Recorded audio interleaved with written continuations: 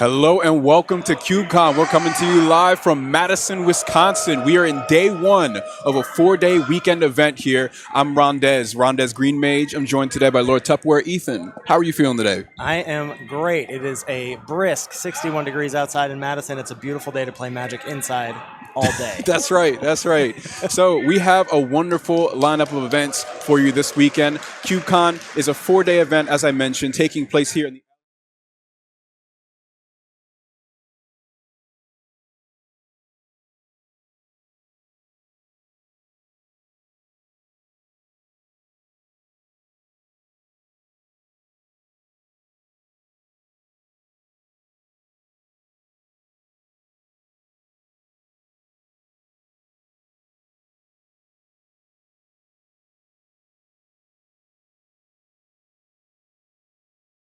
so far. Oh, it's fantastic. I mean, you can see we've got some real notables in the community here. Sam Black, Caleb Durward is here. We'll be checking in on Dana Fisher in our feature draft. So we've got a real, October is packed to the brim with a lot of Magic stuff. We had RCDC a few weeks ago. We've got Worlds next week. But people coming back into Madison, slotting in CubeCon. You can tell the people who are here this weekend, they really want to be here. Absolutely. So let's go ahead and break down exactly what the Cube format is. We'll jump into that here for you. A Cube. Quick read of the first bullet point here. It's the most important. It's a collection of cards meant for limited play. So you're going to see lots of one-ups. Some of these cubes will have repeats, and we'll shout those out for you before we get into it. It's drafted in packs consisting of 15 cards, all custom-made and randomized from, again, a larger card pool of hundreds of cards. This has evolved into an artistic expression, a form of artistic expression. It's a real creative project that players embark on when they're putting together their cube. A lot of love put into the many nuances of these cubes here this week. Cubing with powerful cards is still plentiful, but there's so many lower power cards that offer really unique synergies. And alongside these cubes might be some little home rules. So for example, as we're getting into the Changeling Cube here, one of the rules is going to be that all of the cards have all card types. So those are some of the effects in play. This is in the form of an emblem, and it's what allows us to give each cube its own unique style and immersive kind of execution of those play styles. Yeah, Cube I feel like started out as being something of a rigid idea, 540 cards, something of a legacy cube, a vintage cube, a modern cube, maybe sort of dictated by an era of where the cards came from. Now, the sky is the limit, and there's no restriction on singleton anymore. As we'll see in the Changeling Cube, we will have some singleton breaks for just a few cards, but there's just really no end to where the creative process goes when it comes to cubes, and we're seeing that here across the field in the convention hall today. That's right. Thousands and thousands of cards in Magic the Gathering, and many of them have really interesting mechanics and interactions that you'll only see in the cube format nowadays. But we're going to go ahead and get into an overview of our main event for the weekend. As I said, this is a 4-day event, so here's our schedule. We're kicking things off today with a prequel. Everybody loves a prequel. Thursday, we got 1 point per match win. It's 0 points for draws and losses, so you better come out on top. Friday is our main event. We got 2 drafts that day. It's a little bit different in the scoring. Instead of 1 point per win, it's going to be 3 points per win, and then you will get a point for a draw. That moves into Saturday. We have drafts 3 and 4. Top 128. The top 128 players will advance to our final Fortune draft, Ethan. Yeah, that's going to get top 128 players there. Leads us into Sunday, where we'll have the top 64 draft. And that's single a limb. That is brutal. Cut to top 8 draft. We'll be drafting a Magic Online style vintage cube to crown a CubeCon champion 2024. That's right. And again, this is our 3rd iteration of the event here in Madison, Wisconsin. Hundreds of players tuned in, filling this hall, multiple halls here, and for the overall GameHoleCon event. Of course, this event is brought to you by a number of sponsors. We got Warren Fish, Gamers Guild, Dragon Shield, Wizards of the Coast, and Daybreak Games. The folks that bring you MTG Online, and it's going to be a real exciting start to the show. Thanks for shouting those folks out. We got to know where our bread is buttered today, Rondez. Absolutely, bringing us just wonderful gameplay. We got some D&D stuff going on just in the other hall. I need to go pick up a 2024 book myself. and it should really be an exciting weekend. I'm really looking forward to our first cube. So this cube, we're going to look at our cubes for the weekend. Again, the first one that we're going to get into for our match on broadcast today is the Changeling Cube. You're going to see it on screen here. Again, the special rule, that emblem that I mentioned, all creatures in this cube have all creature types. There's a nice long list of every creature type at the bottom of this page as well. You can take the time to read it if you want to, or you can just understand that they're all basically the same thing. That's going to lead to some really interesting interactions, as you can see when a card looks for a specific card type, any ability will trigger that. Something like a Risen Reef that's looking for elementals to allow you to place lands onto the battlefield from the top of your deck is going to trigger off of any creature card that you cast and have enter the battlefield. A full readout of the cube, as you can see some real heavy hitters in this list. Eltepic Huntmaster is one that we had pointed out, a red card. It's gonna be a mana dork, making your creature spells cheaper.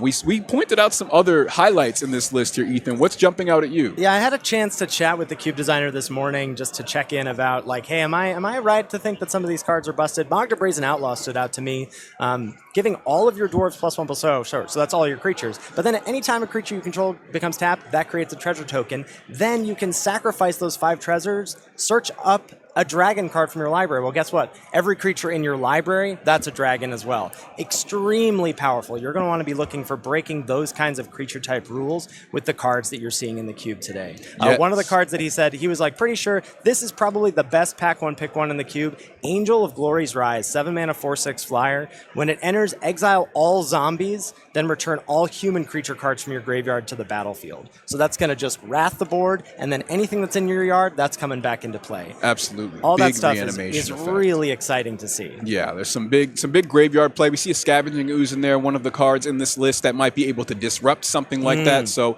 there is a little bit here and there to counteract some of those big plays. You were mentioning, we were talking about some card advantage that you can find in this cube as well. In the colorless list, we actually have Dragon's Horde. That's going to allow you to stack up a couple of gold counters, I believe is what Dragon's Horde gives you. You can draw cards off of each of those creatures that you play.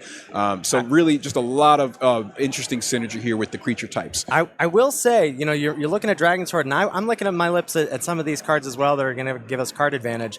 Tim said this cube, it's fast. I was talking about Dragonlord Silumgar is in this cube, and that's going to really break the creature type there, because whenever a dragon you control attacks, your opponent's creature gets get -1/-1 until end of turn. That doesn't say one or more dragons attack. So anytime a creature attacks, that's going to stack -2, -2, -3, -3. That's a 6 mana play. He was like, I don't know if you're going to have time for that. You got to ramp out that. You got to reanimate it, something. But I don't know if you're hard casting that 6-drop. Right. This is a cube where you could very reliably play a little bit lower to the ground. Get a nice early presence in board state, and that's gonna let you go a long way in the matchup, or end it nice and swiftly, right?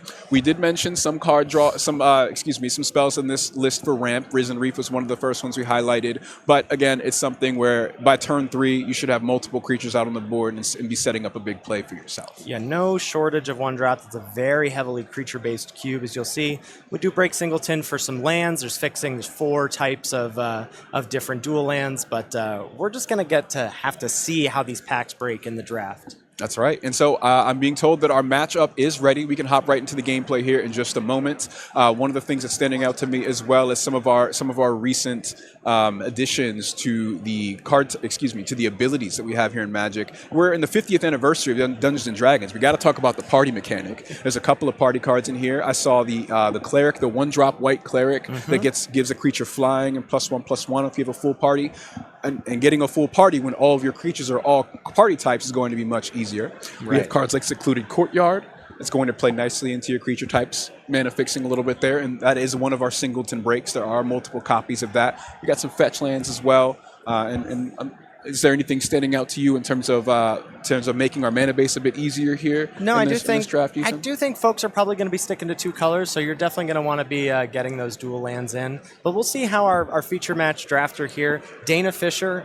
Dana has been in the Magic community for a long time as one of the youngest players. I feel like now she's just a young adult at this point. That's right. So I'm really excited to see her draft. As you can see, the fringes of her Nissa cosplayer here. So we'll see if she's true to form with her costume here in drafting some green cards, or if she strays into one of the other colors. Absolutely. We're looking at a green mage, tried and true right here.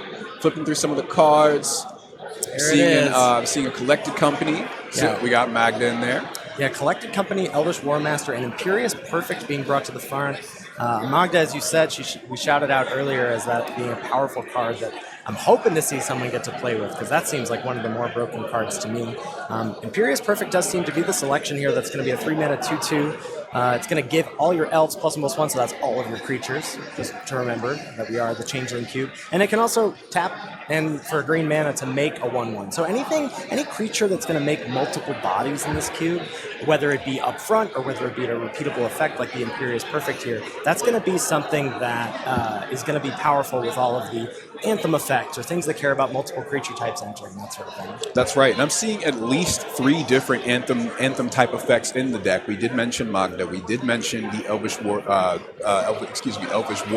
Mm-hmm. There's going to be quite a bit of synergy in terms of just having a nice wide board state on the side of the green mage here, Dana Fisher. A much lower powered pack here. We see a Windswept Heath, a dual land as we were shouting out fixing previously. That's being pulled to the front here. Seeing a lesser Masticore, Morbid Opportunist, Voldaren Essence, just not a ton of Voldaren Estate, excuse me. Not a ton of powerful cards to follow up with the Imperious Perfect. You're not seeing a slam dunk green, Elvish Lord type of card as a follow-up here, which is unfortunate. So she's probably just going to want to lean into what she feels is the most powerful card, full stop, in the pack.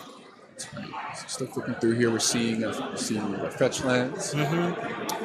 Yeah, that Voldaren Estate, that's an interesting card in the front there that she has, because that's going to care about vampires generally, but here and she actually ended up taking the Morbid Opportunist. Nice, so perhaps dipping into a second color here. Another card that I find is really interesting in this cube is the Cynical Loner. That's new from Duskmourn, 2-mana 3/1, can't be blocked by Glimmer, so that's just a 2-mana 3/1 unblockable creature.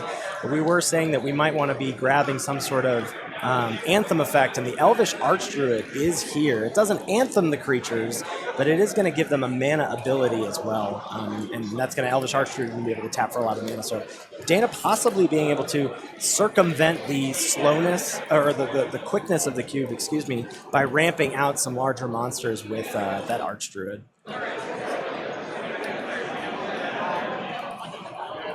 Short pause here as Dana has selected the second card. Yeah, so we've got just 3 cards in the pile here: Imperious Perfect, the Elvish Archdruid, and the Morbid Opportunist. I will say, if I'm Dana right now, I'm feeling a little nervous about 3 3-drops. I've been told that the cube is a little fast. That's in the blurb. Previously, you can see Dana reviewing her picks here. The blurb in the cube on Cube Cobra is that the cube is fast. So I'm going to want to even, you might think, yeah, sure, it's fast, but that's 3-mana plays. That's not too bad. But I think things can snowball pretty quickly if the cube designer's telling me that it's a little hard to get out of 6-drop, That's absolutely right. So maybe we can expect Dana to swing a little bit lower for incoming picks. But it's a 2-color commitment right off the top so far. Potential 2-color commitment with green and black. We got the 4th pack coming in. Oh, look at that. We've got a Sliv Mizzet in the pack. I don't know if Dana's going to be dipping into a blue red card after her potential Golgari start here. A Vengevine, Overgrown Tomb has a bit of fixing, and then a Jiraga Warcaller. That might lower the curve. That's a green 1-drop. It has multi-kicker for 1 and a green. When it enters with a +1/+1 counter each time it was kicked, and other elves you control get +1/+1 for each counter on it. So Dana, look, she effectively sat down at the table with her cosplay and told the 7 other drafters, you know what I'm doing. Yeah, right? You know why I'm here. You know why I'm here. You know what I'm going to be getting up to in this draft. That's right. And that's what she's going to end up doing. So 3 green cards in the pile, the Morbid Opportunist out of that fairly weak pack. It's important to note that, 3 mana as a sticking point on the curve may not be exactly a problem for Dana, given that she's exactly in green, and there's quite a few 1-mana rampers in the cube, right? Elvish Mystic, Llanowar Elves, some other things that nicely break the creature type thing, like Ixali's Lore Keeper is a green mana, or a single green 1/1, taps out a mana of any color, but you can only spend it for dinosaur spells. Well, guess what, Rondez? Every creature in your deck is a dinosaur here. That's right. That's what we're doing today. So, 4th pick is in. We're seeing the first break from the 3-mana 3-mana card selection that Dana had. That's right. Yeah, getting in on that one drop. I know that she was favoring that Vengevine. I saw it. I saw her itching for it. Vengevine is a curious card. It doesn't, there is a little bit in the cube that interacts with the graveyard, but it does seem to play to the board quite a bit. So I'm wondering if Vengevine is really just a recurable threat, and that's it. Right. Starting here, there's a Vanguard. It's a 2-mana 1/1 that's going to grow. Another 1-drop there, and The Diviner. yeah, there's a Pixelated Birchlore Diviner. Rangers in that pack. Green for a 1/1. You tap 2 untapped elves to add a mana of any color. But she is going to land on that Elvish Vanguard. That's going to be the 2-drop in green. That's going to grow every time an elf enters the battlefield. And again, she's kind of, I don't know if did Dana get the message here? Because she's just drafting elves straight up. She hasn't really tried to break the changeling aspect of things. The creature types aren't really being messed with here so far. The morbid opportunity she has, does she decide to pair the green with black, will be an elf for all intents and purposes. That's right. That's right. But Dana, you don't have to play by the book so hard. Yeah, absolutely not. And I guess it also, something to point out is that most of this list in the green are their elves. At least half of this list is an elf. So maybe it's just the circumstances. But of course, we do see her draped in green. We know what she's doing. We know what she's up to. Yeah. You mentioned Secluded Courtyard. I believe there are 6 copies in the cube. 6 copies, not 4. We should shout out what that land does. It enters the battlefield. You choose a creature type. It taps for colorless. It also can tap to add mana of any color, but only spent to cast a creature spell of the chosen type or activate an ability of a creature with the chosen type. So basically a 5-color land for all of your creatures in your deck. Yeah.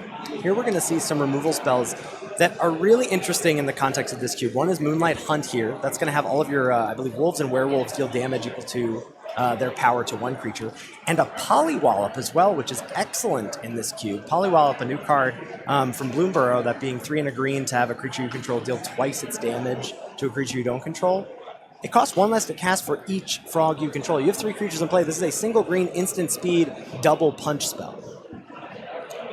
Couple of removal spells going on here. We also saw Tivar's card in here, Tivar's Stand. Right. Tivar's Stand there, the X and a green, gets +X/+X and hexproof and indestructible. She's going to land on that Moonlight Hunt. I think I would have maybe gone for the Polywallop there. I'm not sure. It's tough. Moonlight Hunt costs 2. Polywallop could cost 1, but she's going to land on that Moonlight Hunt. You see, Once Upon a Time, if the card was banned ever, it might be worth picking. That's going to be a free spell potentially if it's in your opener, if it's the first spell you cast. Oh, I love a discount. There's also an Overgrown Tomb and one of the 6 copies of Secluded Courtyard. Dana is going to land on Once Upon a Time. I think a very solid pick. Very, very solid pick. And of course, as we mentioned, we expected her to start to go a little bit lower in the cost of these cards. What's cheaper than free? What's cheaper than free? Exactly. So Once Upon a Time, if it's the first spell you cast for the game, it's going to be free. You look at the top 5 cards in your library, you reveal a creature or land card from among them, put it into your hand. I mean, also, one of my rules for any cubes is I say, if this is a pretty good card in Vintage Cube, or if it makes the cut for a Vintage Cube, it might be a good pick here. There has been a lot of green in these packs, and now we come to a grinding halt in that department. Not a forest pip to be found here, Rondez. No, lots of blue. Maybe just getting a read on what some of the other players might be doing. Options are a bit limited. We do see a black spell up the top there, though. Yeah, Force of Despair. It's not a card I'm a huge fan of, I'm going to be honest. But we'll see if she can make it work. If that ends up being her selection here. It's 1 black. Yeah. Destroy all creatures that entered the battlefield this turn. It's not great. No, we've seen a bit of this recently against Nadu and some other constructed formats. But here, really, it's just the only card that Dana could pick. As you saw, I think that she's only got 1 other black card so far, so maybe she ends up leaning more into black spells in the coming turns. I might have liked to see her lean away from black. Maybe she has a preference for the Force of Despair. Maybe she's excited to pair green with black. But there, we saw some options for some mill. And specifically, I wanted to shout out the Drowner of Secrets that was in the last pack. That's 2 and a blue, 1/3. You tap an untapped merfolk you control. Target player puts the top card of his or her library into his or her graveyard. You think about, I got to get deep into merfolk. The set that was originally printed in Lorwyn, you maybe have to pair that with white. That's not the case here, right? She can draft a blue-green mill-style deck with all of the elves she's going to be making. But she selects to get a little deeper into black there. That would be really mean. Are you pro mill or anti mill, Rondez? Oh, look, I love blue magic. I'm a blue player, but I will not mill you. Right. I won't, I'm not going to turn my nose up if that's what you want to come to the table with. Magic is for everyone. That's fine. Another powerful card here in this pack that is in blue, Skystrike Officer, a 2 and a blue 2/3 flyer. When it attacks, you make a 1/1 soldier. But again, the types don't matter. You just want things that make multiple bodies so you reap the benefits of, the Elvish Archdruid that she has that's going to anthem all of her creatures. She's going to select life, death, potentially thinking about maybe ramping, reanimating, maybe using life as a way to turn all of her lands into creatures to reap the benefits of some of the anthems she'll have, like her Imperious Perfect and her Elvish Archdruid. That will be interesting to see if she can pull that off. That's a spicy little combo. Oh, absolutely! An anthem effect for your lands, bringing them into play. Like as you get closer to middle and end game, could be really devastating blowout if you play your cards right. And as we said, lots of potential anthem effects to go into Dana's draft here. So dropping a land on top looks like that's going to be her next pick. Yeah. So Voldaren Estate, we shouted that out the first time she saw it. That's gonna tap for a mana of any color to cast a vampire spell. Again, can do that for any creature. And then 5 mana tap, make a blood token, cost 1 less to activate for each vampire you control. But are you gonna have time in this cube for something like that? I'm not sure if you will. We'll have to see if her board state gets out of hand. We did see the life death. That's something that could, for a turn, make it free. But I don't know that it's going to be anything other than just a backup. Hey, I need to draw a card now. Yeah, that's my feeling as well. I'm just not sure if it's going to happen for Dana there as she rounds out the rest of this pack. That pick there was a Springjack Pasture, taps for mana, colorless mana. Pay 4 tap, put a 0/1 goat creature token onto the battlefield, and then you can sack X goats to add X mana of any one color to your mana pool and gain X life. That is interesting. I'll see if she has time for that. Sliv Mizzet through the breach, another land on the wheel here. There's Vengevine. Rondez, she was eyeing the Vengevine the first time. Do you think she's going to take it here? Oh, she's locked in. That's the card. There Vengevine it is. In. I mean, I feel like at this point she's just interested in it as, hey, here's a 4 mana 4/3 haste.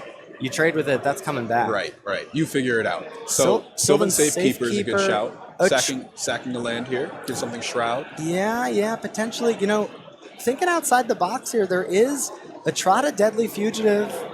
Whenever an assassin you control deals combat damage to an opponent, cloak the top card of that player's library. 2/2. It's gonna get all of your anthem effects and everything. And all of your creatures are assassins anyway, but Dana elects to pass up on it. I just feel like I think she's locked into the green. The Sylvan Safekeeper will be an elf for her. She's gonna grab Souls of the Lost there, second to last. And I'm It's also a 1-drop. She needed to go lower in the curve. That's true. The Safekeeper is a 1-drop, and it'll take advantage of the higher up, the Imperious Perfect, the Elvish Archdruid that she has. I will say right now, I'm a little worried about Dana's draft. I'm a little worried she's locked into black for not very good reason. She took the Morbid Opportunist out of a kind of weak pack. She took the Force, which is not a great card, and heavy color committing. Right. We know that she's gonna be heavy green here. And then I just don't know. Mishra's Bauble, last pick, maybe just counts as a shuffle effect there, or not a shuffle effect, a cantrip effect for her. But I don't know. The green is there for sure. Dana sat down in the cosplay. She's Nissa. She's drafting green pips.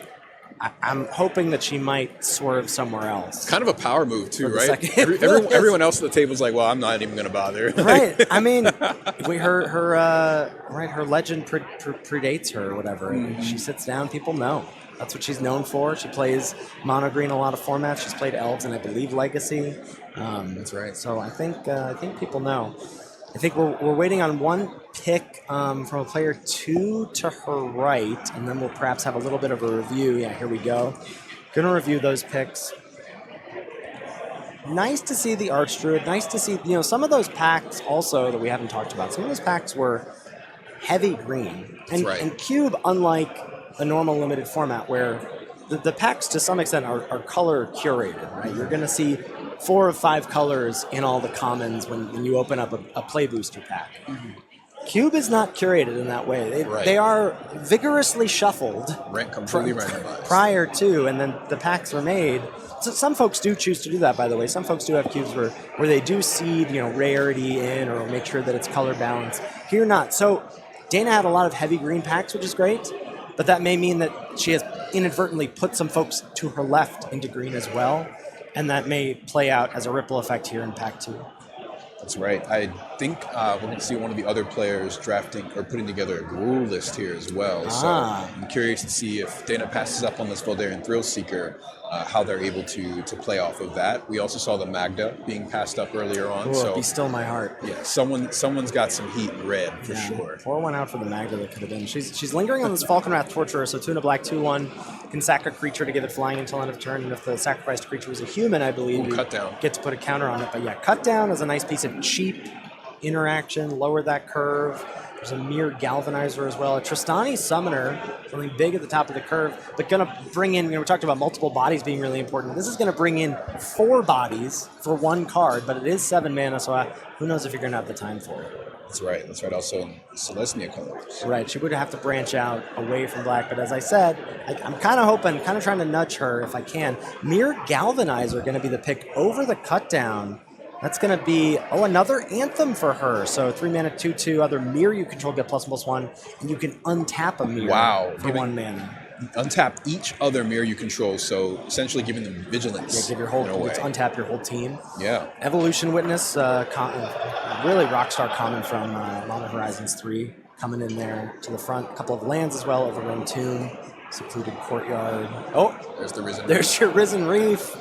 I don't know, she hasn't dipped into it. I think she's locked. For sure. I think we're staying green and black. Revelark is extremely powerful. That's like a vintage cube card from like 10 years ago that was an absolute banger.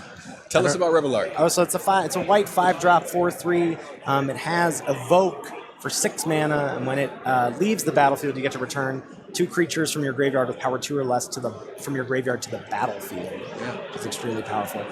Dana, looks like, what did she land on there? Ooh, this one's got Adapt, and this is going to be every time it gets a counter. Yeah, she grabbed that Evolution Witness. Yeah. And anytime a counter's put on it, you return a permanent. But again, it's another 3-drop there for her. I'm not crazy about that. That's right. We see, 3 Tree City. New card from Gloomburrow. This is going to be something for your typo decks out there. I think it's tap for 2, and you get mana for a single creature type. You get 1 for each of those cards. We do see that with lots of these Anthem effects, maybe Dana's interested in going a little bit wider with her creature base. But she's going big. She's going big with the Earthshaker Dreadmaw. 6 mana, 6/6 trample. When it enters, draw a card for each other dinosaur you control, aka each other creature you control when you're playing in the Changeling Cube. Worthy Knight pulled to the front there. That's one of the cards that breaks Singleton here. There are 2 copies of that in the cube. A Bucolic Ranch, I think a card advantage engine for sure in this cube, but again, a little slow. There's a Bosk Banneret. That's interesting. That's a 1 and a green 1/3. Tree Folk spells and Shaman spells you play cost 1 less to play. That's going to reduce the cost of all your creatures. And another card I like quite a bit in this cube, Tree Folk Harbinger, single green 0/3, effectively just lets you tutor up any creature in the cube and put it on top, or in your deck rather, and put it on top. But she's going to land on that Bosk Banneret. So grabbing something a little lower on the curve, something that's a 2-drop, and something that's going to make those creatures higher up on the curve a little cheaper for her. That's right. We're seeing a duress here. I was looking through the cube, now that you mentioned tutors with the Treefolk Harbinger, I was looking at some of the other, there's another party member there. I was looking through the cube for some of the other tutor effects. Coveted Prize, not in the cube. I know that that's something maybe people would have expected. That would be a huge bomb, I think, in this format. But there is Step Through. This is a blue spell. But what's important about this spell is the wizard cycling. Pay 2, cycle it, and search your card for a wizard card. But of course, in this format, that's any creature card in your deck. That's excellent. Another excellent card here. This is perhaps the most powerful black card that Dana's seen. Lazotep Sliver. 3 and a black 4/4. Sliver creatures you control have Afflict 2. And whenever a non-token sliver you control dies, you amass slivers 2. So any creature she has that dies she's going to get to amass slivers too. So really powerful here, and I'm now fine. I still feel like Dana locked into black a little too early, if I'm being honest. I'm but thinking so. I'm now, thinking that too. now this sliver I feel like this is now the best black card she's seen, and it's a real reason to draft black in this cube as far as I'm concerned. She's lingering on that Vitaspore Thallid, a 2-drop that I think is fine, not anything special. There's Desmond Miles. I'm going to be honest, I don't even know what set this is from. Assassin's Creed. This is an Assassin's Creed. He's a main character in Assassin's Creed. You're my guy here. You're my guy. See, I don't know. The universe is beyond stuff that is a bit beyond me, but with our powers combined, we're going to get there. Oh, Llanowar elves. That does feel like a real... That's a Dana card if I've ever seen one. Well, it's certainly a Dana card, but it's exactly what we were talking about with, she's got all these 3 drops. She's 3-drop lords. No, oh, wow. Going for the merfolk whenever one ETBs. Root Elite. Whenever another merfolk enters, put a +1/+1 counter on target merfolk you control. Certainly powerful. I would have been very tempted to take the Llanowar elves there, personally. I think another 1-drop would have been wonderful. We've seen, maybe 2 other 1-drops in a draft so far. It's escaping me currently, the most recent one that she just picked up, but it would have been nice to add to, again, that lower end of the curve with this draft. And this card is an absolute monster. Evercoat Ursine, 4 and a green, 6/5 trample, has Hideaway 3 twice. And then when it deals combat damage to a player, if there's a card exiled with it, you may play one of them without paying its mana cost. So Windmill Slam there for Dana. That card is a beating. Yeah, and this one's got trample, so it's getting through. It's getting through. Move out the way. Might have had a better time getting through if she had taken that cut down earlier, but we'll see if it can show up on the wheel. If Dana wants that curve higher, there's a Symbiote Worm for her. I'm not sure if she does. So we got a high curve. We have very little removal. Check. These are all boxes you want in your limited decks. So there's still time. There's still time. Another box you do want to check in your limited decks is having good mana. She's going to grab Reflecting Pool there, which will help her. And it doesn't fix, right? It only taps for mana of other lands that you control that could produce. But in conjunction with some of these 5-color lands, right? If you have a Secluded Courtyard, that has the ability to tap for all 5 colors. That's, Reflecting Pool doesn't care about in what way or for what they tap for. So there are 6 Secluded Courtyards in the cube, and she might have an opportunity to pick up one down the road. That would be a good pickup. So Reflecting Pool adding to her list of various non-basic lands, filling this cube and allowing us to play multiple colors. Again, the cube is formulated in a way so that you are best to lean towards 2 colors. Yeah. We're on the wheel here. This is Dana's opening pack. Wasn't super excited. It does look like the cut down didn't make it, but the Falcon Wrath sacrifice creature there did, the 2/1. So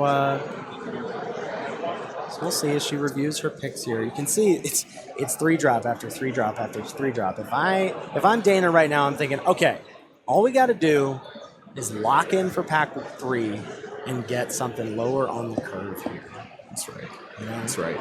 She did pass up the Llanowar elves. She passed up the elves, and honestly, and she's got in the 1-drop slot. We are seeing the Jiraga Warcaller, the green 1/1, can anthem your team based on how many counters are on it. You don't want to play that. You're not playing that on turn 1. No. Right? You want to play that for multi-kicker. Multi-kicker for more than one, ideally, and so that's going to be a 3-drop, a 5-drop, a 7-drop, if you can afford it to be one. Overgrown Tomb here on the wheel. There are 4 copies of it. Doesn't mean it's not any less sweet to see it here. Pick 10 when she's deciding to lean into green-black. Yes, we are locked into it at this point. Yeah, I would say so. Not seeing a lot of red come up either. It's not surprising, right? I mean, we passed some... I assume that Magda was scooped up Right. real quick on Dana's left, either 1 or 2 seats there. And I imagine the person who took that found it as a real incentive to draft red and stuck to it. So we'll see when we get to our matches a little later on what the decks ended up shaking out as. But I have to imagine that, heavy red to Dana's left is a good assumption. That's right. This is our second time seeing the Thunderkin Awakener come back to her. Yep. As well. That's true. So that's true. No one opting to go for the graveyard reanimation effect, a red 2-drop with haste. Just sitting here. So Dana really needs like we said, I think the 1-mana rampers are going to be important. Elvish Mystic is. I don't think we've seen that come up just yet. We haven't seen Mystic. We saw Land of War Elves, I believe. And that's it. And that's it. Here we've got Commune with Dinosaurs. Going to be able to impulse for the creature, I guess. Super impulse, look at the top 5. Ixaly's Lore Keeper is here as well. Yeah. Another mana dork. You could see that. That would be nice. For those that may be unfamiliar, the terminology, mana dorks, just creatures that tap and give you more mana to play your creatures, play whatever else you might have. Heritage Druid can kind of go into there as well. Lots of 1-drops here that have yet to be seen. There's another green 1-drop that it's so hard to not look at these cubes and just think of all the combinations and how this works with this and how this pairs with this. Oh, this is interesting. 3 blue cards here is the only options for Dana. So I guess we're just taking one of these and ripping it up. I don't think anything here is making her deck. She's just going to sadly grab the Undead Alchemist. Another sort of mill option in the cube. And she does get the Vitaspore Thallid on the wheel. I got to say, it's not a card I'm crazy about. 2 mana, 1/1. It's like, the old, put a spore counter on it, remove 3 spore counters, make a 1/1 Thallid.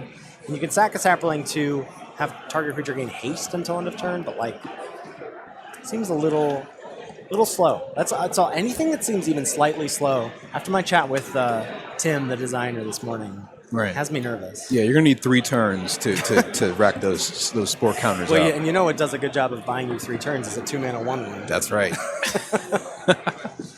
Dana's going to review here at the end of Pack 2, Heap Doll being the last pick there. 1 mana, 1/1, sack, exile a card from the graveyard. Some of our non-creature spells worth noting so far. We got Once Upon a Time. We're seeing Dragon's Horde, Commune with Dinosaurs. Mm-hmm. Lots of creatures in this draft from Dana, but we were talking about maybe the lack of removal. Very little removal in here. The Moonlight Hunt is currently has a lot of work to do in terms of interacting with her opponent. She, in her defense, besides she's on Moonlight Hunt in the same pack as the Polywallop. Mm-hmm. She saw the cut down, decided to take the Mere Lord over it, which I think is totally fine. Oh, for sure. Untap all your creatures. It's extremely powerful. Another that's the third. Really 4th if we count the 1-drop that is effectively a 3-drop. That's her 4th anthem effect for her team. But does she have a lot of things lower on the curve to take advantage of that? Because ideally what you're doing is affect the board on turn 1, affect the board on turn 2. Here, you think that we can go toe to toe? No. Here's a 3-drop that says all my creatures get +1/+1. That's right. And then you get to really press that advantage. She's not quite able to do that. Right. We're doing a bit of waiting here before the deck comes online. Yeah. Which can be dangerous in the way that this cube has been assembled. Well, because those kinds of cards they're lightning rods, right? Any removal your opponent has, they're effectively going to say, well, I got to kill that, right? The thing that's turning all of your creatures bigger, I'm going to kill that first. Yep. And so if you're not able to the turn you play it, take advantage of it, you might have it gone before you have anything to do with it. That's right. So a couple 1-drops here so far in the pack. We saw the Stitcher Supplier. We saw the Haywire Might. Both cards in Dana's colors, green-black. And you're going to have to help me with this pronunciation of the card she has in front. Ukalan, you know this one? This is 3 and a black, star 4. Its power and toughness is basically equal, or its power is equal to the number of creatures you control, because it cares about types, but we don't care about types today, not on Thursday, not in Madison. And at the beginning of your end step, you exile up to 1 target creature card from an opponent's graveyard, and if you do, you make a copy of this. This looks like a card. Well, it's in CLB, so this is a Baldur's Gate card. Maybe something in the Shadowfell. All right. Ukalan sounds good. I'm going to go with that one. Final answer. Chat will let us know if we're wrong. Ukalan is getting in there. I mean, I don't hate it. We talked about, do we want to lower the curve? Stitcher Supplier is not the card I want to lower the curve in my green-black elves deck. We're not really doing much with our graveyard. We're not really milling a whole lot, not sacrificing. Oh, and perhaps another kind of Anthem creature, Bramblewood Paragon here, being pulled to the front. Conspicuous Snoop. It's going to be pretty powerful for the red players at the table. The red players who are left are going to get some gifts. Oh, for sure. This is a good option for Dana, but she's not getting anything on the wheel here. This is a 2/2 that says each other warrior you control comes into play with an additional counter on it, and then each creature you control with a counter on it has trample. So again, an effective sort of air quotes lord for her her elves / all creature type deck. And I guess nice that her curve starts a little higher because this 2-drop wants you to be playing creatures afterwards. Right. So, nice for her to get a little 2-drop to slot in there. And again, I feel like Dana, read the card in front of you. Doesn't have to all be elves, but as you said, it seems like most of the green cards here are just elves. We are all inclusive with the creature types. That's with the right. creature types in this. If you're just tuning in, this is the Changeling Cube, meaning that all of the creatures share all of the creature types in the game. Some of the more powerful anthem effects that we've seen in Dana's list so far lean into that. We have the mirror. The mirror that's going to give other creatures +1/+1. You can untap by paying 1 and tapping the mirror to untap all creatures. These kinds of effects are going to be very, very powerful with all players having that changeling emblem for their creatures. She already passed 1, but this is a card that does break Singleton, which is Elvish War Master. It's 1 and a green 2/2. Whenever 1 or more other elves enter, you get to make a 1/1 elf. Something like that. A thing that makes multiple bodies. I know remember, we harken back to Pack 1, Pick 1. The Imperious Perfect. That is going to make multiple bodies if she has the time for it. But aside from that, she doesn't have a lot of, here's the thing that makes 2 bodies. And that's what you really want to take advantage of all of these. Oh, I give +1/+1 to my team, and then another thing that gives +1/+1 to my team. Again, there's the Vitus Borthalit. I guess that's another thing that makes multiple bodies. But as we talked about, that's a tick, tick, tick. That takes 3 turns for that to happen. And you're playing a 1/1 and waiting 3 turns for it to come online. It's a long time. Yeah. So as we wait here for Dana's next pick, she's just going to shuffle through to see if she can get her mind right for the next few picks. Fixing doing okay. Right? She's got an overgrown tomb. She got a secluded courtyard. She's got a reflecting pool. Feels like she's doing all right in that respect. Even though she's heavy green, doesn't have any double black. I guess the force of vigor does have double black in the casting cost, but it's also free. But is she going to have enough black cards to be able to have it as a pitch spell? We'll see about that. That's right. And so if you're just tuning in, folks, we're in our last pack here. This is CubeCon 2024, the 3rd iteration of this event. It's a 4-day event, and we are in our prequel phase of the tournament of the weekend. What's your favorite of the prequels?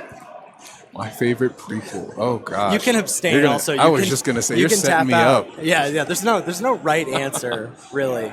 Dana saved you from that question. You get to look at this pack. There's a Jadar, Rumbleweed. Jadar's nice. There's a multiple body 2-drop. 1 on the black, 1/1. Beginning round step, you make a decayed zombie. That zombie's gonna get +1/+1 from a bunch of stuff. Agatha's Soul Cauldron. You like the Agatha's Soul Cauldron, a little graveyard hate. What are the combos? Oh, we did pass the vampire in pack 2, right? And that went the other way, and someone's deciding, hey, I don't need that. There's a murderous red cap. Ooh. Now there's a card for Dana. Lisa Lana Huntmaster, 2 green, 3/3. Whenever you play another elf, you make a 1/1 elf. That's the kind of thing she needs. Yes. To take advantage of these anthem creatures, and she is going to take that. I like that pick from Dana very, very much. She's going to get to reap the benefits of certainly the elves in her deck, but any creature in her deck is going to trigger that Lisa Lana Huntmaster. And this was printed years ago before any restrictive once per turn text started appearing on our Magic cards, so she might be able to get a couple elves per turn there. That once per turn text is just no fun allowed. No, Sorry, no fun. This stops here. Secluded Courtyard is one of the lands that we had mentioned is going to be powerful to pair with the that reflecting pool. Thank you. Oh, interesting. So this is a Golgari card. We have Varyl's the Scar Stripe, 1 black green 2/2. Each creature card in your graveyard has Scavenge. The Scavenge cost is equal to its mana cost. I wonder, there's a Collective Brutality as well and a Secluded Courtyard. Collective Brutality, it's not great removal, but it does give you a card in your deck that says 2 mana, -2/-2 to something. She's going to land on the Secluded Courtyard, decide, hey, I got to get my mana right. Right. she is not going to have trouble making playables, I think, at the end of At this draft. point, no. So she can afford to take a land there. Oh, that's a nice card. She's got a Headless Rider. 2 and a black, 3/1. Whenever it or another non-token zombie you control dies, create a 2/2 black zombie creature token. So that means any creature in your deck, when it dies, makes a 2/2 token. And that 2/2 token is also still going to get anthemed by all of those creatures in her deck. So it's another 3-drop, but I like this as a pick over the Verdant Catacombs.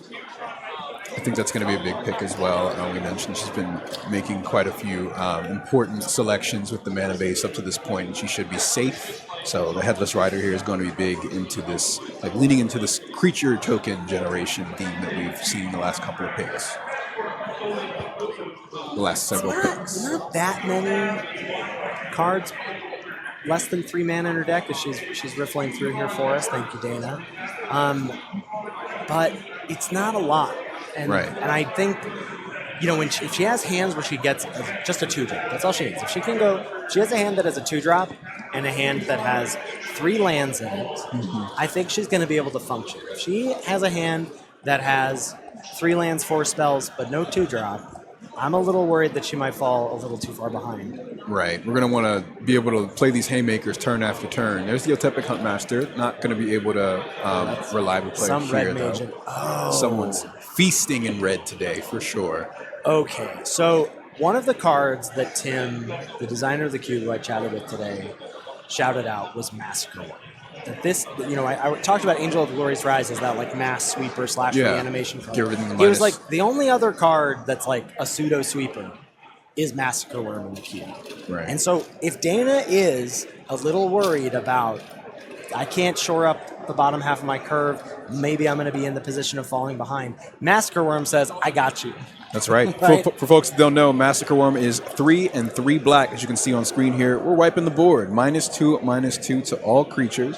Something similar that we see in this cube is the Shrouded Shepherd. It's an adventure card. It is a white spell, but it has a sorcery adventure that lets you go -1/-1 to all creatures on the battlefield.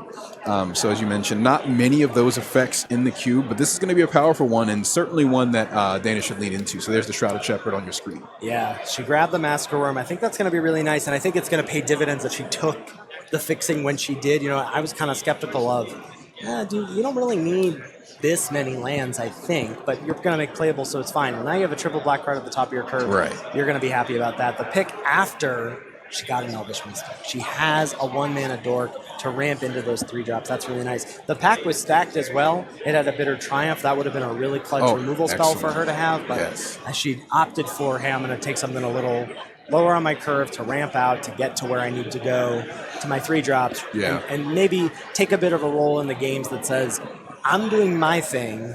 If you disrupt it, good for you, but if not, I'm going to win doing my thing. That's right. That's right. If you block the left hook, I got a right one coming. You know, right. Dana's just a hard hitter so far with this draft. The removal spells, though, could be quite disruptive as she's tapping out at sorcery speed. It's just going to depend on how the other folks at the table are drafting. Well, one of the things, and players at CubeCon, they get to rank the choice of the cubes that they enter. We have a room filled of cubes, and a cube is only for 8 people. So you imagine we have, I think, something like 70 or 80 cubes in our main event. We'll get those numbers exactly to you, but there's a lot of cubes to choose from. So players aren't randomly placed in those cubes, right? They get to, I mean, they are, I guess, sort of randomly, but it is by choice a little bit. You get to rank your choice of which cubes you want to participate in. So you would imagine that the folks who landed here in the Changeling Cube today, they know a bit about what's going on. Maybe they had some time to pour over the list a little bit. The removal is scarce. It's there, but it is a little scarce. So, the cut down that she saw, the Bitter Triumph that she saw, the Midnight Hunt that she has, the Polywallop that was right next to it, sort of unfortunately for her. There's not much more than that in this cube list as we see on Cube Cobra for her. As we get to, I believe this is the last pick before the wheel, there's a Nest Invader, 2-mana 2/2 in green that's going to make an Eldrazi spawn token, so the thing that makes 2 bodies. Scavenging Ooze, Savage Stomp, which is effectively single green, right? Because if you use a dinosaur for it, that's right. It's going to just be 1 green. So it's a cheap card that is removal. something that Dana hasn't seen. Wow, look at this, 5 green cards. The pick before the wheel in pack 3 feels like, Dana, you were in the right seat. You sat down. Oh, we're going for the Augur of Autumn, so no, going for another 3-drop. This one does let her play lands at the top of the library. Look at the top, right? It's a pretty powerful effect. But again, that 3-drop slot is so heavy, so crowded in this list. Haywire Might is just favoring that one as well. Yeah, that's a nice, I don't know if we'll make the main deck, but certainly there are artifacts and enchantments worth blowing up in this list, and I think that if she faces those, bringing that in for game 2 or game 3 is definitely going to be a powerful option for her. I really would have liked to see her take the Savage Stomp there in that last pick. I think so too. That would have been a great call. I think that would have shored up a pretty big hole in the deck here that Dana has, which I do think is powerful. I think she's got a nice looking deck. We've mentioned our concerns about interaction and curve, and that could have solved one of those problems, perhaps potentially 2 of those problems, giving her the opportunity to double spell. Savage Stomp would be so cheap. Here on the wheel, I believe she's going to land on this. She looks like Wild Canter, though. Is Rumbleweed going to jump in front here? Rumbleweed is another card I am not... This is a new one. This is coming out of OTJ, I believe. Okay. Well, that's the opposite cube. That's 11 mana, but it costs 1 less to cast for each land card in your graveyard. Vigilance, Reach, Trample when it enters other creatures. So it's like an Overrun, Crater Hoof type effect. That's right. I don't know how lands are getting in your graveyard, Dana, but I'm excited to see. We have the Sylvan Safekeeper, and that's really it. That's true. That is a wow. Is she going to do it? Pull off the 1/2, just like, oh, little old me, I've got my Sylvan Safekeeper and playing sack. Here's my 1 mana 8/8, giving my whole team +3/+3. Yeah, that could be a nice little slam dunk at the end. Maybe a tough play to pull off, but it is certainly a major synergy that she's drafted thus far. There we go. You can see Dana ready to hand off the last pick. We do zone draft here at CubeCon. No funny business, no packs being stacked to the left or the right of these players. We have decorum here at CubeCon. It's fun, it's games, but there are rules. That's right. Last pick, red card here for Dana as she finishes out her 45. The other thing about CubeCon, play boosters have not affected Cube. We still draft with 15 card packs here at CubeCon, except when we don't. Some cubes have different rules. Yeah. I drafted a cube before we started the event today because I just can't get enough. I'm going to be drafting cubes as soon as we're done. You're in the right place for that. I'm in the right place. Look, I'm toddler free for the next 4 days. Oh, nice. I'm taking full advantage of it. I drafted a cube that's meant for 4 people, and it's only 180 cards. So it really can be any flavor that you want. This one was the Changeling Cube. What'd you think? What'd you think of the first pass of the Changeling Cube? So we're seeing in the first pass of Changeling Cube, again, lots of really powerful bombs in red passed out by our feature player here, Dana Fisher. High curve. We're going to have to see how that plays out, of like how she can get into these later stages of the game. So anthem effects, some token creation. It's a pretty heavy on the 3-drops, as we mentioned. So I'm kind of concerned as to how she makes it to that point to get these synergies going. But one of the standouts, as we mentioned, with one of the 1-drops in particular, Sylvan Safekeeper into Rumbleweed. Up next, though, folks, we have an interview with the creator of the Changeling Cube, and we're going to hop right into that here shortly. Hello, Magic players, and welcome back to the floor of CubeCon 2024. I am Niall Joan Rivers, and I am joined today with Tim Myers, the champion of last year's CubeCon and the creator of the Changeling Cube, the cube we are watching right now. Tim, you made the Changeling Cube. Tell us about it. Changeling Cube is incredibly creature combo focused. I guess I should start with, it has a rule change where everybody gets an emblem, giving all creature types in all zones. So that leads to some pretty busted cards that Wizard would never print in 1,000 years. And it's fun to kind of recontextualize a bunch of old favorites, a bunch of cards you haven't seen be good in a long time, that become really busted in this different lens. Yeah, it sounds really cool. I'm really excited to see it. Now, as the champion of CubeCon, are there any particular cubes that you are most excited to see this weekend? I'm excited about drafting Companion Cube, which is another rules change cube where you can pick one card, it can be a land, and you get to play or cast it from exile with original Companion rules. So you get to kind of build around the commander offers, without having to pay for the card to come back into your hand. It leads to some really busted strategies as well. I've companioned Thoughtseize in the one draft I've done of it, and getting to start with that in your hand and disrupt your opponents has been really, really fun. Now, you've proven yourself as a Cube champion, Cube expert. How do you feel going into this weekend? Do you think you're taking it down again? I'm going to do the exact same decision points that I did, which is draft the cubes I feel like drafting, and we're going to see what happens from there. That's all I'm worried about. That sounds like a great strategy to approach such a fun event like CubeCon. Is there anything in particular you think viewers need to know about the Changeling Cube as they're watching it? You should know that this cube is very fast, and you should know that it's very, very easy to miss triggers. So be forgiving of the players if something doesn't quite line up right, or if they're missing an optimal line of play. Because when all of the cards in the cube are different in this way, it's very easy to miss things. Well, thank you very much, Tim. It has been great talking to you. I hope you have a great weekend. Any final thoughts? CubeCon is the best. Be here next year. That's right. All right, back to the booth.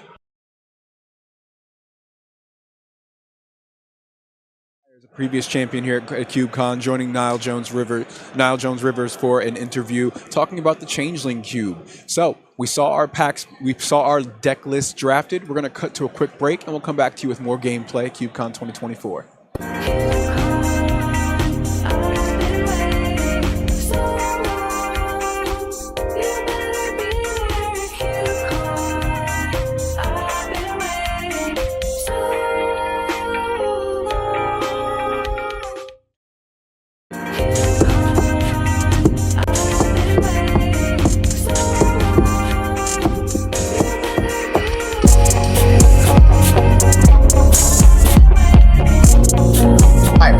My name is Jake, also known as Dynamics. I'm from Portsmouth, New Hampshire. My Bombing Cube is featured in the upcoming CubeCon 2024 main event. Bombing Cube showcases iconic and powerful card emphasis on strategies that combine cards with important abilities. Power is designed to allow these iconic cards to shine in alongside archetypes, which often suffocate games designed to maximize the card power. The strategies of the cube are set up to combine across the board to encourage emerging deck building and protect drafters, and also collections that even once they are by the each drafter can use the card by more effective than the building structure as once the drafter begins. The only difference is that each player has one of their tools to start. I also want to mention that Bombing Cube involves more singleton, which means it breaks singleton for reasons. In the case of this cube, fetchlands and shoutout. This break enables drafters to make decisions about how much life they're willing to trade off to get access to it. When you're drafting the cube for the first time, this device focus on cards that block off their position or fully others in the show. The floor is great in the system of better than the best cards. Unsure how to rate Conquer Librarian in the draft? Think of it as equivalent to a fetch land for a deck that wants to stay open early. Use them to take anything you would take over a fetch land, and draft other copies as though they are fetch lands. I hope you enjoy the cube, and if you see me at CubeCon, please stop and say hi.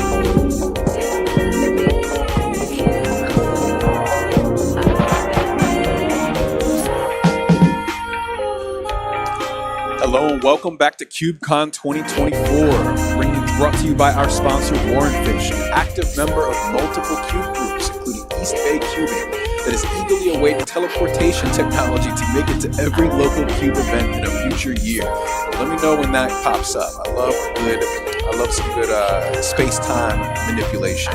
Thank you, Warrenfish, sponsor of CubeCon 2024. We're going to get into our first matchup. Our first matchup after the draft has been completed. We're seeing Adam E. P-I-D-E is the spelling of that last name, facing off against Dana Fisher. We got to see Dana Fisher drafted, meaning the low-powered colors. I believe that we are also taking a look at Adam's deck list here shortly to see what's working with Ethan. Yeah, Adam is, I'm assuming we're cross-pod here. Adam is also in green, despite we saw the green flowing for Dana for sure. It's got to flow for some other players as well. Adam looking like he's probably going to end up in Selesny. I see his pool here, not the full deck list, but he's got some interaction. That was the thing we were sort of a little worried about with Dana. He's got a Path to Exile. He's got a Polywall. He's got the Savage Stomp. I see. So it's going to be a little tricky. He's got that Elvish War Master, but he's also, it just looks like his curve might be able to be a little leaner, a little lower than Dana, but I'm not seeing the kind of explosive potential that... No Rumbleweeds. No Earthshaker Dreadmaws in there? Well, no combos there for sure, but none of those Lords, as we might expect, because Dana snapped them all up. That's right. We'll see how those two decks happen to mash into each other here for match one. That's right. And as we mentioned, that removal could be a big factor into maybe shutting down, disrupting some of these big plays that Dana might just have. The match is ready, so we'll hop right into the gameplay for you. Again, this is CubeCon 2024. We're getting into our first matchup. Dana Fisher facing off against Adam E. So we're coming in the middle of game one here. Looks like turn two. Dana let off with a free once upon a time. And deep three getting in, but no three-mana play. Dana not missing the three drop. Luckily, Adam not. I'm like 2 years retired, so Not double check. Don't worry about it. They've added a lot of text to match. There's a lot of text. I'm actually kind of They surprised. changed it into the battlefield just so that they can fit more text out there. That's his cool. Seeing the fetch land into the Sacred Foundry coming down. Where's the green mana for Adam? I'm not seeing any just yet. Turn 3 without a play is quite dangerous here, giving Dana the time she might need. Spell Queller coming in. What Spell Queller is going to do here is exile that card, increase the cost. Dana would be, to exile that card as Dana casts it, so it never enters the battlefield. It does not trigger deep root deletes ability. So it's not going to hit the battlefield. We thought, probably as much as Dana did, like, hey, I got nothing happening here on turn 3. I'm free and clear. And she actually looks like casting the first main, so not even getting the attack. Which makes sense. She wants the creature in place, so she can get the counter. Neither of those things are happening. Spell focus here. And we've got another, speaking of anthem effects, this creature here is a land. This is Iridescent Soulstone, 2 red, 2/2. Other elemental creatures control it +1/+1. They wanted a red tap to put an elemental creature control it. So there's a play, it gets haste through Schneider. Yes. So spell caller already. That's a 3/4 flag. That's right, so we're seeing our first anthem effect hit the board, Incandescent Soulstoke. Again, this is a way for Adam to cheat in creatures, at least for just the turn. You do have to sack it at the end, but getting something big and nasty for a quick swing can be pretty powerful. Putting counter I'll tap 3 mana. Dana's not done yet. There's the Augur of Autumn. And that's going to trigger both. She's going to get a counter on the Vanguard and a counter wherever she pleases. With the Deep Root Elite, she pleases it to be on the Elite itself, it seems. That's right. So some of these ETBs coming into effect. Again, Dana is taking a look at the top of her library. That is the static ability of the Augur of Autumn. She's also going to be able to play lands from the top of her deck. And if she can get a different power, currently she has 2 2-power creatures and a 3-power creature. If she can get a 3rd power, then she's going to be able to play creatures off the top of her library as well. Need that effect. Need that effect. As we heard the Cube designer Tim Myers say in the beginning, this is a Cube formulated for lots of creature-heavy combos. Most of Dana Fisher's deck is creatures. Think, again, to review, maybe only 1 or 2 removal spells. Her opponent, however, having several Savage Stomp, Path to Exile, so on and so forth. So we'll see how it plays out. It's a healthy board state on the side of Dana right now, but I'm looking forward to see what Adam decides to cheat in. I feel like I need to mea culpa here. I can't quite find the deck list here, but there's no way that the pile of cards I was looking at was Adam's pool. Right. We haven't seen a green card yet. 2 Sacred Foundries so far. Don't see Spell Queller anywhere to be found. That's all right. It'll be a surprise. So that's fine. That's one slap on the wrist for me. Chat, keep track of that. Some Jeskai action going on here. Mm-hmm. Red, white, and blue. And I gotta say, I was told this cube was blisteringly fast. We're both players on 5 mana, and one of them at 20 life, the other at 16. Okay, there is a little bit of green. I saw Tristani's Summoner there. I saw a 7-drop. Maybe Adam's just got the spice. You know, we were saying you want to stay 2 colors in this cube. He said, "What do you know?" He said, "I do what I want." Yeah, so we're gonna do see what I want here. Our first creature coming in, being cheated in from the red 3-drop here. Okay, guy. All right, King Kong. Big got a Kogla. Yeah, Kogla's coming to play. 6 mana, 7/6. It's going to come in. It's going to fight a creature you don't control. And then it's going to attack. No artifacts or enchantments to blow up here. That is... Ooh. I wonder if Adam got that through the breach that was whipping around the table, too. Oh, that's a good question. If he's trying to cheat in something like Kogla here, Kogla's smacking in. That is an 8/7, thanks to the Soul Stoker. Spellquell is getting in for 3 in the air. Yeah, no trample here, though. On the Kogla. Sure. Surprisingly, the giant, yeah, right. the ape that's climbing towers does not have trample. Seems like a bit of a flavor fail there to me, but something's missing here. Maybe it needs reach at least, right? He looks like he's got pretty good reach to me. I think so. I think it needs reach at least. Now, here's the nasty thing with Kogla in this cube environment, and in this situation with Adam is stuck on. Doesn't actually have any green mana, right? Was able to get the Kogla off the Soul Stoker. But you could, because every creature you have is a human. And so you could do this, cheat it in, pick it back up, that kind of thing. I wonder if we'll see that out of Adam here. Yeah, and Adam is in white. Lots of reanimation effects in the white spells for this draft. Yeah, you see the creature in play there is a preeminent captain, 2 and a white, 2/2. Whenever it attacks, you can put a soldier creature from your hand into play, tapped and attacking. You're seeing a theme here, cheating in these large monsters, right? Preeminent Captain getting it in for free. Iridescent Soul Stoker doing it for 1 and a red, only for a turn. But Kogla has done the damage here as Dana is down to 9. That's right. Who needs a fair fight? All right, so we've got, on Dana's side, she says, I can do some stuff too. I've got Evercoat Ursine. I've got my 5 mana, 6/5 Trampler. I'm Hideaway 3 twice. And maybe I'll get some cards cheated into play down the road as well. She selected her 2 Hideaway spells.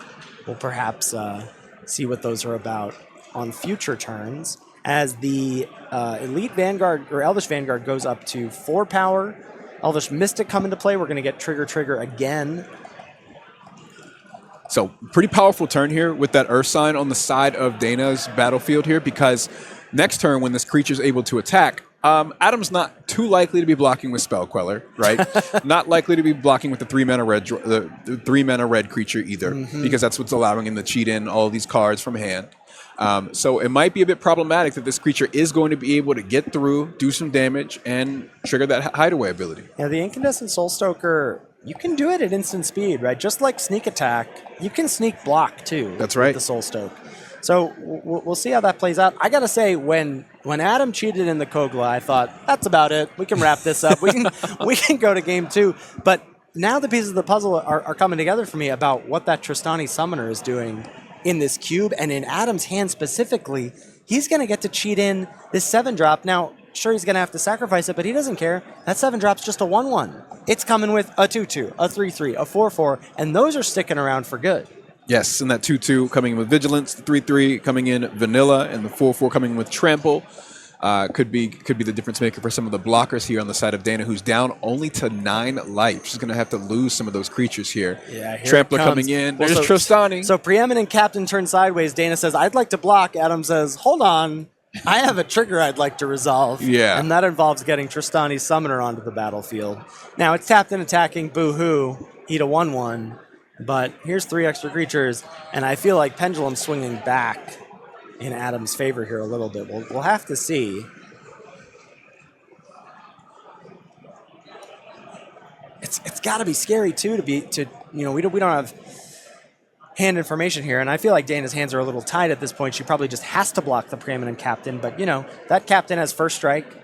The Ursine only has 5 toughness. If Adam happens to have a deal 3, looks like the path to Exile going to take out Ursine. No Hideaway cards going to be making an appearance.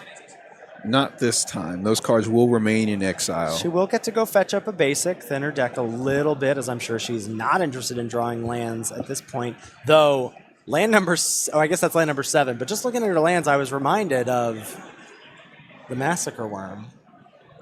The Massacre Worm here would be able to... Looming somewhere, either in her hand, in her library, be able to scoop up the Soul Stoker, or Soul Stoke, rather, Right. be able to scoop up the preeminent captain thanks to the Soul Stoke being down. But we should be reminded that, or should we remind our viewers, as I am reminding myself looking at this board, the Soul Stoke not only is a sneak attack, it's antheming the whole board. That's right. That's right. So, real close game here. Life score, I think, still representing that. Yeah. Dana's going to go ahead and untap and draw for turn. Let's see what she's got. Oh, I didn't realize she was hellbent too, and there is just a land for the draw. She'll be able to make some goats, though I'm not sure that that's exactly what this game is going to be about. No, I think those goats gain life for her, if that's right. She can sacrifice some creatures That's right. So to get some life. Not an ideal draw. The goat can come into play at instant speed, triggering the elite, triggering the vanguard. That'll perhaps make Adam's life a little difficult in the combat step. But if Adam has, cheating in Kogla, cheating in Tristani's Summoner, the nail's almost in the coffin here. We'll find out if he's got one other thing he'd like to cheat in as the preeminent captain turns sideways. It seems he does not. We're counting up damage here, right? Everything is +1/+1 thanks to the Soul Stoke. That's right. We got the Spell Queller flying over the top. No reach creatures on the side of Dana, so we should get at least 3 damage in And here. Elvish Warcaller's going to come Whoa, in. another Anthem effect. Oh, I think not. Oh, because you have to pay for that. Right, you have to pay for the that. Death Touch. And again, Adam has now got in 3 green creatures. There's not a forest in sight on his side of the board. Dana is going to make a goat before blocks. And she has a couple counters to distribute. One has to go on the Vanguard. The one from the Elite can go where she chooses. She's going to choose to put it on the Elite itself. Now, nothing other than the 4/4 token, the Beastie, has Trample. We're lining up blocks here. I gotta wonder what happens with Adam's hand here when he doesn't draw the incandescent Soul Stone. You have to imagine there are some green-producing lands in the deck, whether it's just a secluded courtyard or two. Right. So Deep Root Elite on the preeminent captain. The 6/6 attempting to block the 5/5 trample, and it looks like even with some nice profitable blocks for Dana, it's not enough to stop 6 damage coming through, and that's going to be game 1 going to Adam. I got to say that is not a game, not how I thought a game was going to go from this cube based on Dana's draft. Yeah, no, the game went pretty long. Spell Queller came down right on turn 3 and was able to get at least 2 or 3 damage in every turn untouched. There's very little removal in Dana's deck. I think she has no flyers and no creatures with reach. So Spell Queller is just going to stick around and continue to ping and bring her even lower. We're going to hop into the beginning here of game 2. Dana will get to choose to be on the play or draw, and I assume she knows what's up. She's going to choose the play. That's right. So ignore the life totals here. We're actually at 2020, starting right from the top this time. I actually don't want to go back to the year 2020, if that's okay with you. Yeah, no. Deep Root Elite going to hit the battlefield on turn 2 here. All right, running it back, same as last time. Deep Root Elite got to put spread counters quite a bit last game as well. Survived all the way to the end. Did not bring the victory in for Dana, but still brought lots of value and did drag the game out. You know what I see on Adam's side? I see a land that can make Some green mana. I see some green. I see some green. Flooded Strand fetching a Temple Garden for Adam. Gonna fall to 19 off that shock, or off the fetch rather. Right. It's going to come in tapped, so no life paid there. Mm-hmm. So we saw heavy green and white last game. Our first of 2 Sacred Foundries that we've seen in the deck thus far comes down. That will be shocked in, down to 17. And we have a 2-drop this time. Is it our... Oh, it's a sliver. We got a Sliver in play. Yeah. Sliver, some of the most powerful Anthem effects in the game. And of course, with all creatures being Sliver, this is going to be a huge thing to manipulate throughout this game. So this one is Cloud Shredder Sliver, red white for a 1/1. Sliver creatures you control have flying and haste. Wow. Adam says, you're on the play, I'm on the beatdown. Turn him sideways. Yeah, and as a reminder, very, very little interaction in terms of removal on Dana's side. I don't think any creatures with reach are flying, so that could really add up. All right, Dana goes, throws back. She says, I've got a Mirror Galvanizer. This is going to anthem my team, and it's going to trigger my Deep Root Elite. I'll crack back for 3. So in future turns, if Dana can make it far enough, she'll be able to untap these creatures as well after they swing. Potentially being able to block, though, as you said. I don't know. As long as that Sliver's in play, I don't know if she's blocking any of these creatures, and she doesn't really have any reach or flying going her way. Adam. Oh, wait. Well, it looks like a little bit of a... Dana jumped the gun there on the untap a little bit. Adam got in with the Sliver for 1. Dana falls to 18. It might not look like much happening on the other side there, but I smell a Spell Queller. Arid Mesa is going to go fetch blue. That's what I just feel it. Looks like no, though. My feeling's off. Another slap on the wrist, Rondos. I think the Arid Mesa brought us Temple Garden, no? I think that's the graveyard there? No, the excuse Flooded me. Strands in the graveyard. Thank The you. Arid Mesa just came into play. I That's thought Adam was getting tricksy, like, oh, I don't have any blue mana. Do what you want. But no. And that is... Okay, Augur of Autumn coming in. Going to trigger the Elite. That's 6 damage. Were you getting pathed? Yeah. Okay, so Path comes out Path again. Exile, the Deep Root Elite. The removal spell saved them last game as well, taking down the trample creature. This time the Deep Root Elite is not going to survive for the entirety of the game. Taken out on turn 5. Yeah, and in these spots you have to wonder, should I have spread around one of those counters, right? Wouldn't it have been nice to know if I know that Adam has that spot removal, should I have spread it around? I kind of like Dana's decision to leave the counters on the Elite because, as I mentioned during the draft, these 3-drop Anthem creatures are going to be Lightning Rod effects, right? Any removal that Adam has, he's going to want to point at the mirror. So I like saying, hey, that's a threat right there. But also this Deep Root Elite's getting out of control too. So you pick your poison, and Adam said, I'm going to take out the 5/5 for now. That's right. So Adam, still only 1 creature on the battlefield, so he has not been able to take advantage of this awesome Anthem effect on the Sliver, giving all creatures flying and haste. Well, and the flip side of it is does he want to start turning his creatures sideways when he's at 11? Right. Right? I mean, very dangerous unless you're doing big damage. Yeah, so I don't know. I mean, here's a Moira Trash Tactician. 1 red, green, 2/4. It's going to ramp, but like, he's not attacking with this. He can't afford to get that going. Oh, never. Okay, I gotta just slow my roll here. He is going to get in with the 1/1. That 1/1's not blocking anybody well. And so, with this Trash Tactician, this red-green creature, whenever Adam expends 4, he's going to gain 3 life. So that is going to be a big way for Adam to be able to maybe climb back into this game here starting next turn. That's true. Dana peeping the top card of her library as she is allowed. We'll talk about decorum a lot here, Rondez. That's allowed. That's allowed to be done with the Augur of Autumn in play. 1 different power coming in, and then she can start playing creatures if she can find a 1 power. Imperious Perfect, the pack 1, pick 1 for Dana Fisher, our featured drafter, going to come into play. That's 2 of her, 4, I think, Anthem creatures. She's going to play an Overgrown Tomb tapped. A combo that I hadn't even considered that we're witnessing right now is that the Mirror Galvanizer will untap the Imperious Perfect. So if Dana is able to untap next turn after the Perfect doesn't have Summoning Sickness, she'll be able to make 2 1/1s a turn if she wants. For the cost of 3 mana, right?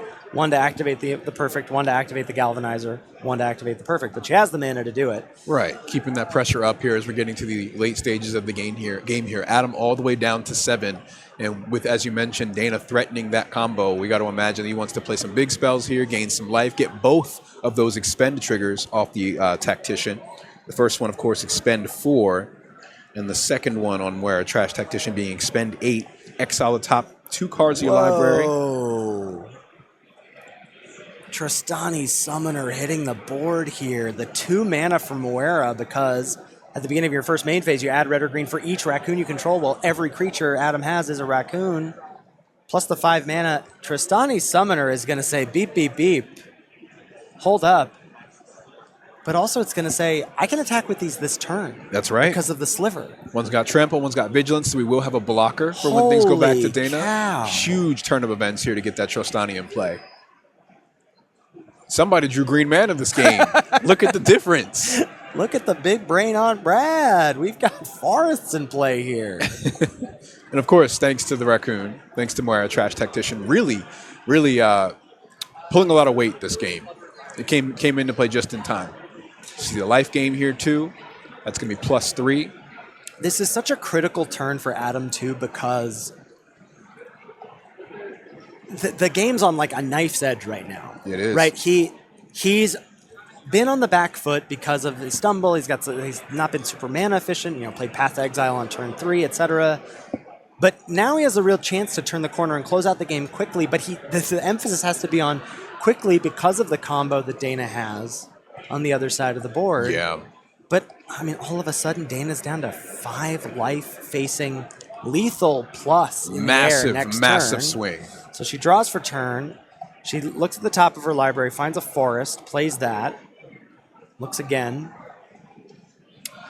And unless Dana can find, unfortunately, she can't play removal from the top of her library, so the Moonlight Hunt to kill that sliver, that's not going to happen from her library.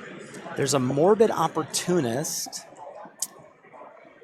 So that says whenever a creature dies that isn't Morbid Opportunist, you get to draw a card with the dreaded once per turn text. We can handle it, Watsy. We can handle multiple triggers a turn. I can be responsible. I can be an adult. I can do it.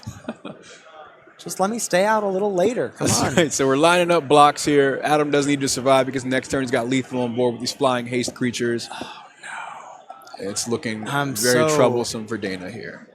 I hope she's sandbagging a removal spell for the second main phase or something. The Midnight Hunt that... Oh, okay. So, whoa. Creature died, draw. Check the top card of the library again. Off the Augur. 4 mana available. No, tricksy combo scenarios, as we mentioned with the... Oh, and Dana extends the hand, and Adam gets it. What a very interesting 2 different games there for Adam. I really thought Dana was going to have it in game 2. I felt like the sliver just didn't quite do enough for what Adam was doing, and it was such a different game than game 1 with him saying, cheat out a Kogla, cheat out Tristani's Summoner, etc. No green mana needed. No green sources needed. Holy cow, the Tristani Summoner came out of nowhere, as far as I'm concerned. And I forgot to mention that it didn't quite get him to emerge 8 for the Raccoon, but it did get him emerge 4, which gave him a little bit of a life buffer as well. That's right. The 3 life was a big deal right there. Flying and haste, an even bigger deal that game. But we're going to cut to a quick commercial break. We got more Magic action coming to you here live from CubeCon 2024 in Madison, Wisconsin. Stay tuned.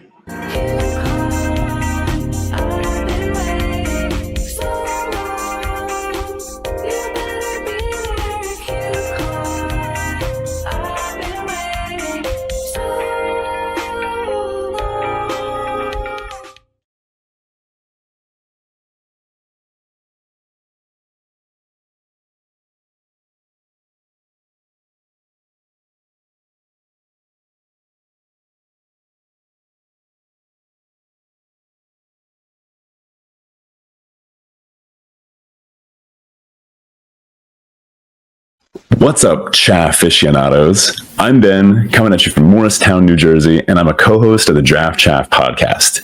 You know Draft Chaff, that stuff you find laying around after F&M draft? Well, we've been gathering all of your forgotten but beloved cards and giving them a second chance in the Draft Chaff Cube. We have some limited archetypes you really won't see anywhere else. Check out Green-White Splinter Twin. Kind of looks like a pile of counters and tokens until you look a little bit closer. We also have Is It Free Casting, which asks you to cast huge spells way ahead of schedule. We have Golgari Spider Spawning, which is... you know what that is. And we also have my personal favorite, Red-Green Power Pingers, which balances Enrage, Power Matters, and Burn for some unexpected value. Other archetypes you can expect to see are Simic Flash, Boros Heroic, Orzhov Aristocrats, Dimir Reanimator, Rakdos Madness, and Azorius Flicker. Now, I know I'm describing color pairs, but even though draft archetypes are centered around color pairs, they're not rooted there. These archetypes are supported across all colors, so no two drafts of the same archetype or color pair will look the same. You could draft blue-black Reanimator, then blue-black Flash, then blue-black Spells, then blue-black Madness.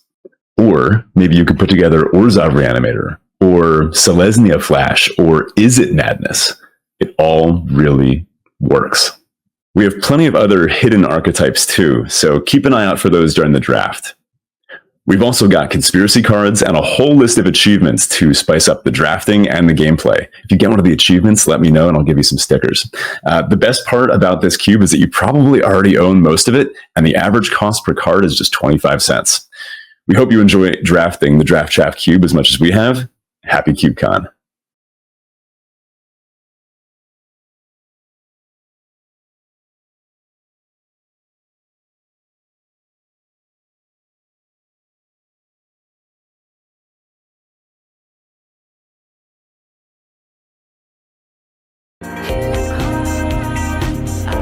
Hello and welcome back to CubeCon 2024, brought to you by Gamers Guild. Gamers Guild Arizona is a company based on a simple idea, creating a safe, inclusive, and fun gaming space for everyone, but especially minors, LGBTQ folks, people of color, and women. Their vision is to see a Gamers Guild in every city in North America, all united in their love of safe and fun gaming for all.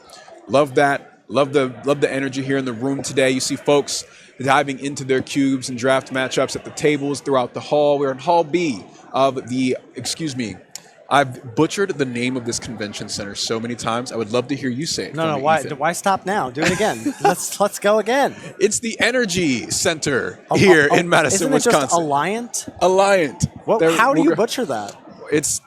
We could go all kinds of different directions You've with it teased today. it now twice. We'll get him. We'll get him to do it later. Either way, we're here, and we're hopping into round two. We've got Ian Ellison facing off against Matthew Welsh for game number 2. If you're just tuning in, we just completed our first matchup between Dana Fisher and Adam Eade. Adam Eade was able to come out on top with a 2-0 victory. But at the top of this matchup, we're actually in game 3 for this round for Matthew Welsh and Ian Ellison. Yeah, we're still in round 1 here. We're just popping over to another table. Game 3 here, it's Orzhov versus Rakdos. Matthew Welsh on your left looks to be a nice low-to-the-ground white-black deck, maybe taking advantage of a Wayfaring zombie there, getting a nice drain every time a creature comes into play. And Ian Ellison on the other side of the table, he's got Rakdos, and one of the cards that I was really kind of keyed into about this cube is Gev Scaled Scorch. It's a new card from Bloomburrow, black-red for a 3-2 with Ward, pay 2 life. Whenever you cast a lizard spell, Gev deals a damage to target opponent, so that's, again, any creature spell you cast. And when other creatures you control enter with an additional counter on them for each opponent who lost life this turn. So basically, you got Gev in play, and every other creature you control is going to ping your opponent as they come in and have a counter on them. So really strong there. Really dangerous card to get in nice and early. It's just going to put an early clock on your opponent here, as Rakdos does. Looks like from Ian Ellison, he's going to go tutor up a Lazier Goblin. It's a single red for a 2/1. When it enters the battlefield, it deals 2 damage to any target, and it has Motivate for 3 in a red. It can't attack or block unless you've paid its Motivate cost once. So that's what he went and tutored up there with, I believe that's just a 1-mana tutor spell. Katarin's Summon, single black, search for a mercenary card, reveal it, put it into your hand, then shuffle. That Laser Goblin. What do you think of those? What do you think of those test cards? Test cards, some of them are really goofy. We saw Sliv Mizzet in the draft earlier, so and I sick. literally threw my head back laughing when I saw Sliv Mizzet. But I don't think we've seen an Izzet deck just yet on stream today. The test cards, they make for some really goofy interactions, especially in this Changeling Cube, where, again, if you're just tuning in, all creatures and all decks share all creature types in all zones. So Archpriest of Iona was Matthew's turn 1 play here, and Amaranth Scout a follow-up, 1 and a white, 2/1. It's this like rebel mercenary search thing, but again, all creatures are all types, so you just find it. Amaranth Scout says you can pay 4 mana tap to search for a rebel permanent card with mana value 3 or less from your library and put it into play. Oh, so we're just putting it right into So we're play just every searching time. up 3-drop or less whenever we want for 4 mana. That's instant speed too. Now, will it survive? We'll see. The Laser Goblin, Ian decided, that's going to target the Archpriest of Iona. That's a card I'm more worried about than I am worried about this Amber Scout for now. I will say both of these players being a little deeper in black than Dana was, and one of them, Ian Ellison, being in red-black, perhaps removal will be a bit more plentiful for him in those colors. I'm thinking so. I think that we'll see a much more interactive game this time around. We are taking a look at the draft for these two players as we speak and getting an idea as to what kind of non-creature spells we can see in this actually very heavily creature-based cube. We're seeing these powerful tutor effects coming into play. We're seeing just how clutch a nice timely Path to Exile can completely turn a game around. Oh too. my gosh, so true. Well, luckily, Cube is singleton at least in terms of Path to Exile in this cube. Right, so no more here. We won't be dealing with that here in Matthew or Ian's deck.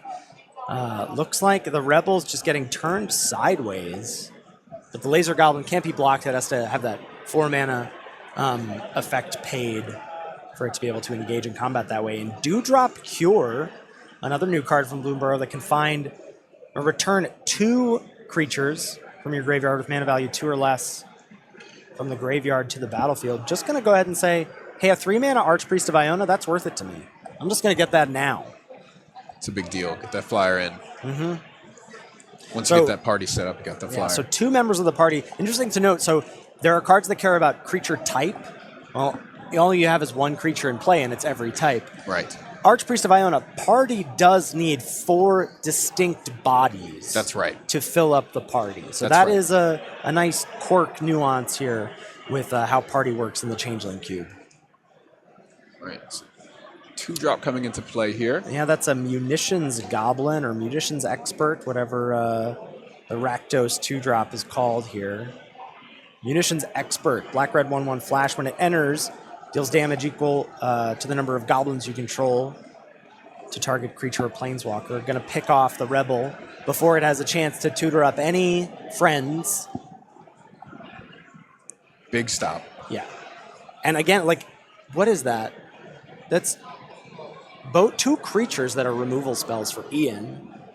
That's more than Dana deployed in either game. I mean, the removal Did not have the opportunity, right? Removal is scarce in the cube, full stop. It was scarce, I think, a little bit in our first matches decks. But we're seeing the tables turned and Ian having no problem. You know, Matthew's saying, hey, threat, threat, threat. And Ian's saying, okay, answer. Yeah, huge value to have it on a body.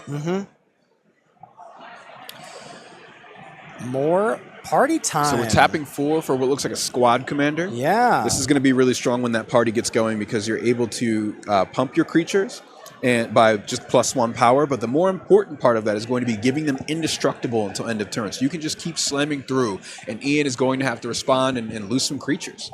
Well, I feel like, doesn't he make 2? So when it enters, you make a 1/1 warrior for each creature in your party. I believe you should have 2, and then he has a full party, unless I'm misunderstanding how. No, you're right. That should, because it's 2. These are 2 different creatures. You'll have 2 party members. It should be 2 tokens on the battlefield. And then at the beginning of combat on your turn, if you have a full party, your creatures get +1/+0 and gain indestructible, which is massive. I'm unclear. I'll trust the folks down on the floor more than I'll trust myself in these nuanced rules. Our judge, a huge team of judges today, we have to shout them out, and as I'm sure we will many times this weekend throughout this 4-day event. I'm sure that they are well-versed in, in the interactions between the sort of nuances and the narrow corner cases of these cubes with rule changes. And there I mentioned it, Gev. Come on down. So Gev, every time a creature enters the battlefield on the side of Ian Ellison's board, they're going to get to do 1 damage to Matthew Welsh. Still sitting pretty at 20 life. Just shy of a party, but with 4 open mana, some cards in hand, maybe we see a full party come in. That's going to give the squad commander triggered ability, a big, well, the activation of the triggered ability, of course. Big boost for the side of Matt Welsh, who is still up by 6 life. If you can get that 4th creature into play, you're going to have creatures that get that +1 power, they're also going to get indestructible until end of turn. And they're going to turn sideways, and there's not much you can do about it. Yeah. Going to start things off here is Matthew Welsh with an Unearth. He says, Okay. wow, 2 reanimation spells so far for Welsh. One getting back the Archpriest, one getting back the Amru Scout here. And Amru Scout threatening again, as if Ian Ellison isn't able to find a removal spell. And part of the great thing about what Matthew Welsh has assembled here is something that we in the limited community like to call keyword bad, right? Like, do you really want to use your removal spell on a 2-mana 2/1? Right. Do you want to use your removal spell on a 1-mana 1/2? Doesn't feel great. No, But you you don't. got to stop that party. You got to stop the party trigger, the triggered ability for party. For sure. Well, and the other thing that Matthew's able to do is he presents these cheap threats and ways to recur these cheap threats, as Dewdrop, Cure, and Unearth are able to do, is he can double spell. As he's tapping 1 mana for Unearth, he says, "Oh, I got 4. I got a bunch of other stuff I can do." So that puts a bit of a pinch. Oh, and are we going to see a convoked Knight Errant of Eos here? Oh. We are. So- Just deciding how he wanted to distribute it. So that's going to allow him to look at the top several cards of the deck here, put some creatures into hand. Yeah, top 6 going to be looked at. Choose up to 2 with mana value 3 or less, because he ended up tapping 3. Whole mess of lands. I can see a Worthy Knight, one of our 2 cards that break singleton. It looks like perhaps, yeah. That's a big deal. Unfortunately, only 1 find there, but I think it may be enough. Worthy Knight, a card you're going to want to deploy early in the game so that you can make a stream of 1/1s, but in a deck where you can tutor up any 3-drop with your Amru Scout, well, it's not too bad to have it later on either. Right. So I think we're at the moment waiting to see if there's a response here from the side of Ian Ellison. Matt Welsh does have the 2 mana to pay for this here. Knight Yeah. Errant of Eos is the most expensive permanent we've seen cast thus far. Before that, it was Squad Commander, which is going to pull a lot of weight from Matt Welsh. Mm-hmm. So, shuffle. The card's going to go to hand. Well, you gotta shuffle the bottom for decorum. That's right. That's what we do here. That's right. There's rules.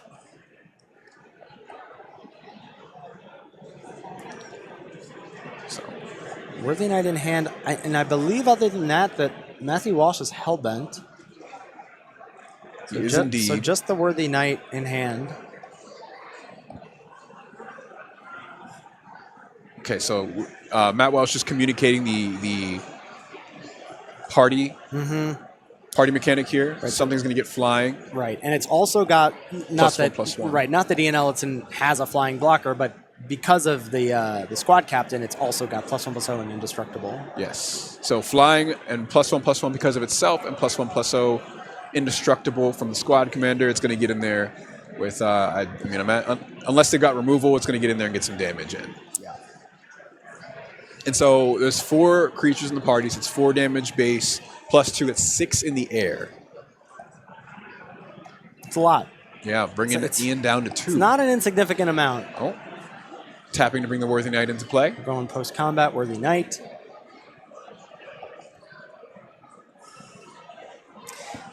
And again, you don't have to be too trepidatious of overcommitting. That's one of, okay, and Ian Ellison extends the hand. And that is going to be the match going to Matthew Welsh here, as we did hop into Game 3. You saw 1 game apiece. Those were, I got to say, after talking to Tim, those were the kinds of games that I was expecting to see. Blisteringly fast, right? Wide board state, going for the Anthem-esque effects. We saw it from Squad Commander. We saw the Archpriest of Iona as well, getting in there for the last bit of damage to cause Ian Ellison to concede it 2 life. So that's going to be the game. Matt Welsh is going to come up 2-1. Yeah.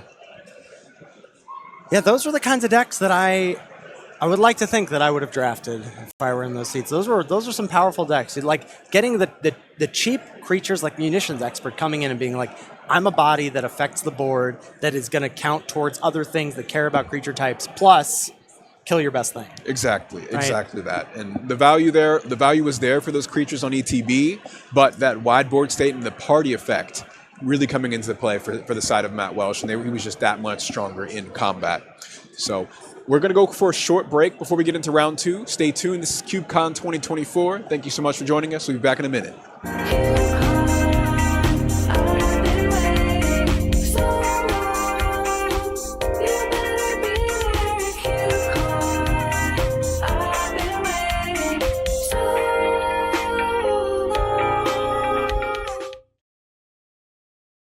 Hello, Cube enthusiasts. I am Ollie Davis, aka Beaks. I'm the creator of the Creatureless Cube, and I'm here to talk about it a little bit today.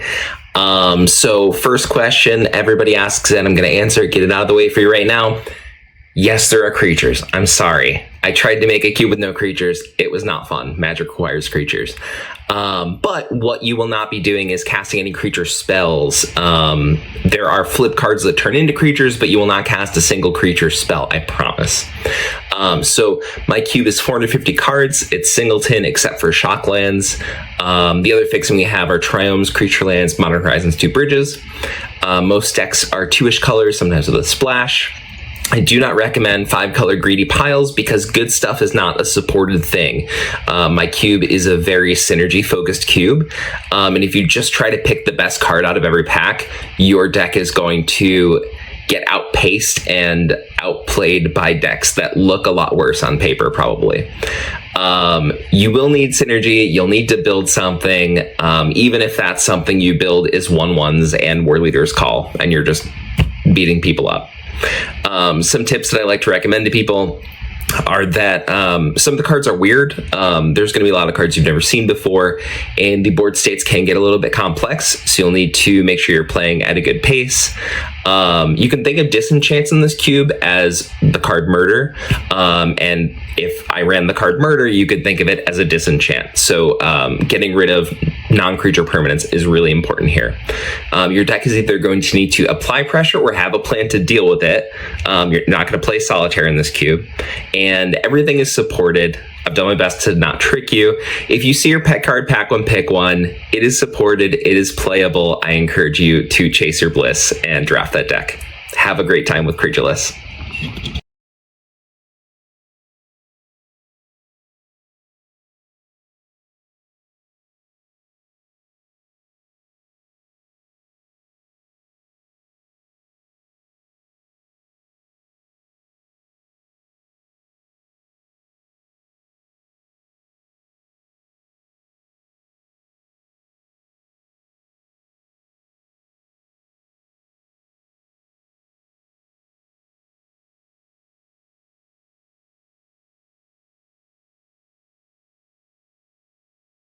Wisconsin at the Alliant Energy Center. I'm Rondez. I'm joined today by Lord Tupperware, my friend Ethan. That's right. We got there. You said it like there was no problem. I said where I was going to my driver this morning, and he said something else, and I was like, that's not right. And it just stuck with me the way that he pronounced it. I'm not going to repeat it because then that's all I'm going to hear This for is the rest of the day. unbelievable. This is the biggest tease of my life is what are we calling this center? But we're here. That's right. We're getting into round 2. We've got Dana facing off against, I missed our name here. I believe it's Keldon Dana Campbell. Keldon, thank you. Keldon is our opponent here alongside Dana.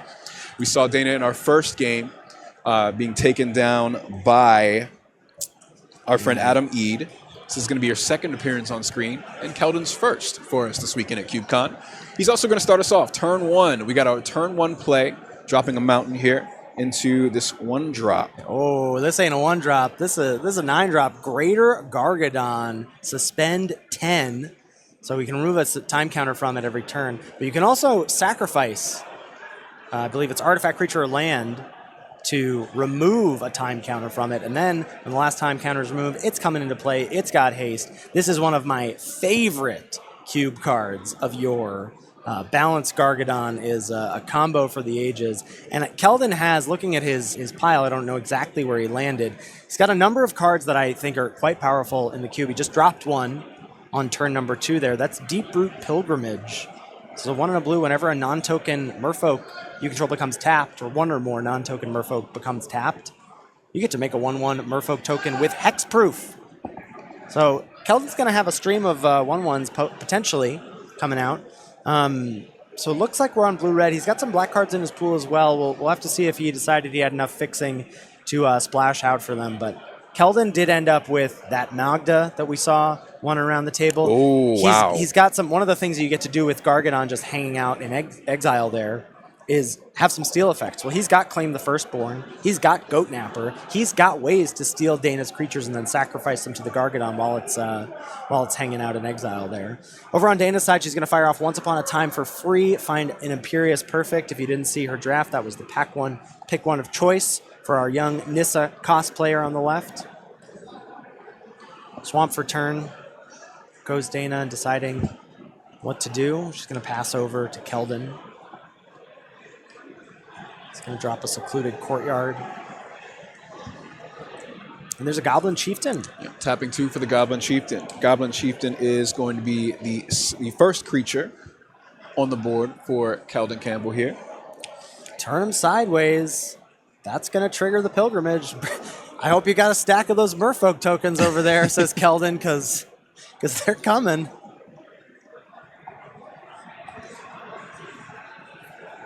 Chieftain hits in for 2. Dana at 18. I believe Keldon's still at 20.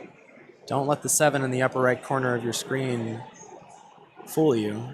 Land number 3. We know Dana has at least an Imperious Perfect, but she's going to go with the hollow one. So 3/1, which she can potentially trade off with and at least get a 2/2. Buy her some time. Keldon's going to tick down. 7 counters left on the Gargadon.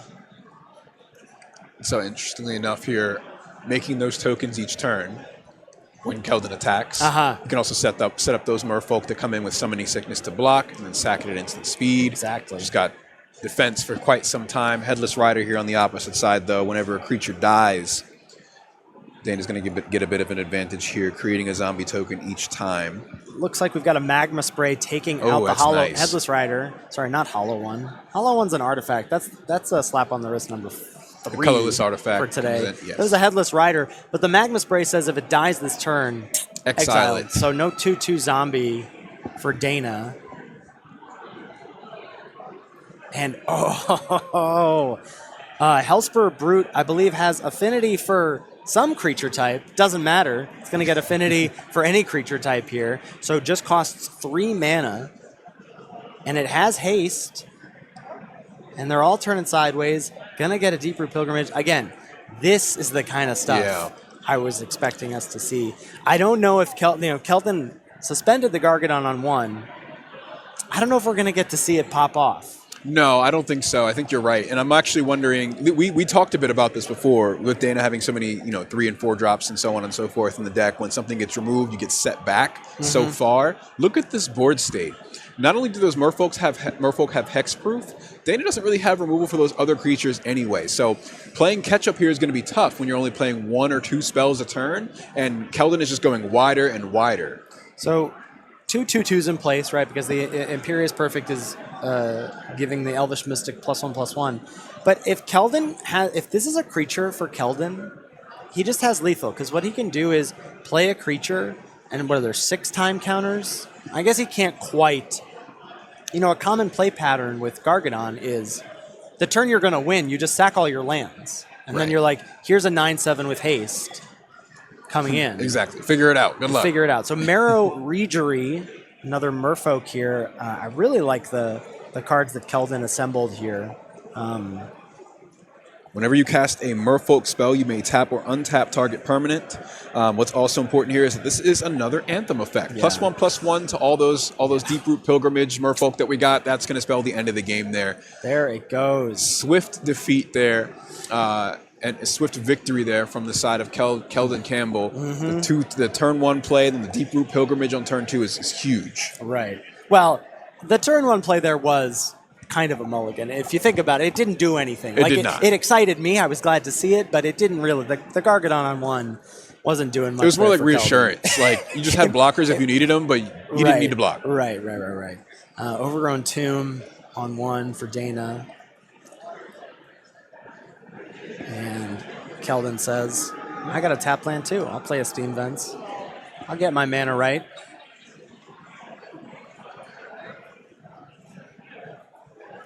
Elvish Mystic. Okay. Good And start. Good start. for Dana. The Spring Jack Pasture, that's the goat-making land, otherwise colorless for Dana. Elvish Mystic, I assume, was the draw for turn, and as soon as that happens, when you're like, you're late. I wanted you on turn 1, so I could play a 3-drop. There's your card. Conspicuous Snoop coming in. Conspicuous Snoop. So this is basically, it's Augur of Autumn for 2 mana in these decks, because you can play goblins. You can't play lands, but you can play goblins. Well, that's any creature. 4 mana goes Dana, and there's the Lisalana Huntmaster. Relevant line of text in the Conspicuous Snoop as well is that it's going to get, as long as it's a goblin card, which of course all the creatures in the deck will be goblins. Conspicuous Snoop gets all of those activated abilities. So that's hidden information. That we're going to see on the side of Keldon that could come into play here. Voldaren Thrillseeker just hanging out on top. You can cast that. Do you want the card advantage? 3 mana, 1/1, back up 2, and then 1 sack it to deal damage equal to its power to any target. Looks like no. Looks like we're going to Fading Hope the Huntmaster you here. get the Scry as well. But we know the card, so.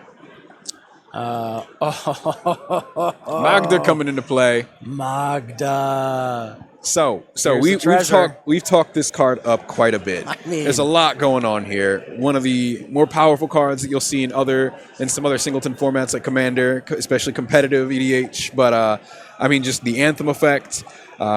Your creatures creating you treasure tokens, so ramping you throughout the game, and then it also having that tutor ability to get any artifact or creature in your deck, because it's a dragon card, but any creature in your deck onto the battlefield is huge. Okay, well, Dana says, I got something better than Lisalana Huntmaster to replay. I've got the Evercoat Ursine. I'm going to Hideaway 3 twice. And, this is a powerful card, but as we saw, what happened the last time we saw this get cast? It got Path to Exile before it could get in for That damage. is not that's not really the kind of mana exchange you want to see. Not at when you're all. playing your 6 mana, 6/5 trample, double hideaway spell, and then it gets got by 1 mana. And I'm a little nervous that Keldon might have the opportunity to do something else.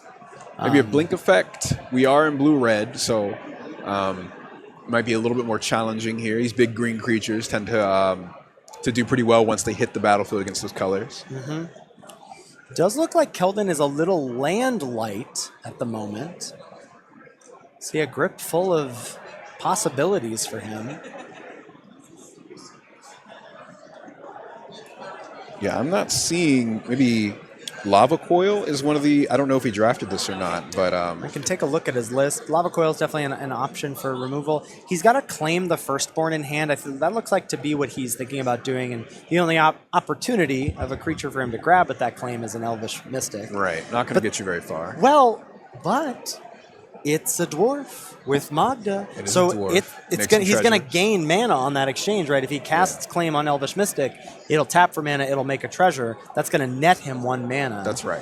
And as he's choked on mana here with only 3 lands in play, and I believe it's turn 5, that might end up being a profitable decision for him. So he is going to play the Malcolm off the top of the library thanks to Conspicuous Snoop. Mm-hmm. And that's a flyer, which is big against Dana's list. Oh, so for sure. Some of the more dangerous things that Dana could have under this Ursine here, the Massacre Worm would be pretty big right now, giving everything -2/-2. Why? And you get Hideaway 3 twice, so you're digging 6 cards. That is some voodoo that you're putting into the world there. Some truly evil thoughts coming from me. But I'm just thinking of what is the most devastating thing that could come off the top. It could be literally anything else, of course. I mean, this is fairly devastating as Goblin Chieftain comes in. That's going to allow Malcolm and itself now have haste. Keldon's going to be, if he wants, going to have the opportunity to attack with 4 creatures here and make 4 treasures. That's right. Decides, nope, play it safe. We'll just get a Malcolm. Malcolm's going to attack, going to make a treasure. He knows Secluded Courtyard's on top of the library, going to be able to draw into that. Going to pitch what looks like one of the Borderland Behemoth, a card I'm not thrilled about in this cube. It's a giant monster, but dies to Doomblade, right? I think lean and mean low on the curve as we're seeing Keldon just continuing to go wide. Man, it would be so sick, Rondez, if we saw a Massacre Worm coming off of this. It would be. It would take out everything except for this Borderland Behemoth so far. Yeah. Well, but that's in the bin, so. Yeah, that's right, actually. So, counting it up, doing some math here, I suppose. Yeah, they're just checking that the clock in there from Malcolm was correct. It is getting +1/+0 from Magda. It's getting +1/+1 from the Chieftain, so that's going to be 4 total damage coming in from Malcolm. That's why Dana finds herself at a spooky 13 life at this point. Lisalana Huntmaster. Second verse, same as the first. The Ursine coming in. Oh, show me a massacre. Oh, here it is. Show it. Do it. Oh, no, she would have played it much faster if that's what was in her hands. No, I think Dana's got the slow roll in her. That's what I think. Oh, really? I think she's yeah. Showmanship. I love the suspense, you know? No, I think you're right. I think this would be too long, even for my taste. That would be a snap play if it was Yeah. the Massacre Worm. So, thinking carefully here, how do we get ourselves out? Is that Headless Okay. Rider? That's Headless Rider. So Not Headless Rider Hollow comes One. in. No. That's Headless Rider that comes in. We're going to get a zombie, or an elf, excuse me, not a zombie. And when some of the other creatures It's die, also we'll a get zombie. zombies. It is also a It's zombie. also a That's zombie. true. No rules, just right here in the Changeling Cube. Misty Rainforest. We knew that was coming. It's off the top. We're going to get a shuffle here.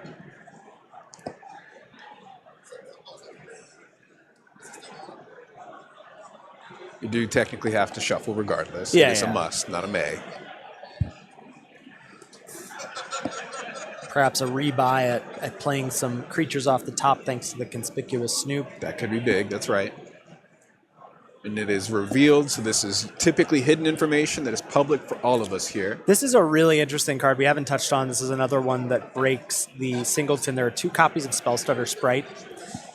In this cube, it's 1 in a blue, 1/1 flying flash, and it effectively, in this cube, it's just going to counter a spell with mana cost X or less, where X is the number of creatures you control. Right. And we got at least 4 in play here. So most things that Dana can cast are going to get got, and Keldon can really choose to just keep that on top if he wants. He's going to obviously choose to attack with Malcolm, pitch something. You can also see a fun card. There's no combos, but Kiki Jiki the Mirror Breaker is in this cube, and it's in Keldon's deck.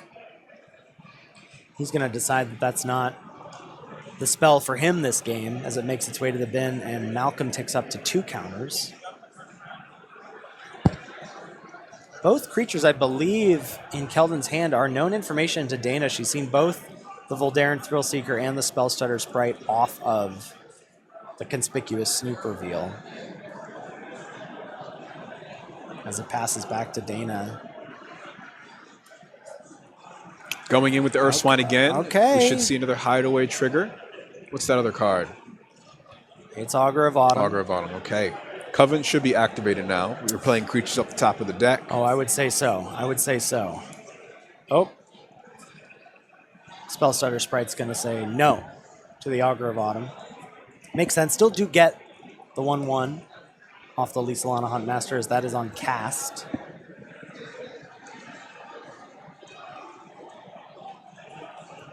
Dana taps 4 mana. Oh, we haven't seen this in play yet from Dana. This is the Ukalan? Yes, from Baldur's Gate. Yeah, so the star 4. And she's going to get another copy of that. There's plenty of creatures in Keldon's graveyard. No thanks to Dana. She hasn't been sending many of them to the bin with any removal, but Keldon's been looting thanks to Malcolm. That 6/6 giant is calling her name, I think. The 4/4 giant with Yeah, the... you can just nom that. Whoa, what a turn from Dana. That was Augur of Autumn, which seems to be bait at this point for the Spellstutter Sprite, as the 2 follow-ups have been quite powerful. Where did all this mana come from? Oh, the Augur of Autumn was free. My mistake. That was From free Hideaway. From Hideaway. So that's where the mana's come from. We've got 4 mana. So no for more... Lugalon, That's 3 right. mana for Mirror Retriever, and I believe 1 card left in Dana's hand. It's very close. Yeah, and this is quite a healthy board state from Dana at this point. I do believe, though, that Thrillseeker, and this is also a very cool combo with with the Chieftain here is this Flamekin Harbinger, not the Chieftain, sorry, the Snoop. So single red 1/1, that's going to be able to search up a creature of any type, an elemental, but for our case here, any creature, put that on top, and then Keldon can just cast that thanks to the Snoop. So this effectively is tutor a creature into your hand if you want. And then drop it in for free.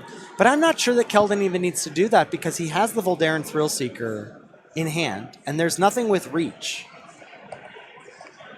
Goat Napper, sure. So that's a active treason attached to a 2/2. Steals a goat, but everything's a goat, so gonna steal any creature you want. But I don't think he needs to do it. He could just crack in with the Voldaren 4/3. Thrillseeker. Well, he just cracks in with his flyer, Malcolm. Gets in for 4 plus the 1 from Spellstarter Sprite, and then Voldaren Thrillseeker puts some counters on the flyer, and then it can sack and go 6 face. So not sure it's necessary, but Keldon's going for style points here. He's going to Goat Nap the Mirror Galvanizer. Dana is tapped out, so we shouldn't see any sort of... I mean, there's no removal really in the deck anyway, so yeah, looks like Keldon's just wrapping this one up at this point. I believe he sees the line. Also, I just forgot that Keldon's going to make 1,000,000 treasure. Every time they swing, you get treasures.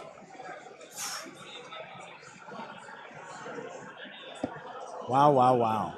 All right, so we're getting in for 5, as you mentioned. Dana should be scooping here. Yeah, so that's gonna be the end of it there. So Keldon will come out on top 2-0 here. First game blisteringly fast. Second game we did finally get to see the Earth Sign get 2 hideaway triggers off, and it was quite impactful. However, that Magda, the value from Magda, the tutors in this red-blue deck really, really paid off in a big way. Again, as well, Dana ends up falling victim to a flyer, dealing the finishing blow in this game. Yeah, I mean, it's not going well for our intrepid hero in Dana Fisher, unfortunately. But it's prequel day, so you get some points that can count towards your ultimate standing as you make your way to getting to top 128. But you would hope for a bit better, as it seemed like even with being stuck on 3 lands, that Magda really helped Keldon get out of any jam he was in. Absolutely, and with this being a prequel, retcons are always possible. We're going to take a quick break and get into our next game. See you soon.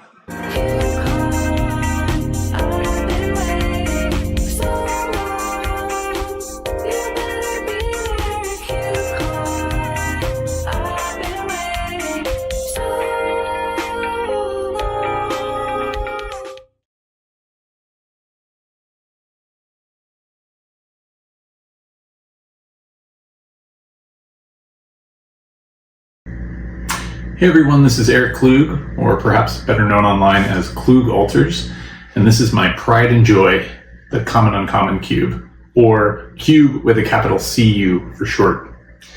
This is a peasant cube, so only cards that were printed at common and uncommon.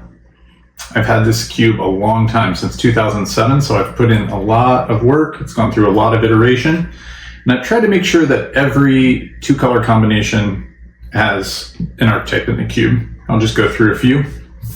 My favorite of the bunch is Black-Red Sacrifice, super fun deck, Goblin Bombardment, powerhouse.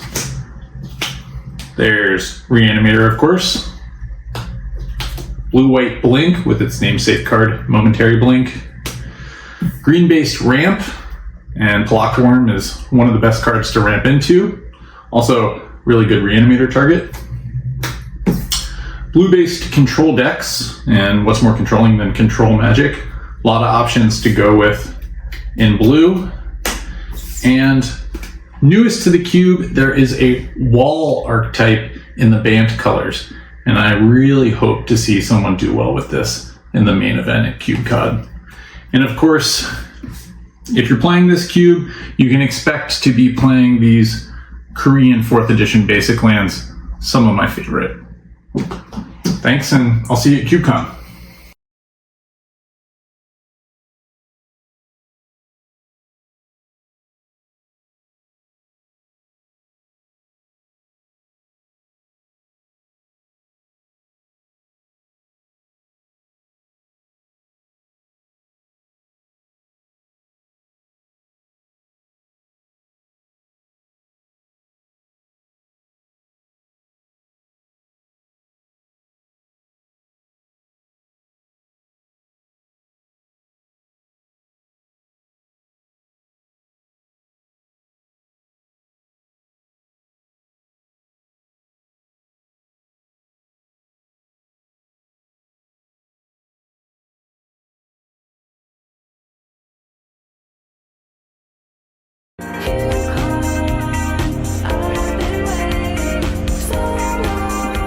Hello and welcome back to CubeCon 2024, brought to you in part by Dragon Shield.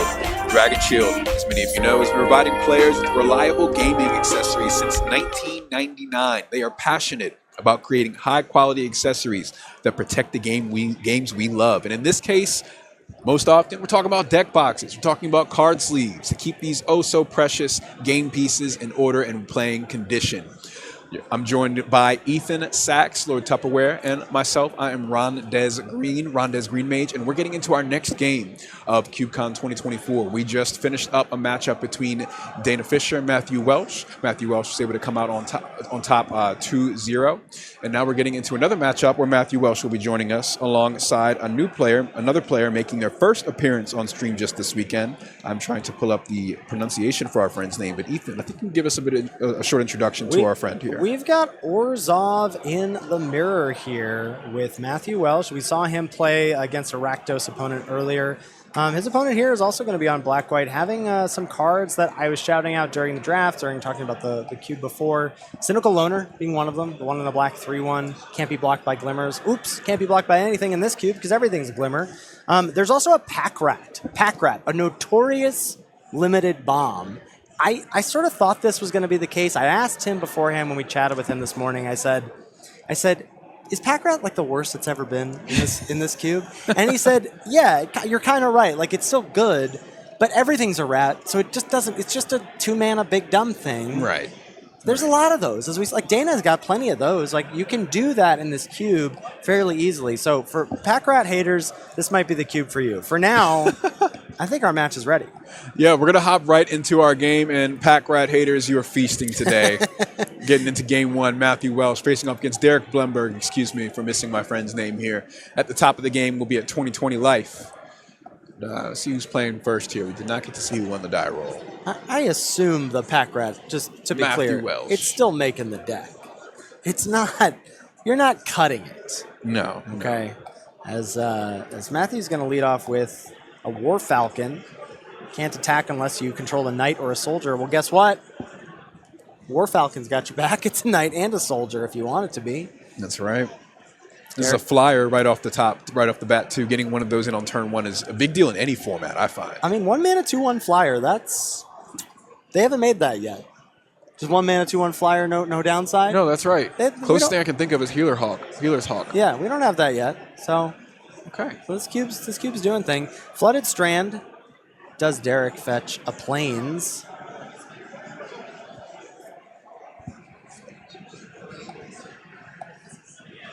So if you're just tuning in, again, this is round 2 of the Changeling Cube. Changeling Cube, both players have a bit of a rule change.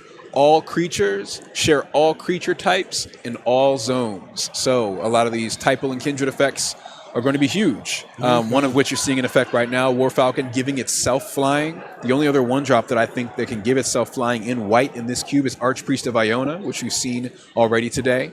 Get that party effect in. And 2 cards here already as a follow-up, breaking that nicely. Kinjali's Caller, the 1-mana 0/3 in white that's going to have dinosaur spells be 1 less to cast. So that's just a super mana dork in white there. And then a nice card here from Outlaws of Thunder Junction is Frontier Seeker, 1 and a white 2/1. It's going to look at the top 5 for either a Plains or a Mount creature. Well, my whole deck's Mount creatures, baby. Yeah, and so that's what's going to be so powerful about these scout creatures. They have these abilities where you're able to look at the top X amount of cards of your deck and do something, right? It's just card advantage on a body. So that's actually usually you play Frontier Seeker and OTJ. You're mostly getting the Plains. Yeah. You probably maybe if you're streamlined white-green mounts, maybe you've got your choice of 1 or 2 mounts to pick between. You got a whole mess of options here. Everything is up for grabs. Cryptbreaker looks to be the selection for Matthew Welsh. So Cryptbreaker, one of the mini zombies in this, one of the mini zombies and creatures that synergize with zombies in black in this cube. Oh man, could you imagine? So Cryptbreaker, you can tap 3 untapped zombies to draw a card, lose life. Could you imagine having that with Magda? Oh. Tap 3 creatures, make 3 treasures, 3 treasures, draw a card. Yep. Nasty. Let's go. Nasty. No red just yet in this matchup, however, no. but we've seen Magda in the previous match and how big, creating those treasures can be. So second land comes down for Derek Blumberg. We're tapping 2. First 2-drop of the game. We got to read this one. Oh, that is not a card. This is going to be one of these. Colorless, I think. Yeah, it's looking like it. Where's Scrap one? Oh, we've got. Is that Urtet, Remnant of Memnarch? 3 mana 2/2. Whenever you cast a mirror spell, make a 1/1. Oh, and of course it's 1 cheaper because of the there we go. Jolly Caller. Yeah. You're like Judge. Can we can we lock it up, please? Yeah, I was trying to figure that one out. They've got it on lock for sure. At the beginning of each combat, or at the beginning of combat on your turn, untap each mirror you control, and then you can pay Wooburg.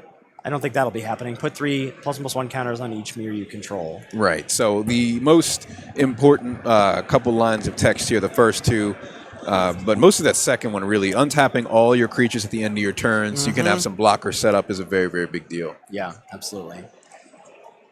Back to Matthew, just deciding how he wants to proceed. Proceed cautiously, he will. With that mirror Okay, play. Yoda. Well, look, I understand we're in the prequel, but exactly. It's on theme. I'm glad you picked up on that. It was all intentional. Okay. I know what we've got going on here. We've got a little removal spell action. Looks like, is that bitter? Not bitter. Yeah. It's fairy fencing, yes. So target creature gets -X end of turn.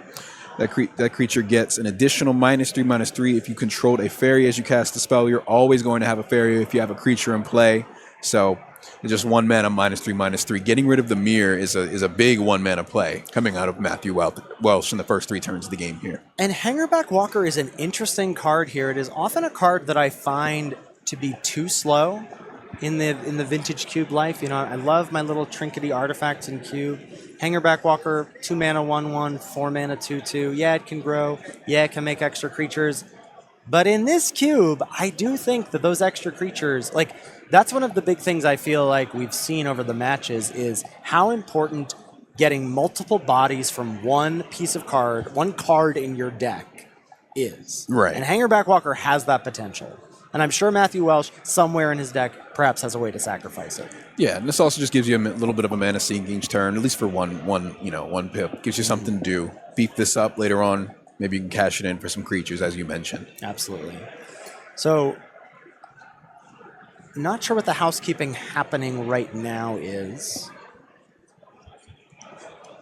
So that ETB'd a turn or so. Yeah, last turn. Got him a scout or any creature to hand. Grabbed the Crypt Breaker. Looks like perhaps they're tracking life totals, but the War Falcon has attacked twice. I believe Derek, being at 18 is correct, and then should fall to 16 this turn. Or actually should fall to 15, I would imagine. We'll get those life totals corrected hopefully soon. I believe Derek should be at 15. Not sure what that housekeeping is, but it looks like our players are happy and we're moving on to Derek's 3rd turn.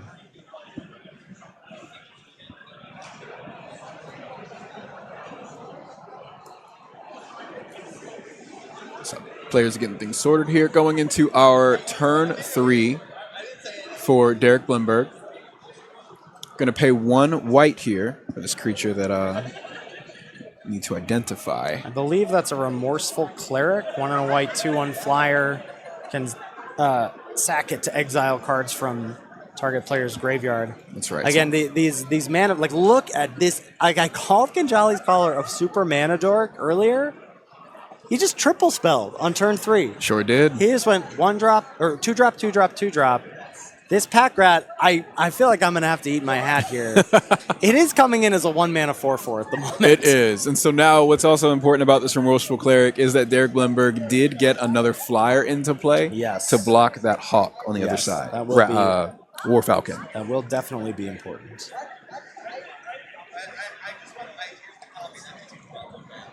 Whew. It's hot in here after those 3 2-drops. A little toasty. It's a little toasty. The temperature just went up. Yeah, big swing of momentum. I mean, triple spelling on your 3rd turn is a huge deal here. Players communicating about this hawk here seems to be giving us quite a bit of trouble. No trouble for Matthew Walsh. He's happy with his 1 mana 2/1 flyer. No problem for me.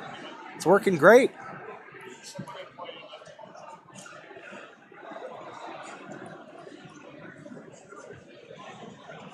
We have not made our 4th land drop on either side. Well, it is Matthew's 4th turn now. He would be able to, and we see it is available. That's right. But he hasn't chosen to make that call yet. Another creature taking advantage here. A lot of these creatures from Ixalan. Imperial Lancer, single white. It's got double strike just on its own. It's a 1/1 with double strike. Will we have a way to grow it later in the game? I don't know. Looks like we can see all of Matthew's cards. He got Plains, Cryptbreaker, as we know from the Seeker, and the Dewdrop Cure in hand. That's right. In the game we saw prior, that only grabbed 1 drop. 1 drop. In this game, I imagine it's going to grab some more. I imagine we're going to see quite a bit more creatures coming back with that Dewdrop Cure. Mana available still to pump the Hangerback Walker. And the Flyers traded in combat as the War Falcon was blocked by Remorseful Cleric. It's just putting that Plains, nestling it up to the Hangerback. You know what that's for.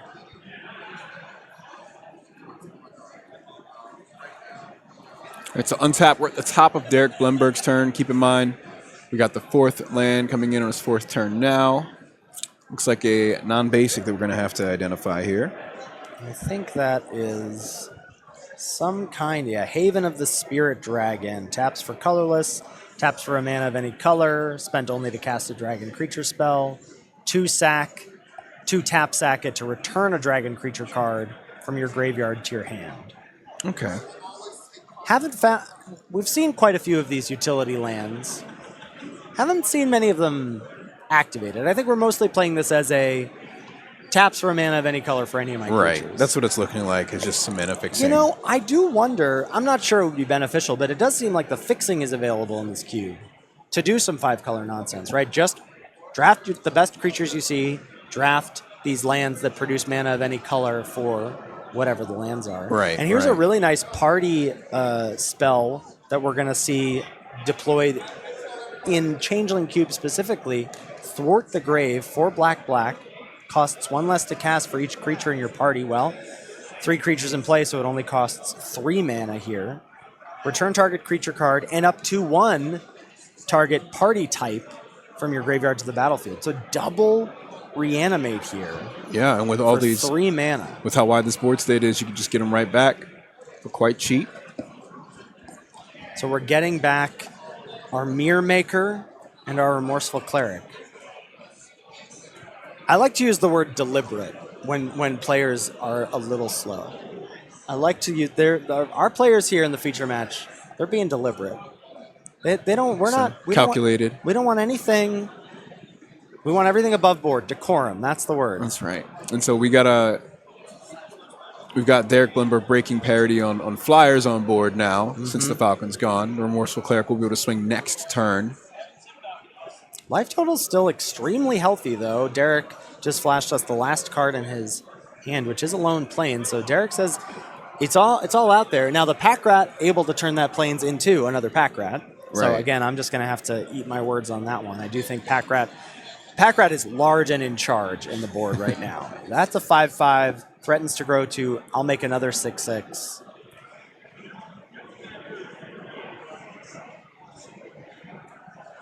Matthew gets to untap here. Oh, looks like he did draw potentially end of turn with the Cryptbreaker. I missed that. I saw the Hangerback activation, but I do believe the Cryptbreaker also was able to draw. Our life totals are, dare I guess, at 17-15, but I'm not sure.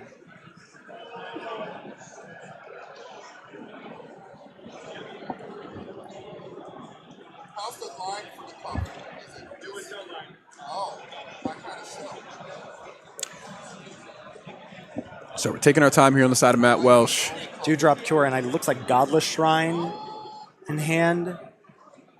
And this Pack Rat is going to be a problem. And not only is the Pack Rat a problem, but the Cynical Loner has to be... That is a fast clock Don't let the life totals on top of the screen fool you. We're actually not quite sure where we're at, but we know that that Cynical Loner gets to crack in for 3 every turn, unopposed. That's right.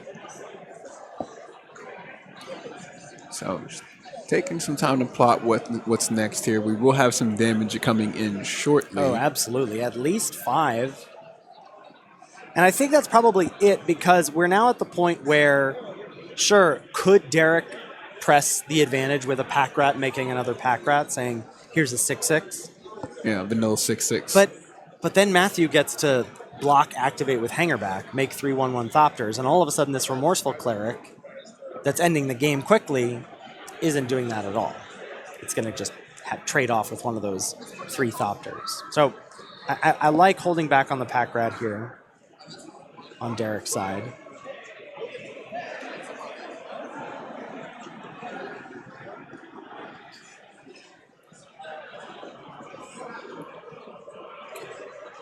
And looks like activating Crypt Breaker. Crypt Breaker going to discard Godless Shrine. We'll get a 2/2. 2/2 zombie. Not a whole lot of synergy going on with that just yet. But we are getting another body on the battlefield. Scout's going to swing in. No. We're in Derek's end step here, and we're just drawing. Tapping off 3 the to draw. Breaker, yeah. Right. And then we'll tick up on the Hangerback, and now we're all good. And now Matthew says, "It's my turn. Let's see what I get for my draw step." Looks like an Unearth. War Falcon could be returned.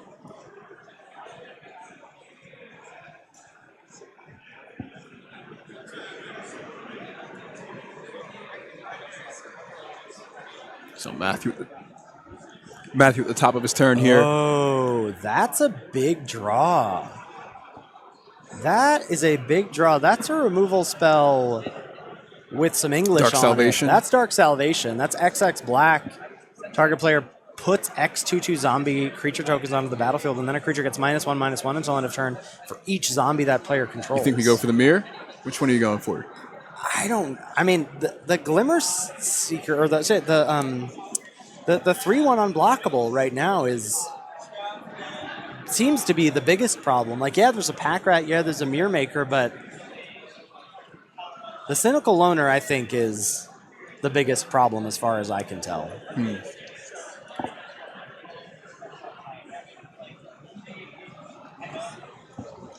It's unfortunate as well that he can't even run into the Hangerback Walker and get those flyers. This unblockable creature is just going to keep getting in for 3.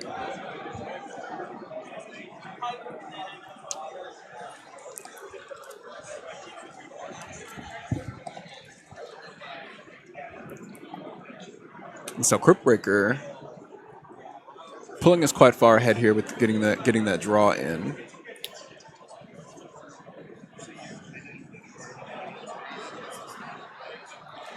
Yeah, you're in a bit of a rock and a hard place in terms of, it's not like Derek is pressuring Matthew on just one angle. Right. He's pressuring him in the air, he's pressuring him with an unblockable creature, and he's pressuring him with the pack rat.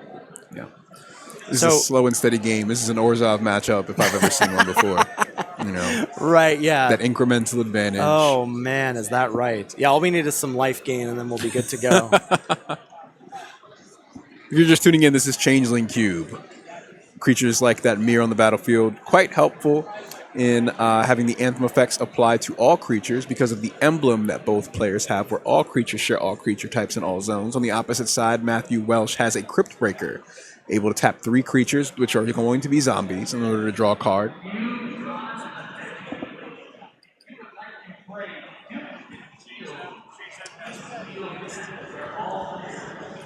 Interesting.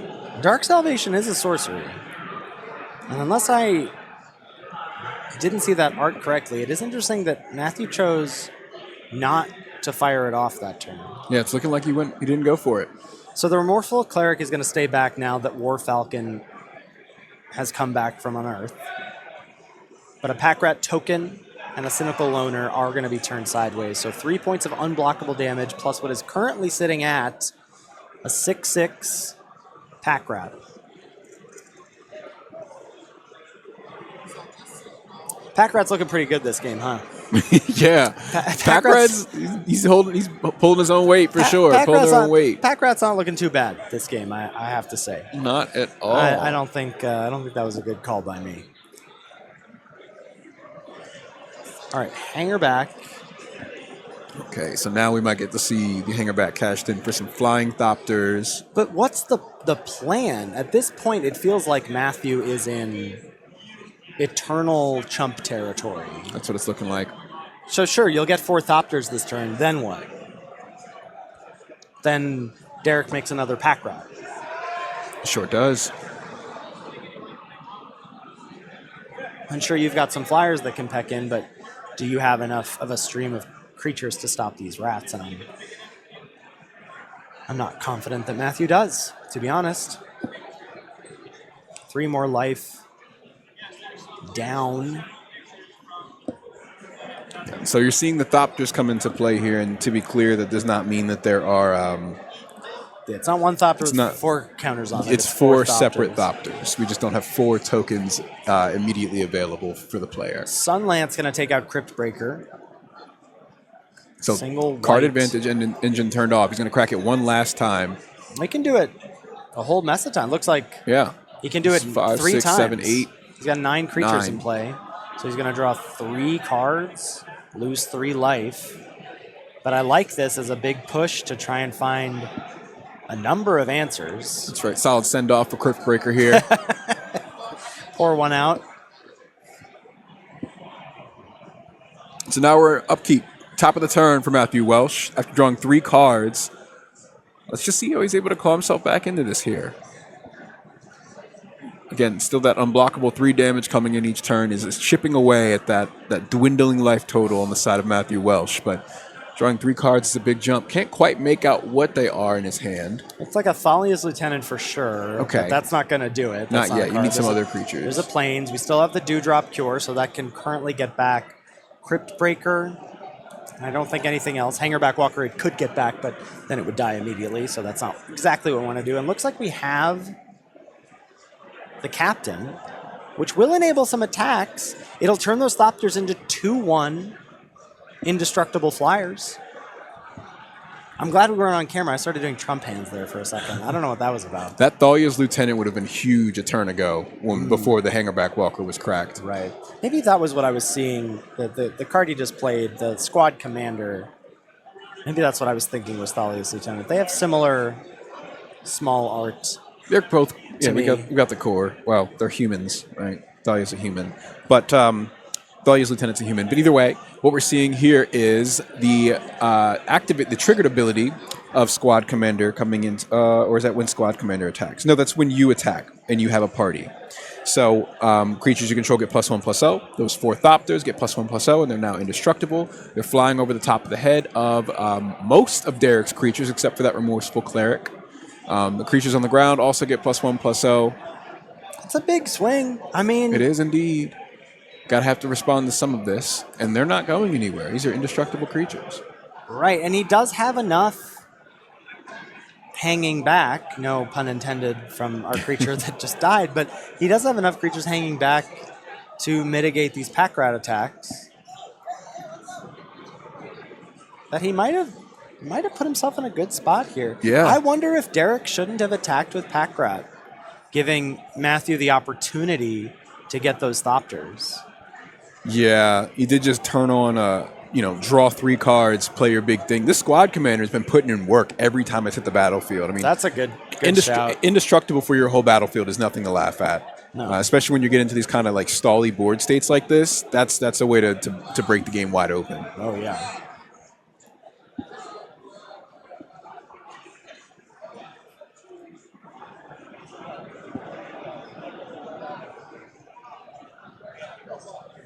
So untapping, taking things from the top of Derek Blumberg's turn. Still on 4 land. That's true. I mean, he had the opportunity to deploy some more lands. He just chose to turn it into a rat.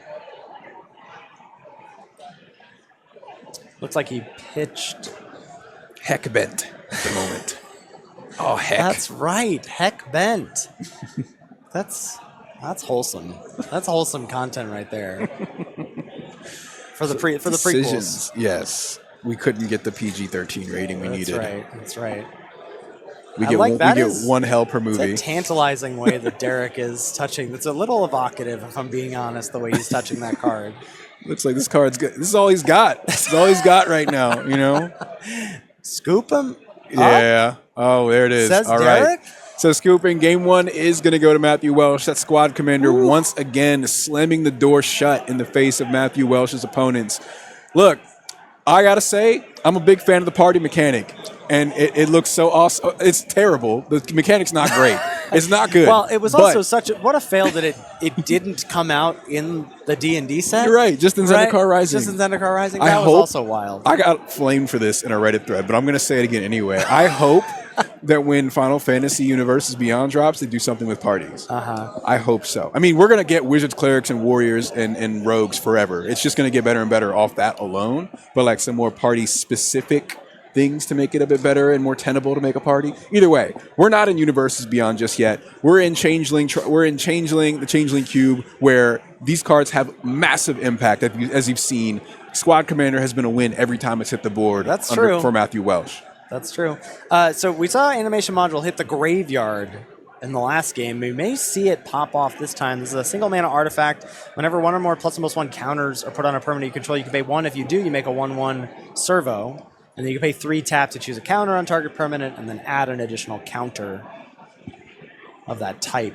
So, looks like Crypt Breaker was the turn 1 play for Welsh, and Derek responded in kind with a bitter triumph, electing to pitch a swamp rather than pay 3 life in his healthy 19.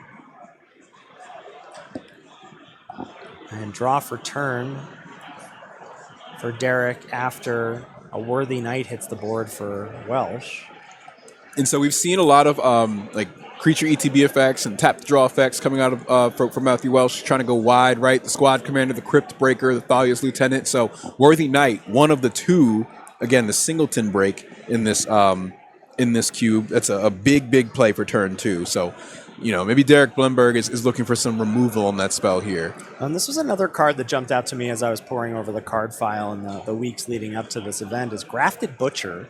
It's 1 in a black for a 2/2. When it enters Phyrexians you control gain menace until end of turn. Other Phyrexians get +1/+1. So a lot of the lords that we see, the Anthem creatures that we see are 3 mana. This is a 2-drop, and it's recursive. Oh my goodness, you can sack an artifact or nasty. creature to return it to the battlefield. This is a really awesome draft, a really awesome Orzhov draft out of Matthew Welsh. Really excellent synergy from the Anthem effects to the recursion to the card advantage. The fact we've seen Unearth, we've seen Dewdrop Cure. Like, he has cheap threats, and they all matter, and he's got ways to get them back. And this card rules too. I feel like Matthew Welsh drafted an excellent deck, and it is providing for him. Here's a Sling Gang Lieutenant. So that's going to make 3 goblins. It can sack any goblins to drain your opponent for 1. Worthy Knight is going to make a 1/1 off that cast. He's gaining life here too. So just pulling himself further and further ahead. Every creature that Matthew Welsh casts without Derek removing one of these two is just digging him further and further into the ground. And I'm a little worried that I understand why Derek pitched the land rather than paid 3 life off the Bitter Triumph is because his hand doesn't do a lot. I think he might be a little full of lands there. And that's why he said, I can afford to chuck 1 and not take 3. And he's going to be happy that he did in a sense, because he'll want those 3 life back, but it's not looking good. I mean, right now, Derek's effective life total is 5. Right. Because Sling Gang Lieutenant can sack 8 creatures for 8 drains. That's right. So we're identifying a white spell here from Derek. It looks like, is that a Thraben Charm? Yeah, 1 and a white, deal damage equal to twice creatures, destroy an enchantment, or exile any number of target players' graveyards. It looks like, yes, it looks like Derek had Thraben Charm in hand, maybe just drew the Thalia's Lieutenant, was bemoaning the draw to Matthew as Matthew gets the win 2-0 over Derek, and they're just comparing notes there at the end there, as decorum would dictate. Absolutely. The Sling Gang Lieutenant and the Worthy Knight just really an immense amount of pressure from turn 2 to turn 4. And you got to have the removal early on, or they're just going to pile on you there. And you saw the early concession with that in effect. Yeah. Ooh.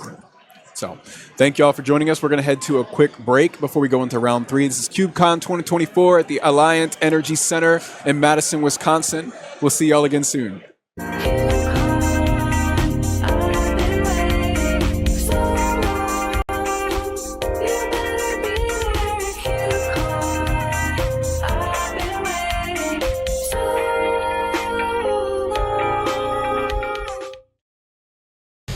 Hello, I'm Daniel, coming to you from the beautiful but rainy Pacific Northwest I call Seattle home, and I'm the curator of the data-generated vintage cube. And it's a classic vintage cube, so it really harkens back to the origins of cube, where people were just kind of putting the most high-powered, broken things in a cube, jamming it, and the real twist here is that it's data-driven curation. So really, there's an algorithm behind the scenes that's analyzing Cube Cobra data and doing all the card choices. So when we're analyzing cubes, we've got an algorithm that's running and it's considering things such as, a card's inclusion rate in a subset of cubes, maybe a card's ELO, things like that to sort of weight how important a card is and if it gets into the data-generated vintage cube. A few cards I'd like to highlight are, first off, things you think about when you think of vintage cube, the peaks of power. That's things like the Power 9 Black Lotus and things like that. People love drafting these cards, love playing with them, and I'm super excited to be able to share these kind of pieces of Magic's history with the greater cube community. It always brings me a little bit of joy when people get to crack a pack and draft a piece of power. Second thing, I'd like to sort of highlight is really just, I'm not going to talk about the archetypes. I think that Vintage Cube is a well-known entity, but I would just highlight a lot of the engine cards that you will see here that speak to a lot of the common strategies in Vintage Cube. Things like Channel and Tinker, and maybe something like a Sneak Attack, which really enables you to cheat on mana to put big things into play faster than you would in a normal game of Magic. The third sort of category of cards I'd like to highlight for you are just some sort of aesthetic choices. I really pride myself on the aesthetic choices that I've made for this particular cube, so please enjoy the sort of judge promos, beta dual lands, anything like old cards that are rare and hard to find. So I hope you will enjoy opening packs, drafting these, playing with these old and beautiful cards just as much as I enjoy sharing it with you. Again, this data-generated vintage cube is really about the community, the choices that everybody makes in creating a vintage cube and what goes in there, and this cube is really that amalgamation of those choices. Thanks for listening, and I hope you'll give the data-generated vintage cube a try at CubeCon. Hello and welcome back to CubeCon 2024. We are live from Madison, Wisconsin at the Alliant Energy Center, and this event is brought to you by Wizards of the Coast. As you know, Magic is about gathering. Play the game your way, whether it's your local game store, at home with friends, or online with Spell Table, or in a convention center filled with your favorite nerds. We have a wonderful 4-day event going on this weekend, and it is thanks in part to Wizards of the Coast and other friends supporting the show. We're in our final round as a duo here for your commentators. I'm Rondez, joined by Ethan. I believe this is game 1 in round 4. Again, we are in the Changeling Cube, and we've seen some pretty exciting interactions with the emblem that both players spawn into the game with. Start the game with. A little bit of Overwatch over here. A little bit, right? We're spawning into the game today. So, Ethan, some of the standouts we've seen so far today, right? Squad Commander, really, really big deal. Lots of zombie synergy, not just with Crypt Breaker, but also some of the removal, the fairies as well. What are some other standouts to you? I mean, Magda for sure. I got to say, Conspicuous Snoop did a ton of work in that same deck in tandem with Magda. And we're going to be tracking our feature drafter, Dana Fisher, who is very exciting to see her here. And she's in her Nissa cosplay. She drafted a green-black deck with a ton of elves. The elves haven't been there for her just yet, but hopefully they will in round 3 as she's facing off against Paul Van Prague. And I have good news for you, Rondez, as I'm looking at Paul's list over here. There's a Risen Reef. Oh, yes. Now, I don't know if it's making the cut. We just have the pools. We don't have the list. We got the full list. But there's some teamer goodness here. A card that I'm excited to see. There's Flame of Anor from the Lord of the Rings set, right? 1 blue, red. If you control a wizard, you get to do both of the effects. Is that the only Lord of the Rings card in the set? In the cube? I didn't see any others. It might be. And honestly, let's it's a powerful set. The cube doesn't need to be going overboard. There's also a Kranko mob boss on this list, and a Chatterfang, 2 really powerful creature type matters creatures, like Kranko making X goblins equal to the number of goblins you control. That's going to be equal to the number of creatures you control, because this is Changeling Cube. That's right. That's right. And so one of the things that we brought up about this cube was Risen Reef. That's going to be at the hand of one of our undefeated players that we've seen in this round. Facing off against Dana, who I think we've seen go 0-2 so far on the day. So, well, it looks like we're being told that the Dana match we will hopefully get to, but we're going to start with, it's CubeCon is about fun, but people are here to win. That's right. Okay, so we are going to start with our 2-0 players from the pod to see who we're going to crown a victor here from the Changeling Cube. Undefeated on both ends here, 2-0, 2-0. So and our game's ready. We're going to hop right into the match. This is game 1, and we're seeing Christopher facing off against Derek. Derek, we just saw in our previous matchup. Again, 2 undefeated players in this Changeling Cube. All creatures have all creature types in all zones. Is the house rule that we're playing with in this cube. That's true. That is a house rule, yeah. Let's see if I can pull up Christopher's list here to see what he's working with. Derek, I believe we saw previously, he's on a nice Rakdos deck, coming in with a bunch of 2-for-1 creatures. He has that creature tutor as a single black spell. He's got the munitions expert. I believe that is Derek, if I'm remembering correctly. Looking at Christopher Walter, another white drafter here. Oh, so we have seen Christopher here on Orzhov already, right? The Orzhov deck could. That's right. Looking over at Derek's list, we're seeing some elves in there. I see the Land of War elves. I see the Visionary. But again, where is this Sacred Foundry coming from? That's why I'm not sure I'm trusting these lists. I'm just gonna I'm gonna be present. I'm gonna be in the moment with you, Rondez, and our faithful viewers, hanging out with us at twitch.tv/CubeCon Live. Tell your friends, tell your enemies. Tweet the stream. We're gonna be here for 4 days. We've got, we're gonna be finishing out this round, and then we have Hayu and Ryan Overturf as our other commentary duo. Excited for them to hop in the booth and take you out for the rest of the coverage here, the content here for Prequel Day. There's an Elvish Warcaller. One of the singleton breaks in the cube, 1 in a green, 2/2. Whenever cast another elf, get a 1/1. Only happens once per turn. The dreaded text. No fun. No fun. No fun allowed.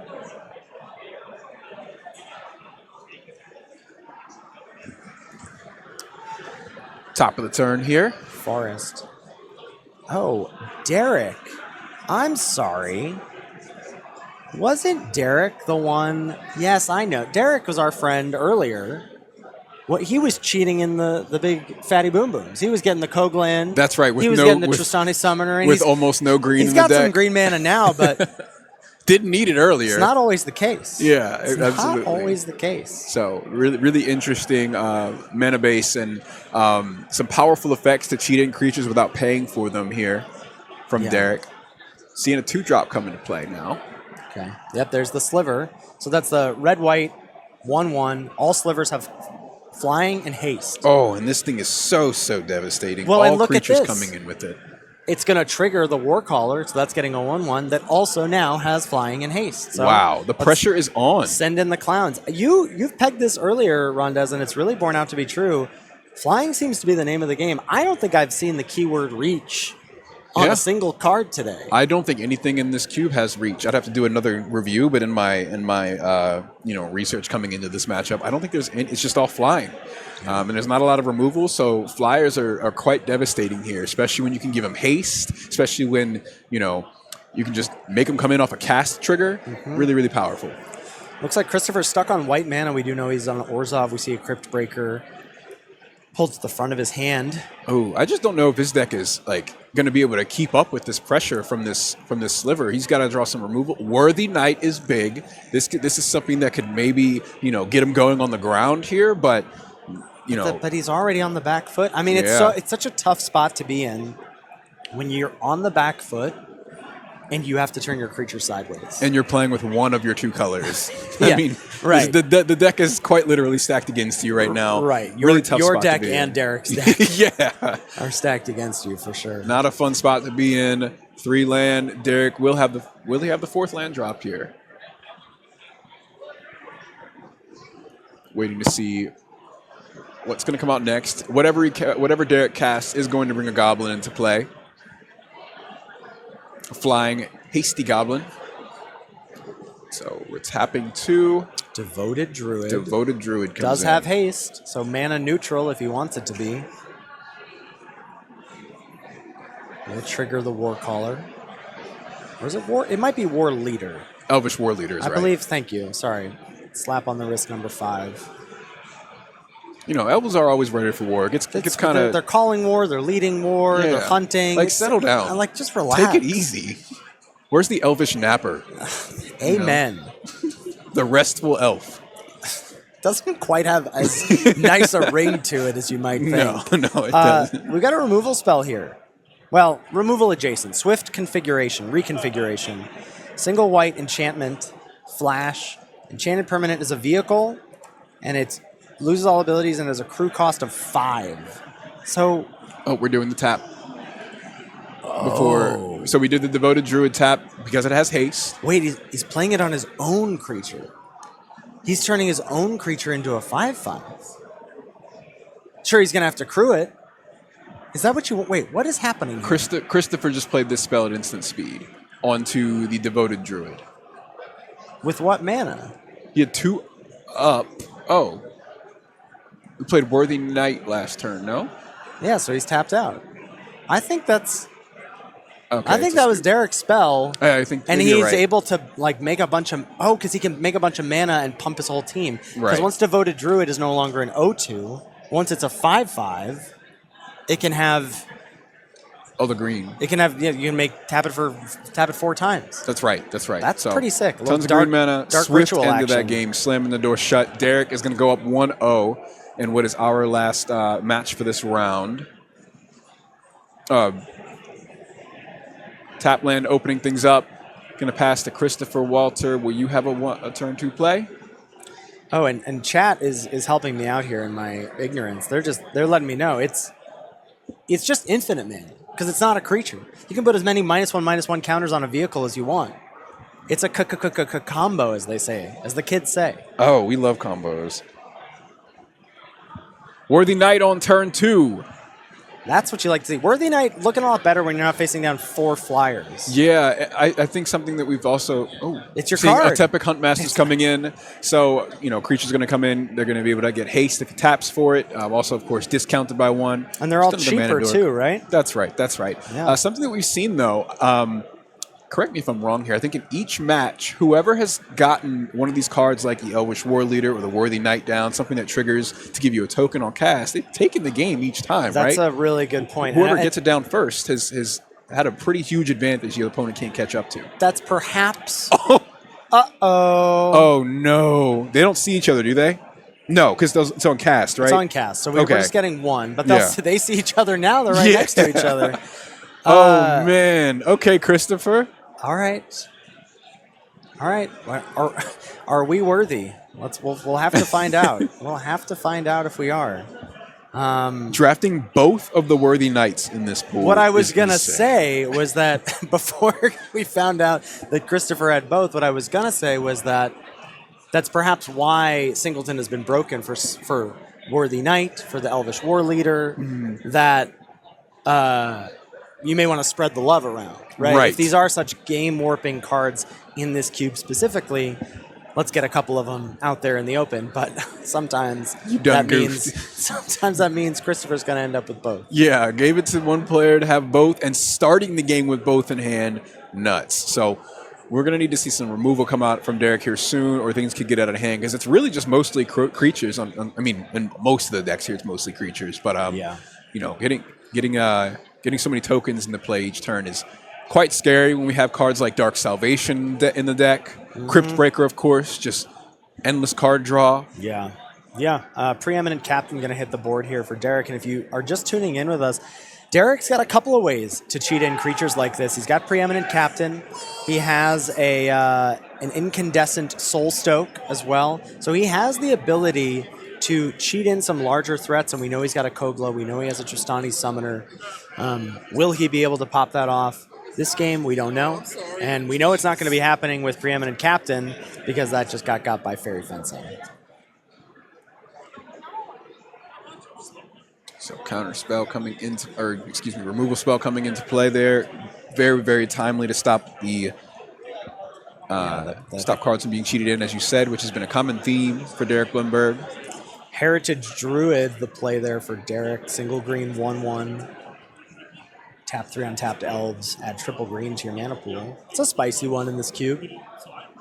It's interesting. There's a little bit of a dissonance, I feel like, in terms of, and I feel like Derek has struck that balance quite nicely of wanting to affect the board early and often, but also have that oomph to push over the top. Something like Heritage Druid being able to cheat out the larger threats, Preeminent Captain, Soul Stoke, etc. Absolutely. That's absolutely right. So the Wayward Servant coming in here is just kind of devastating, right? I mean, every time a creature comes in, it's gain 3, lose 3. Your opponent loses 3. It's only unfortunate. I mean, I'm using the word unfortunate isn't quite right, but it's only slightly unfortunate that this turn it doesn't see the 1/1s come in because it is a cast trigger. Right. But now any creature is going to drain 3 for Christopher Walter. Yeah. Thanks to the Worthy Knights making 2 1/1s. Derek's got to have something explosive this turn. Otherwise, just another couple creatures from Christopher, and I mean, it's a wrap. Yeah. It's a real, like, the pendulum really does swing so wildly in this cube, in these first, whatever, turns 3 through 6. I feel I'm on a roller coaster of like, oh, Derek's going to win. Oh, well, maybe Christopher's going to win now. Yeah. Oh, Derek's back to it. Because I'm sitting here thinking, what could Derek possibly do to get out of this? But I know he's got the tools in his deck to do it. Right. Does he have them in his hand? We'll find out in just a second.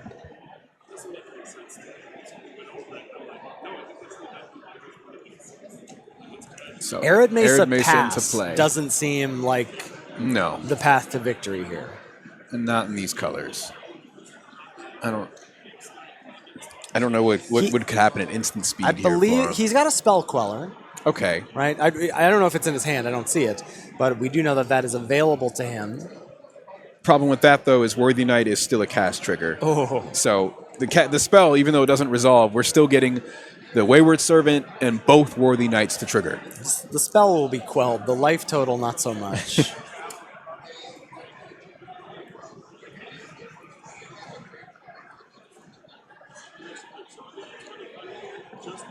Just tapping 1 white here. What are we doing? Oh, another one of our... We haven't seen these, actually.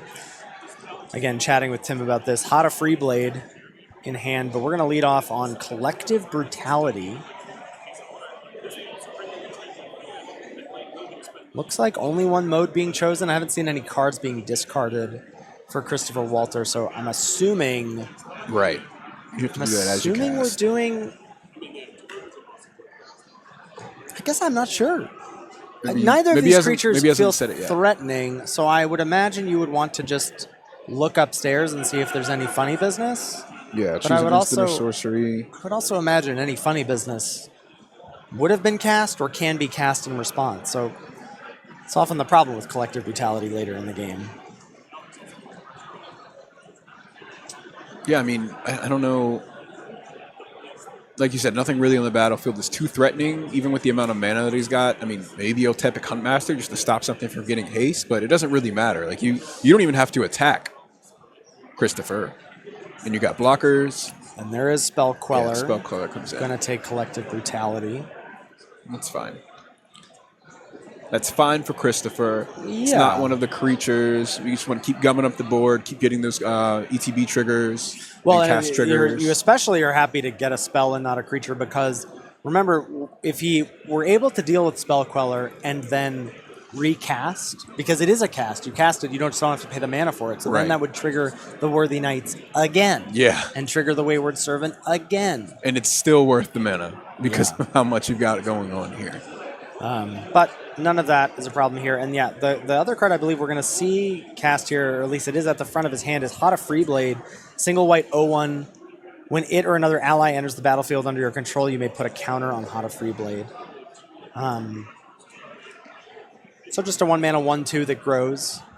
Again, won't see the 1/1s that the Worthy Knights make this time, but they will. But it will eventually. There it is. There's Hot of Freeblade. So, of course, trigger for the cast. Worthy Knights come in first. Then trigger for the Wayward Servant. Drain, drain, drain. Yes, indeed.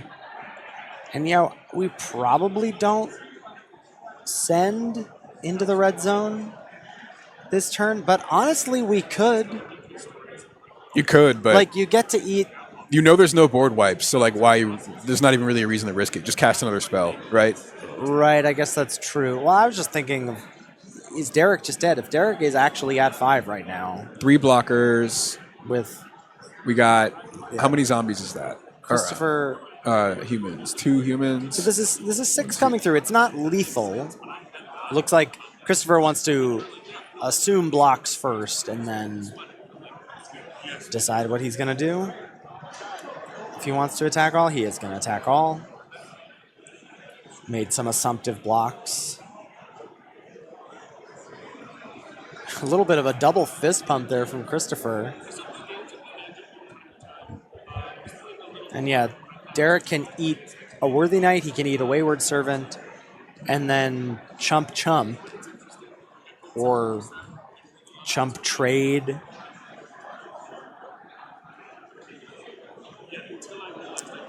Just looking at that open, we got open red and green. I don't know that we've seen... What red removal have we seen from Derek? Is there magma spray in there? I feel like our friend Keldon from earlier with the Izzet deck snapped it all up. You might be right. As far as I can tell, Derek's hand is Forest and Tristani Summoner. Oh, yeah, I see. So that's not going to do it. Which I don't think is going to do it.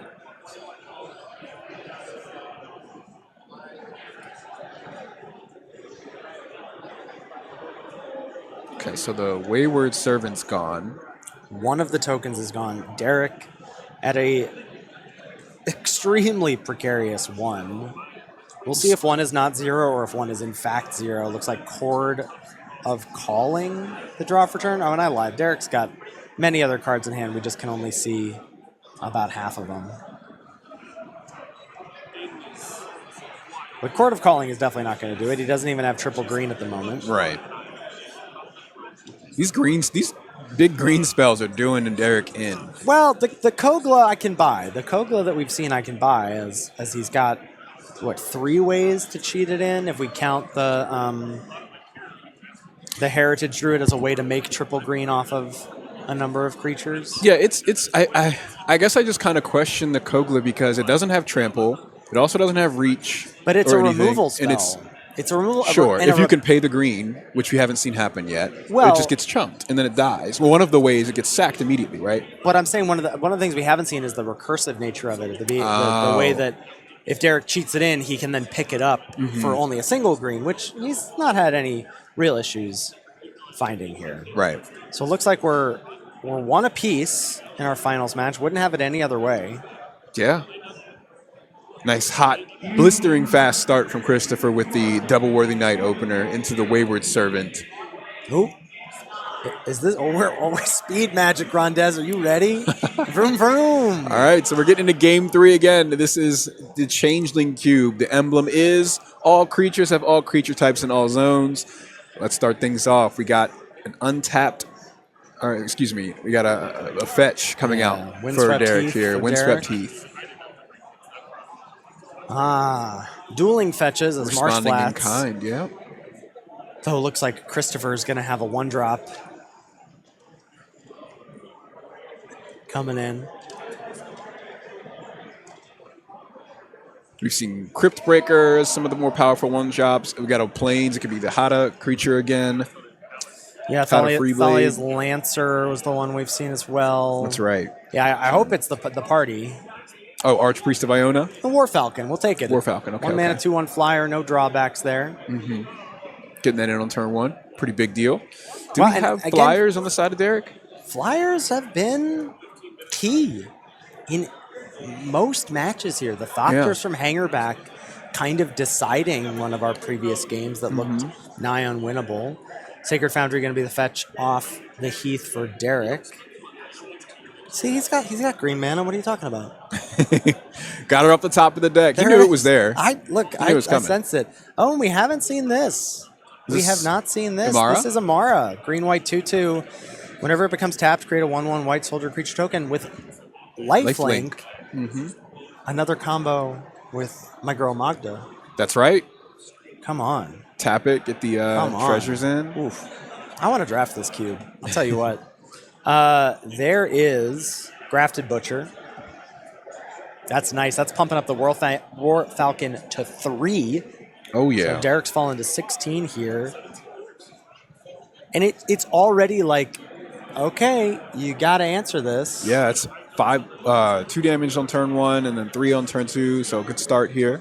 Amara attacks. Oh, okay. Christopher, I think, correctly recognizes that I would like that off the battlefield. It's got to go immediately. It is recursive, though. Keep that in mind. This can come back later on. 4 mana to sack a creature and artifact, and we know that Christopher's making lots of tokens in this deck, so there will be lots of fodder for Grafted Butcher to come back into play. And now that the Butcher has found its way to the graveyard, it died. That's how it found its way there.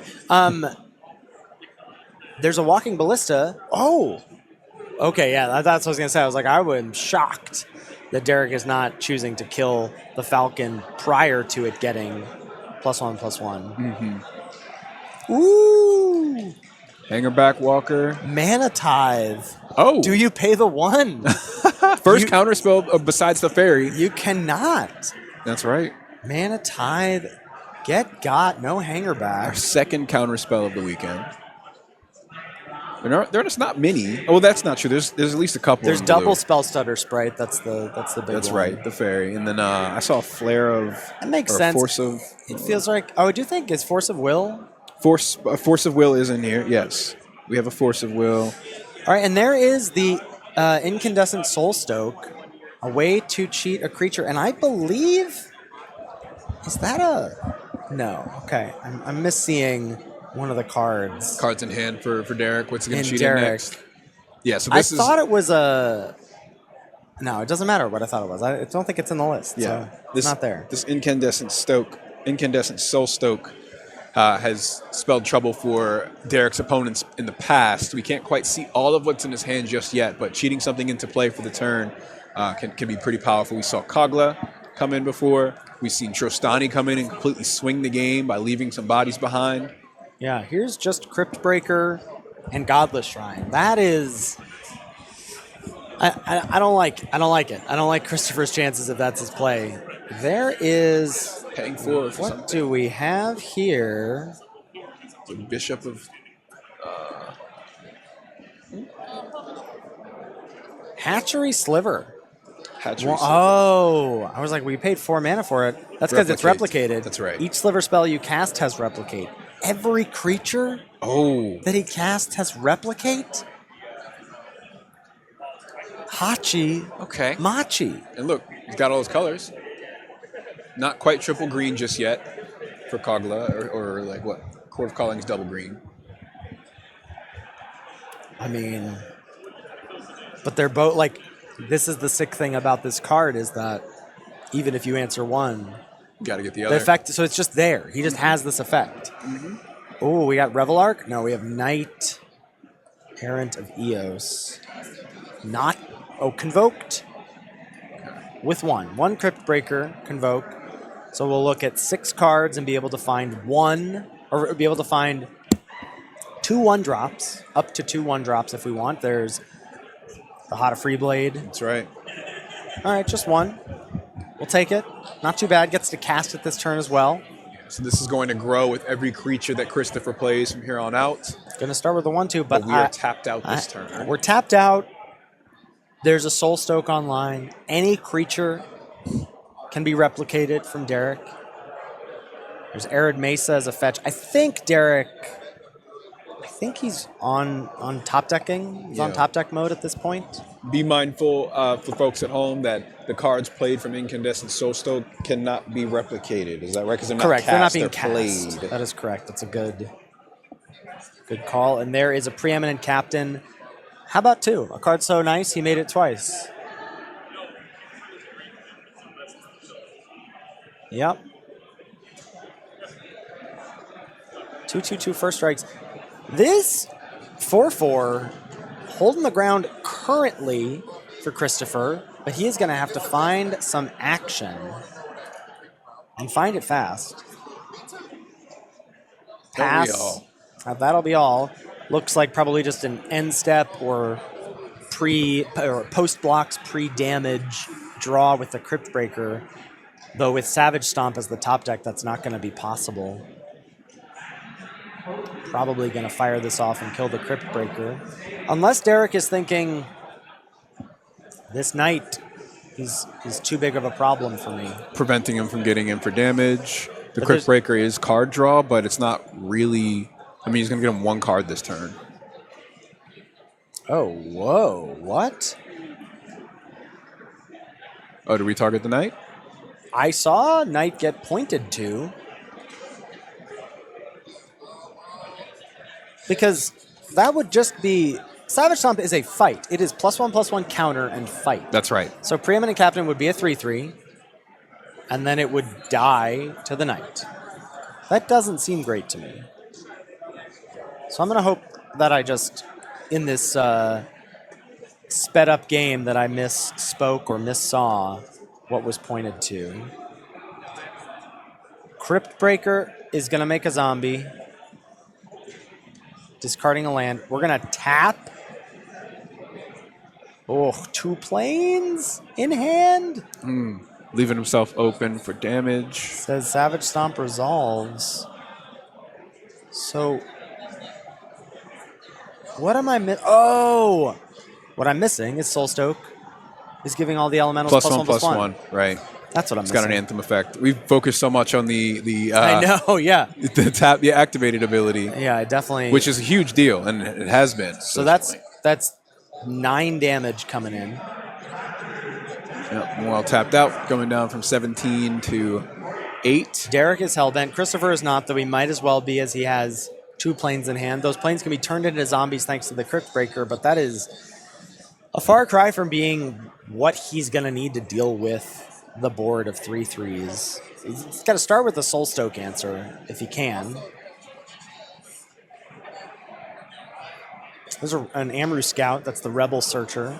Going to pump up the Hada to a 2/3.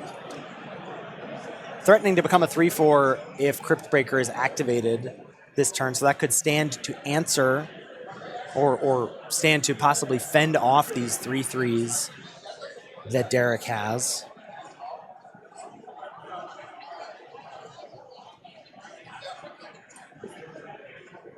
Derek sending in with Sliver Copy and the Preeminent Captain, not cheating in anything.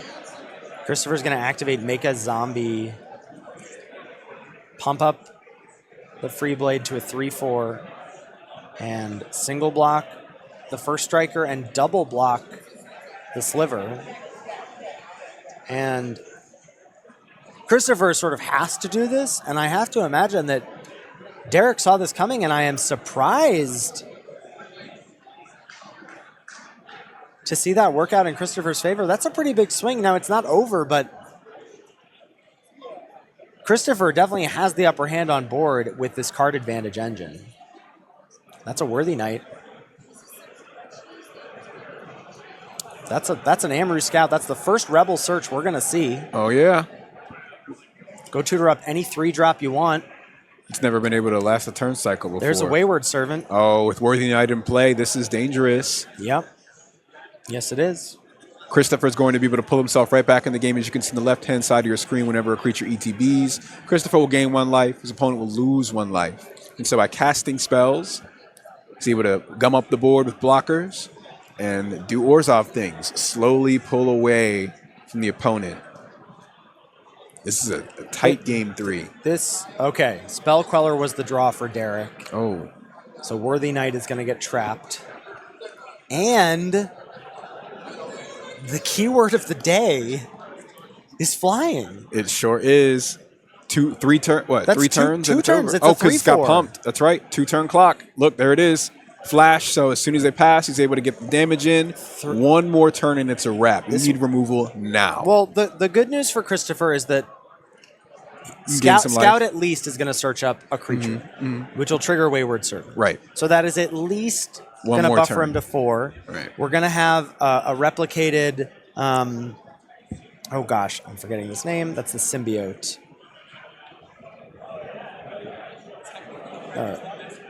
Heritage Druid, my bad. The 1/1 That's going right. to get reflected there. The other Worthy Knight as the top deck. Oh no, not the top deck. The search off the Scout.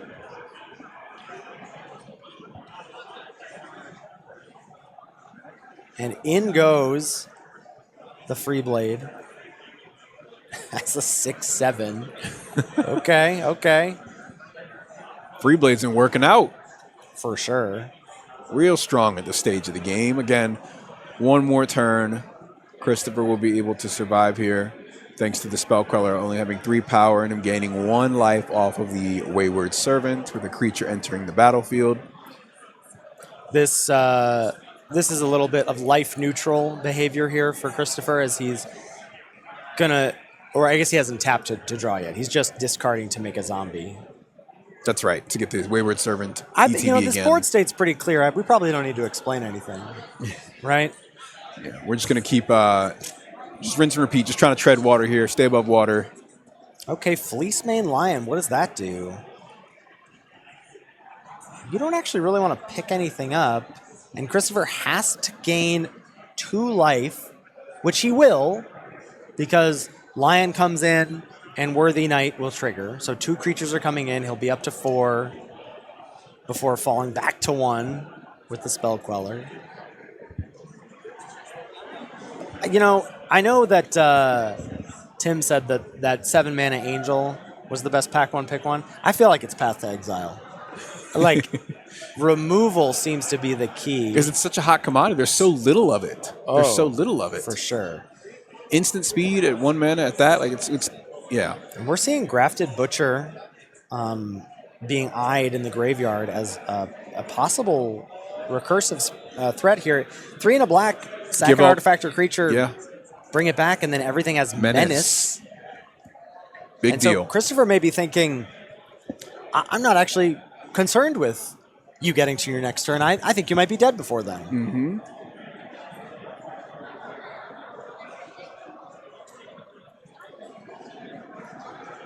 Okay, so we are tapping 4. We're going to tutor for a creature. Oh, we're getting Archpriest. Got another flyer coming in. This flyer is, of course, as you know, going to trigger the Wayward Servant, gain some life. It's also able to block the Spell Queller if need be. Mm-hmm. Mm-hmm. Oh, no, that's only when it swings, right? Is that only a 10-act trigger? Sorry. Yeah, only at the beginning of combat on your That's turn. right. It's an attack trigger, so not able to defend with it there, but I mean the life gain is what the most important part of this play here. Well, but is this Freeblade gonna be in the air this turn? Oh, it should be. That's right. Beginning of combat on your turn, if you have a full party, boy howdy does Christopher Walter have a full party. Yeah. It's party time, he said. Here it is. And there's a 10 power flyer plus. I think this is game. Yeah, Spell Queller has to block. Ooh. What do we have? What That's a it. swing. There it is. Wow. And Christopher Walter is your Changeling Cube champion. Wow. I mean, just a really beautiful draft. Leaning into the tokens with such a low curve. And we saw it play out time and time again with those single black or black and white creatures, the Wayward Servant, the Crypt Breaker, the Worthy Knight. I mean, just the staying power that this deck list had. He was really able to grind his opponents out, even when he was on the edge of losing the game, Ethan. Well, that was, I think, now 2 games we saw that I was basically like, let's put a bow on it. Let's wrap it up. It's over. And he went, actually, turn him sideways, you're dead. Take your time. Yeah, he's like, let me just count this out. What are you at, 13? You're dead. Right. And that's a pretty powerful spot to be in. A really, really impressive draft. Yeah, really powerful stuff. Really powerful stuff. So, guys, we're going to go to a quick break. When we come back, we got another matchup with Dana. We're determining her opponent here shortly. And stay tuned. We'll see you again shortly.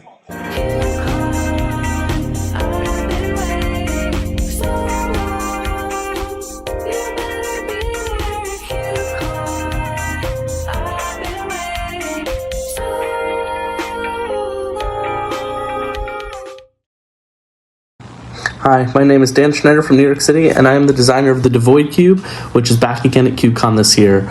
The Devoid Cube is an eternal cube environment in which every single card in the cube is colorless, and the only basic land you can add to your deck freely at the end of the draft is wastes. A few cards I'd love to highlight in this environment are, first, Ugin the Ineffable. Ugin is a great example of a card that is dramatically recontextualized in this cube.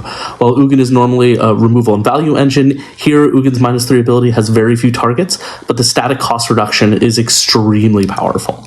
Second is Mishra's Factory. Mishra's Factory is a creature land that sees play in many other cubes, but usually only generating colorless mana limits it to being in monocolored aggro decks. Here there are so many colorless spells that Factory has almost no downside, and there are a ton of utility lands to draft in the cube without hurting your mana. The third card is Chaos Orb. Colorless doesn't have the best options for removal in Magic, and it turns out that Chaos Orb is one of the most potent available options. If you've never had a chance to flip an orb, here's a great opportunity to do so. In terms of draft archetypes, the Devoid Cube surprisingly has most of Magic's major macro archetypes represented.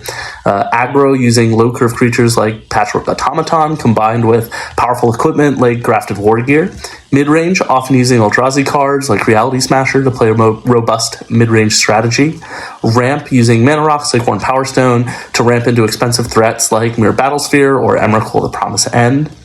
Control decks, finding colored sources to play early removal like Fanged Flames, as well as board wipes like Navinral's Disc to control the board and land a late game finisher. Or you can go full combo using Kark Clan Ironworks to build a loop, or just sack your board to go all in on Ulamog the Ceaseless Hunger.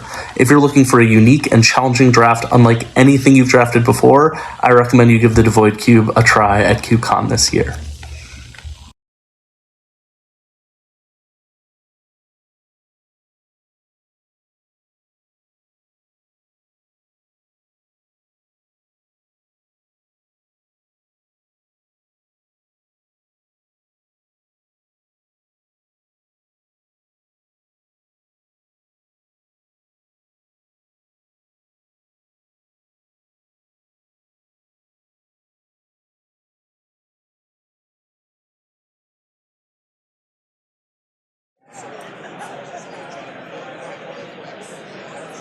Welcome back to CubeCon 2024, where we are proud to be sponsored by Daybreak Games.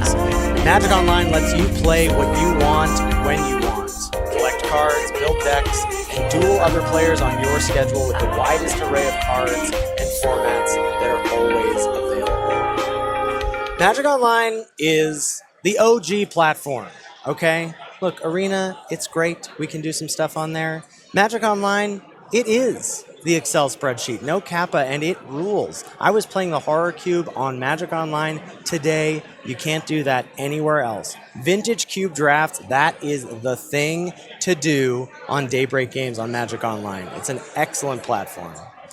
We are going to be moving into, we crowned a winner here. We're going to be moving into round number three here. And we're going to be moving into seeing Dana, into seeing her against Paul Van Prague, and facing against her opponent here, I believe 0-2 to 0-2. And Dana on her green-black deck, Paul on a spicy little teamer build. We'll see exactly what, I teased some of these cards before, see exactly what he's on. in terms of the cards, but a Krenko, a Chatterfang, a Flame of Anor, Risen Reef, all cards popping out to me from his list as Dana leads off with a Forest and Paul on a Steam Vents. That's right. So, quiet start so far.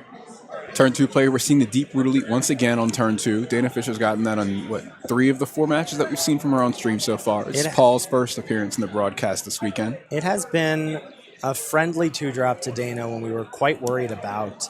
Oh, and a very interesting play. This is, I think, the lone card from one of the unsets. This is more or less single blue. You get to change the value by 1 of anything. So it looks like change the power before the counter comes on. To 0. Toughness, right. And call it good. Dragon's Horde going to come into play for Dana. All right, getting those gold counters up with each creature. There's the Wizard Cycler that we were talking about earlier. That's right. So that's going to be able to tutor up any creature, and a powerful creature at that, on Paul's side. And this is another, it's kind of a little bit of a Panharmonicon on a stick. Harmonic Prodigy, 1 and a red for a 1/3 with prowess. If an ability of a shaman or another wizard you control triggers, that's going to trigger an additional time. And that's just going to happen for any of your creatures because they're all shamans here. Absolutely right. Cube. We got prowess on this creature as well. We're looking at a blue deck that's running counter spells, tutor, so maybe the prowess will come into play here. But again, the most important line of text is doubling those triggers. We could see it come down here on turn 2. No response from Dana Fisher, of course, being tapped out. No removal, and almost no removal in the deck anyway. So this could get out of hand quite quickly.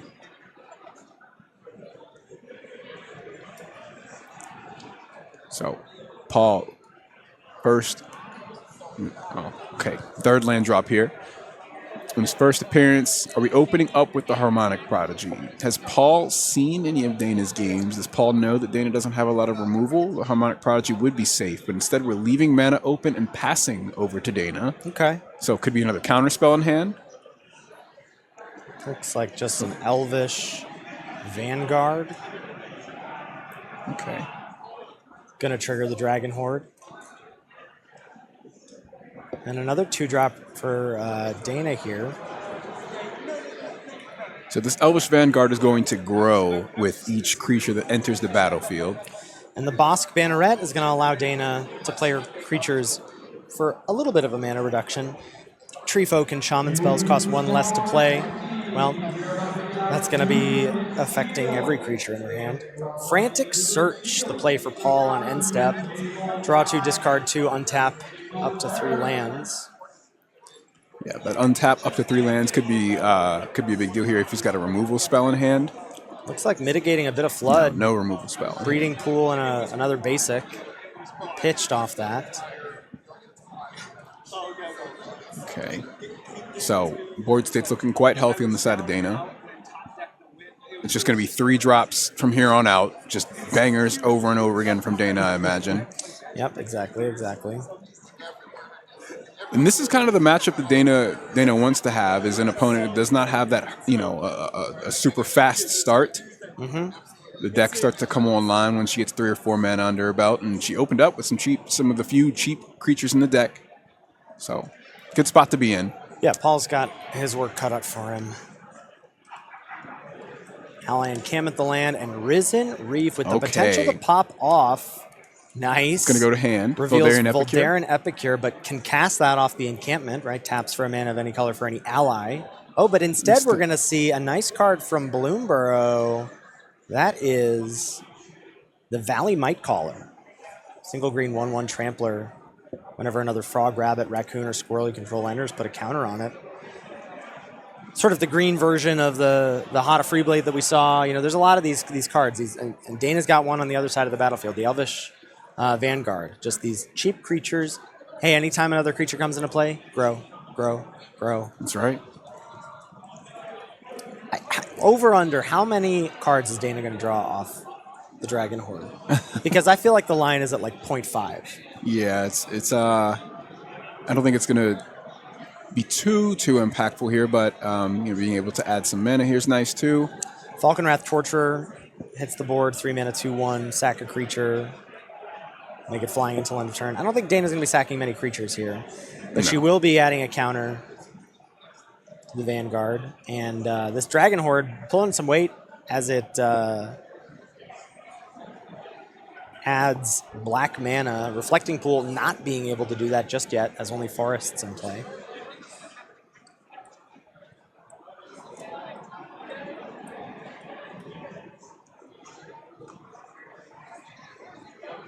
So, 1 mana creature here, triggering Risen Reef as it comes into play. As a Treefolk Harbinger, one of the many tutor to the top of your library effects in the cube. This one for Treefolk, but whatever.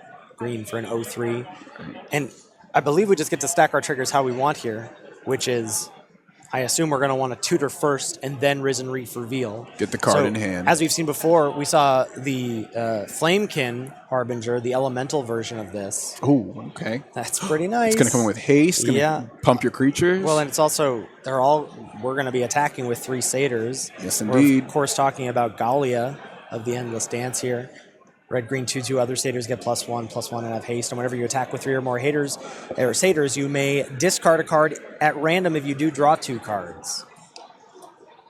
Popping off here with Teamer Critters. Yeah, and this is our first Anthem effect in play. We've seen how powerful those Anthem effects have been in our Changeling Cube thus far. And I was, as we were watching Dana's draft, I was like, all right, Imperious Perfect, I see you. All right, Elvish Archdruid, I see you. Right. The 2-mana ones kind of seem like they're where it's at. Yeah. Right? They've been huge. They've been huge. That 2-mana slot is big in this cube.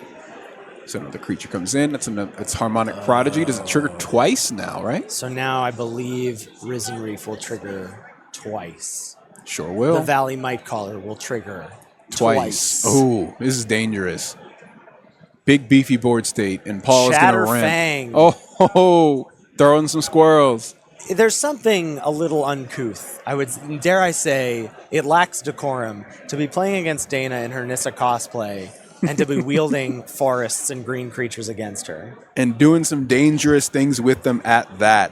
These doubled triggers are going to be really, really troublesome for Dana. I believe this is a Mana Weft Sliver.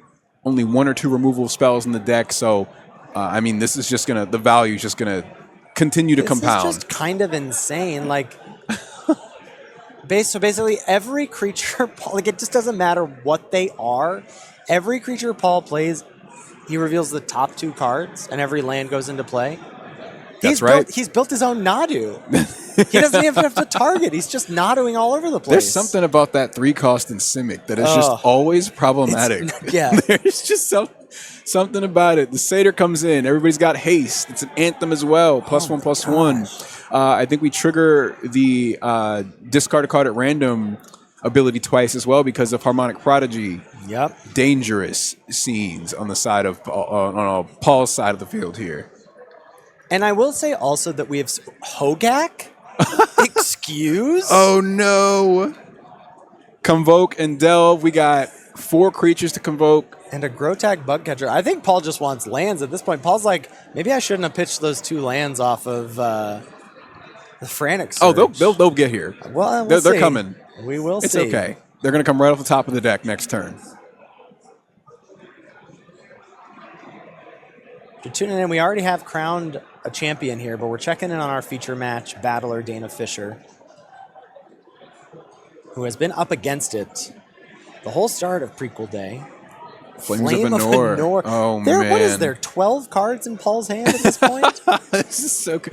What I wanted to say was, I feel like we've seen these kinds of turns as well in this cube. These ones where you're just like, how many game actions have you taken? Right. And we're not done.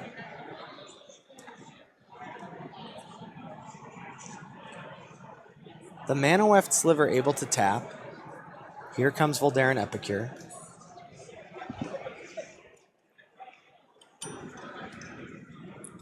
So Voldaren Epicure is going to trigger twice as well, doing 2 damage straight to Dana, also giving 2 blood tokens. If Paul wants to, Paul could discard the Hogak, play it from the graveyard whenever he wants. Comes in as an 8/8 Trampler. A cute little 1-drop here in Promised Kanushi, single green 1/1. When it dies, it is Soul Shift 7. So you get to return basically any creature. A creature with mana value 7 or less from your graveyard to your hand. It would have to be a spirit, but every creature is a spirit on Thursdays here at CubeCon.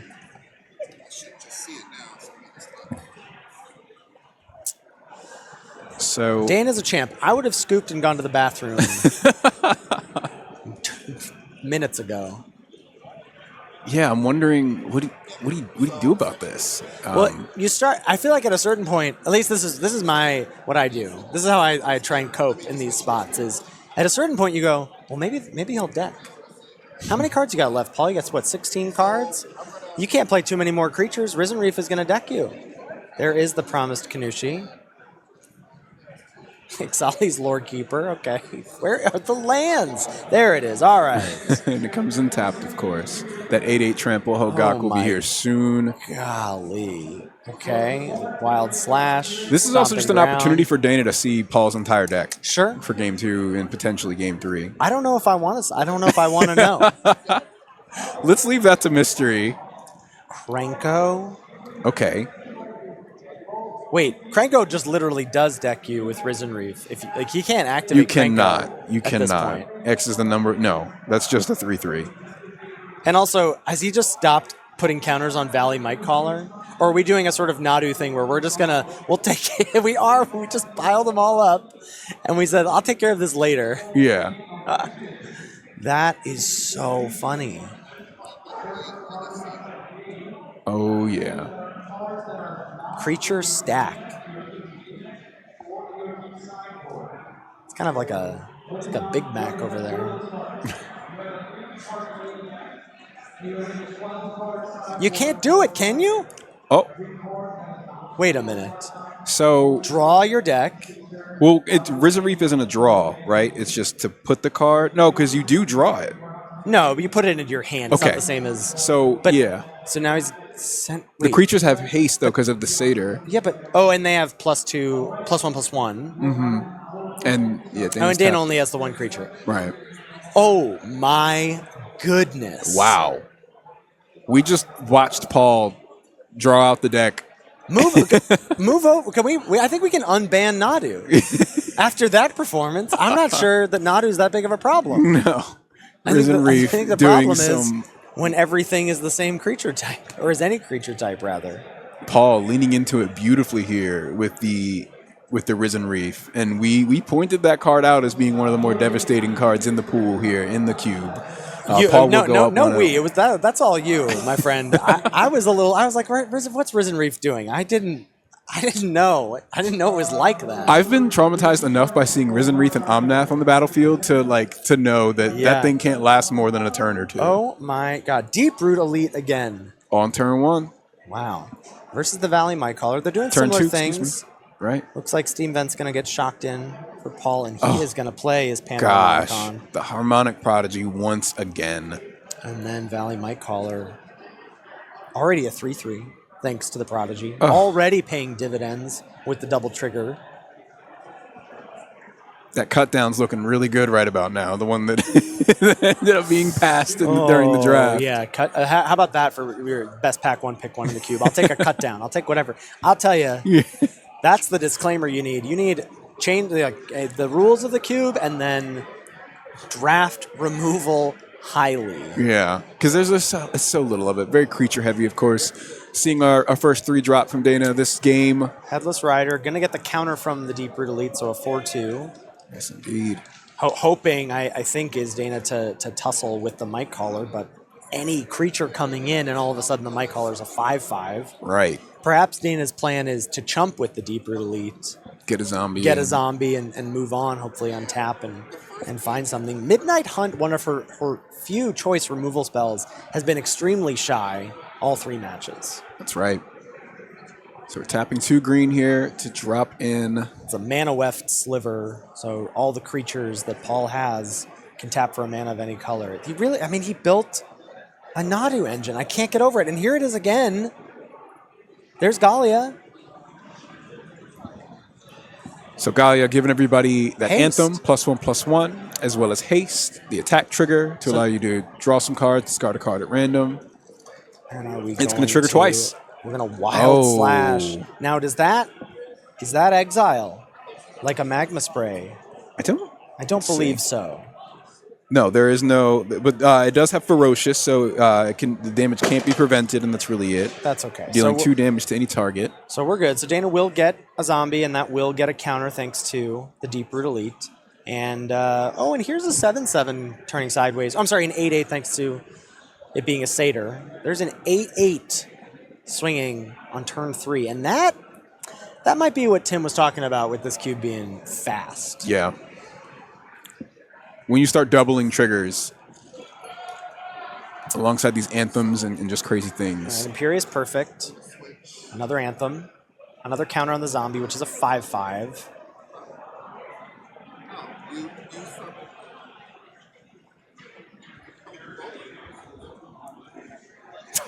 No. I mean, it's there. The Reef. This is it. This is the combo. We have Manoweft Sliver, so we have Galia, everything has haste. We have Manoweft Sliver, everything is a mana dork.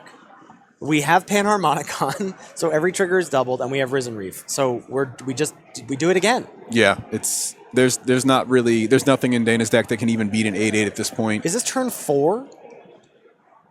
This is indeed turn 4. And what a turn 4 it is when you have a 3-mana Simic creature in play. This is a little unacceptable, if I'm being honest. This is the things that we are being allowed to happen on the right side of the battlefield. I'm just not sure I can condone. Look, Gruul Smash. I mean, Gruul Smash, but it is a little blue from Risen Reef, wet but Gruul. This is wet Gruul. That's right. Put it back in the microwave for a few minutes. That's right. This is sloppy. Look, Harmonic Prodigy and Risen Reef doing some nasty things. Hand being refreshed there, thanks to, or being refilled, rejuvenated, renewed, thanks to the satyr. We're explaining some interactions here. Terminating attacks. Looks like they're also dorks, like you said. They give mana. Just 2 being sent. Just so the bug catcher gets +1/+0. It's a 1/2, but it gets +1/+0 for each creature in your party. That's the red 2-drop there. That's so that'll be sent 4. in. Right, so it's a 4/2, but plus it's being anthemed from Galia. So 5/3. And I believe that it also triggers twice thanks to our Panharmonicon. Yeah. Because that's a trigger. It gets +1/+0. So that's going to be enough, says Dana, as we scoop him up and the match goes to Paul. So we're going to get into another match here shortly. That one was blisteringly fast because Paul he really just blitzed straight through that match. Harmonic Prodigy, Risen Reef, really pouring it on to his opponent there. Dana just, once that first swing came in and once those abilities started getting doubled, it was just far, far too much pressure. Here's the thing is that, sure, Matthew won the pod. Paul won my heart. With that match, I have to say. That deck and that performance, building his own Nadu engine was unreal. That's right. So we're going to hop right into the game here, Ethan. Game number 1, as we start off with our new match. It's Paul, and this is some previous gameplay. We're switching into the proper game here now. As you can see, it's going to be between Matt Welsh and Adam Eade, 2 players we've already seen on broadcast, facing off again. All right. So we have Matthew versus Adam here, round 3, checking into some other players. And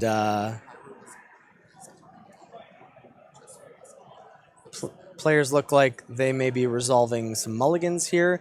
As a reminder for folks, I believe Matthew is our Rakdos player. And I believe Adam is on Orzhov. I can't quite remember.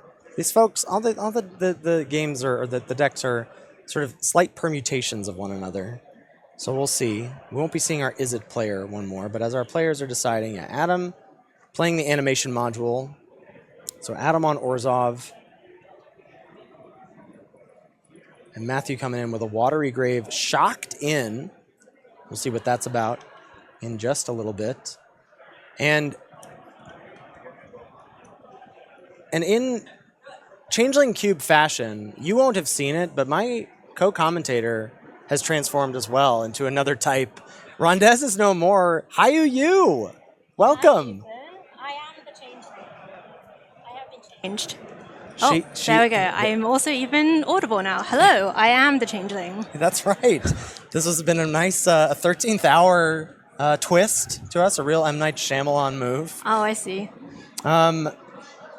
So what have we got going on here? Oh, so here we got Athalia's Lieutenant getting got by, it looks like, what, Spell Snare, and then a Corlessa hitting the board. I don't believe we've seen Matthew Welsh's deck on stream, but we have seen Adam, who's got a nice Orzhov build. And here we've got, I mean, all creatures are all types here, Hayu. Are you ready for the nonsense? I was looking at this cube earlier on in the day before we came on, and I just thought this looks like a lot of fun. Has it been fun? It's fast. I talked to Tim, the creator, earlier today, and I was eyeing a 6-drop, and he was like, maybe you'll have time for that. I was like, whoa, it's that fast? He's like, maybe you reanimate it. I was like, whoa, okay.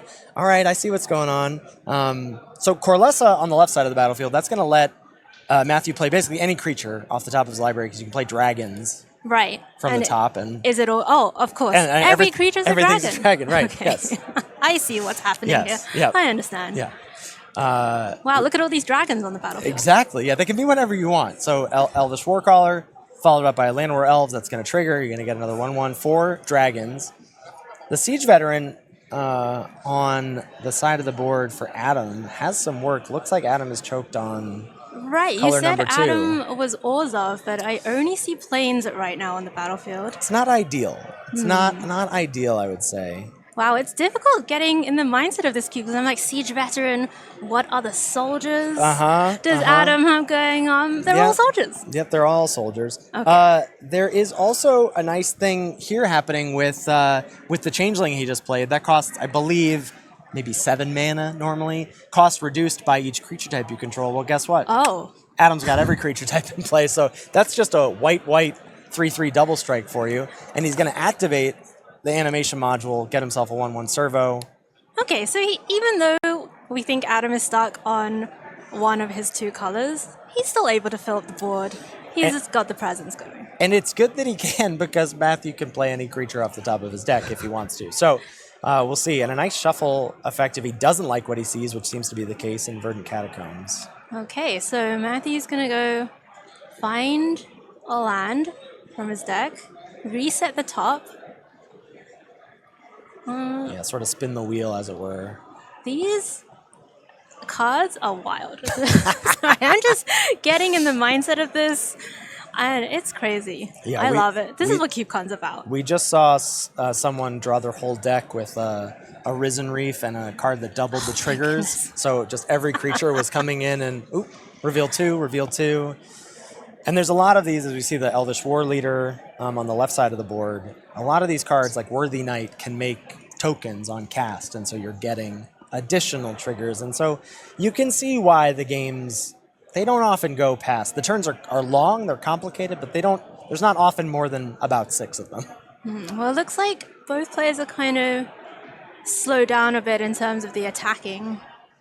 Just trying to build up the advantage. Matthew's down at 13, so there must have been some early aggression from Adam, I see. Yeah, well, this double striker that he's got in the middle of his board is gonna, that's got attacks. No shortage of chump blockers for Matthew at the moment. Getting a counter put on it. Yep. And I guess that's the second servo being made. Yeah, so by that's animation module. Yeah, so we've got the synergy here between the Siege Veteran that lets you put a counter. It's like Luminarch Aspirant, but it costs 3, so you're getting the counter on there. That's triggering the module. Pay 1, get your servo. Gotcha. Okay. Nice little engine going on for Adam. For sure, and we're going for that's a 5/5 double strike, turning sideways. Well, that's not gonna. I imagine that's not connecting. Yeah, I think Matthew probably would not like to go down to 3 at this stage. He's reading Siege Veteran. Perhaps there's some removal in hand for Matthew.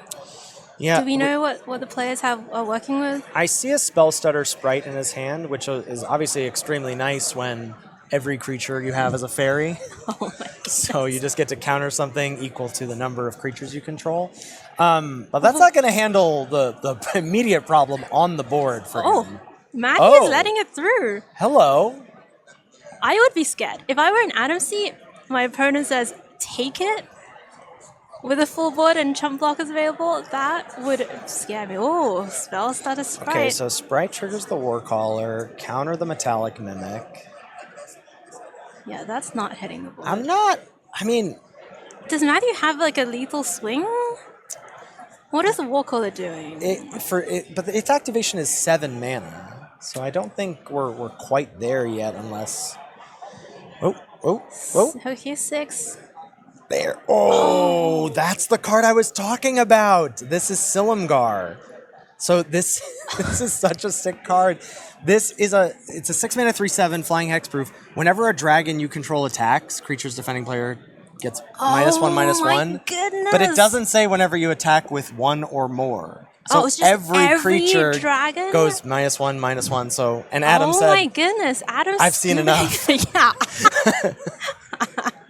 Incredible stuff. I am still.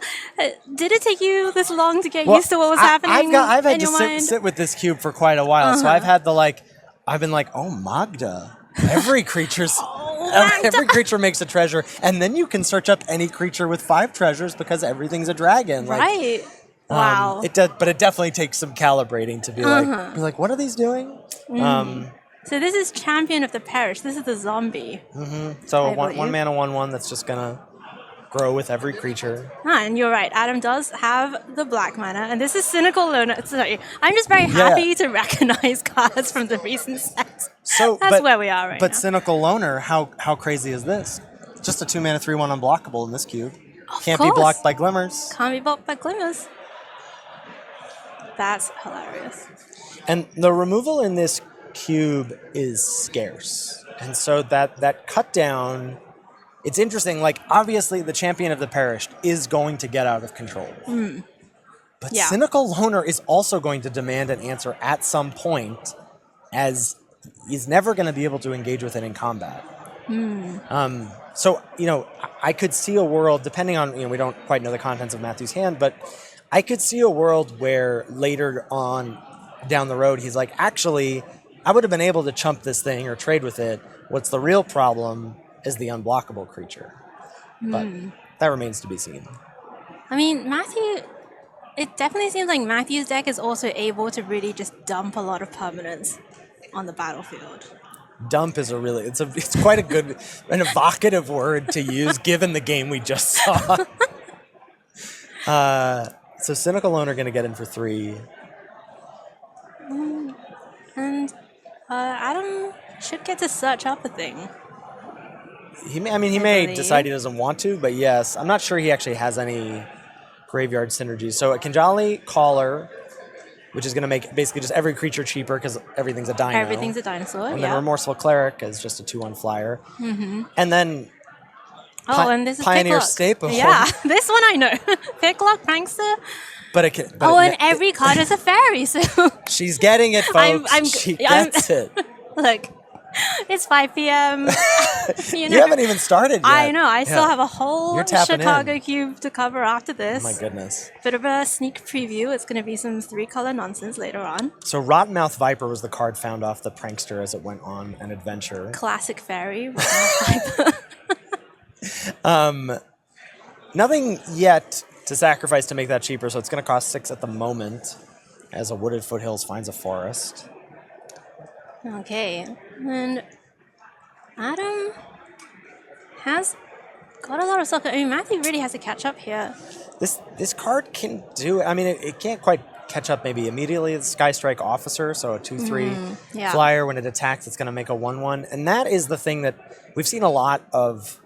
We've seen flying be quite relevant in this cube, as there seems to be a scarce amount of flying creatures. Well, don't need to talk about it anymore. Get out of here. But flying has been important, as well as creatures that make multiple bodies. The Warcallers, the Worthy Knights. So Sky Strike Officer being able to do that repeatedly, very powerful. So Adam choosing to use probably one of his choice removal spells on that makes a ton of sense. All right, back over to Matthew. And I mean, I think last time we really saw him get a lot of value and board presence with that elvish warcaller and the was it Casa? Oh, Corlessa. The Corlessa? Yes. Yeah. But it does have a lot of instant speed effects, as we saw previously. We saw a pretty nasty turn from Adam earlier in coverage with that Suncaller on 1. He deployed 3 2-drops on turn 3. Oh. Well, that's the speed of the cube, right? Ain't no thing. Dreams of Steel and Oil. Okay. I love this card. This is one of my pet cards. Are you a you like a discard spell? I love a discard You just want to, you get that warm fuzzy feeling just being like, Yeah. what's going on? But sometimes it's a 2-for-1. Like just Well, in the right. it is right now, isn't it? With Prankster on an adventure, isn't it?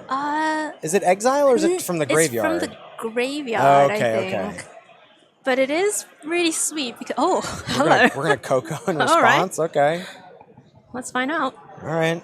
what dragons are hitting the battlefield. That's right. That's right. Oh, I just saw him flash a really cool card. Nothing great to copy at the moment, but there's effectively a 2-mana clone in the cube, and Jawari Shapeshifter, 1 in a blue, comes in as a copy of any ally. Any ally. So Any ally any at all. ally that you want. Yeah. Okay. And we're also gonna get a little time-shifted creature as well in Vidalcan Ether Mage. Looks like that's just gonna be a 1/2 in play. When it comes into play, return target sliver to its owner's hand. Okay, so that just bounces anything. All right. It's a mana war, and it has wizard cycling. Which, as we know, Yeah. can just find any creature. This card seems busted. Yeah. This is my current pick for most powerful card. Hayu gives it an A. Yeah. It's blue. It's time shifted. I mean, what more could you want? This looks like every card. Did he hit? It's just a demonic chooser. Well, but the Coco that he hit, I think he hit 6 options. That's why we're tanking here. Is that, and he gets to hit Spellstutter Sprite to counter the dreams. I love it. This is gnarly, but like, yeah, I'm looking at the clone. I think that's a Delver. We saw Merfolk Trickster. Not a great card. Yeah, okay, so Matthew's got the Simic Flash thing going on. Okay, so we're bouncing the Cynical Loner. We're countering the Dreams of Steel. That was... the company was collected. Yeah. The company was Cryptic Commanded. Wait, that was better than Cryptic Command. That was like all the modes. Yeah. That was bounce, counter, Make two things. Make 2 things. It's like Sublime Epiphany levels. That was pretty gnarly. Okay, I'm gonna trade. Spellstarter Sprite trades with the Cleric. Here's a Metallic Mimic. I feel like that hand shift was... I'll name whatever creature type you want. Yeah. That's what I'll name. Has there been a lot of joking around about the creature types? I feel like I'm just coming in being like, this is a dragon. But We actually... about like being like, of course this small thing is a big thing. That's not really my... That's not really my wheelhouse. Levity? Not... Yeah, we've been quite serious. Very serious. Okay. It's very serious. I don't know how you planning to run things, but we wanted to start things off as somber as possible. Oh, yes. Excellent. Nothing says a Magic tournament for fun for 4 days like a dirge. Sobriety. Yeah, sobriety, certainly. Okay, Rodmouth Viper coming in. 1 counter. Do you want to take 4? Do you want to sack something? Looks like we're taking 4. No, pretty reasonable. Still very ahead. Matthew, hanging on there. Any removal would be a huge problem. The best I can do is more creatures. Oh, I think that's a Silumgar in his hand. Oh. Okay. We'll see. We'll see. It hasn't seemed that fast so far. From the 3 minutes of this game. Last game was pretty fast. I don't know. Oh, yeah. What do you define as? I guess like turn 4, turn 5. Oh yeah, it's still limited. You know, it's still. Okay, that's land number 6. I think that was a breeding pool for draw. Pretty That's pretty pricey land. It's pretty pricey if he wants to bring it in untapped this turn. And then, but you see what I mean? But about then this? you'd only get one trigger, right? From the dragon. One dragon attaching. Yeah, attacking. So it would kill the metallic mimic, but Cynical Loner is lethal at the moment. And it has, is that a +1/+1 counter on it? Yeah, from the metallic mimic. Okay, all right. So that's not dying to Silumgar. Matthew's getting in. Yeah, 2 Punisher triggers from the Rotten Mouth Viper plus a healthy swing from the Viper. Yeah, but Matthew's at 4. I know. I mean, he has all the cards. He had plenty of them. Surely there must be something. Plenty. Plenty has been announced. Okay, so it looks like Adam chose to just take 8. Oh, I see Fatal Push. See Fatal Push. Okay, that is a nice answer to the loner. Yeah. Yeah, we're just Upkeep, doing it. Fatal Push. Okay. Look, you gotta. If you're in the feature match area, Get a style on him. you gotta sometimes make people aware that you're. Just like, look, I know. Yeah. I It's like when know. you have the Vendilion click and you're like, okay, I'm gonna set a stop in the draw step. Yeah. You know, just to prove that you know about it. Yep. Ooh, Thwart the Grave. So this is going. Ooh, but can you? Yes, he can cast this. This is a 6 mana double reanimate. Effectively, I mean, it works for party. But, okay. But party, obviously, we're having a party all the time at Changeling Cube. So this is going to get back 2 things, and it costs. But and it's not. Costs 1 less to cast for each creature in your party. Okay, and Adam had 2 creatures. So he can pay 4 mana for it. Yeah. I'm not sure what the players are doing at this point. Why we've And you scooped get to double reanimate, but Mhm. it seems like Adam is scooping things up. Looks okay. like, did Adam decide he lost? Did we miss a... This will be a mystery for the ages. Okay, right. I mean, I think The game has changed from a game that we were tracking to one that we were no longer tracking. So I guess that means that Matthew got it? I guess so. Hello, everyone. Welcome back to the booth. I'm here for the first time. My name's Hayu. This is Hayu. I'm Ethan. You've been stuck with me for hours. Hours. Yeah, I know all about Changeling Cube. Creature types, I can name them. Yeah, for sure. Do you have a favorite creature type? Do I have? Oh, that's a good one. I like fairies. Fairies I have is a to good say, answer. I do like fairies a lot. I also like some of the really weird Simic creations. You know, like the Simic, they've gone too far. I don't know if they What are can the be weird stopped, but Simic nobody has creations? tried. What have they done? Well, like the jellyfish Hydra beast. Oh, sure. That's a classic. Shark to crab. Shark to crab. Yeah. You get it. I like those weird ones. I do get it. Yeah. Okay. How about you? For sure. It's a great question. I asked the question. I have no answer. Sailor of Means is one of my favorite cards, so maybe we'll say pirates. Okay. You know what? I respect that. All right, so I think that is going to take us to a break. I'm going to transform into Ryan Overturf. You're going to stay right there. Yeah, ta-da. Yeah. And you guys are going to be covering Chicago Cube. Yeah, it's gonna be a great time. It's multicolored cube, and it's an exhibition match. So we have some of the, cream of the crop here at CubeCon playing this. So we are very excited for that to be coming Yeah, up. I'm honestly, I see the drafters over there right now, and I'm a little starstruck. I see a Caleb Durwood. I see a Sam Black. Yeah, there's a Sam Black. There's a Luis Salvato. Yeah. There's some big names in this cube, and a lot of the highlights of the cube community as well here. So do not go away. We're going to be bringing that just after this break.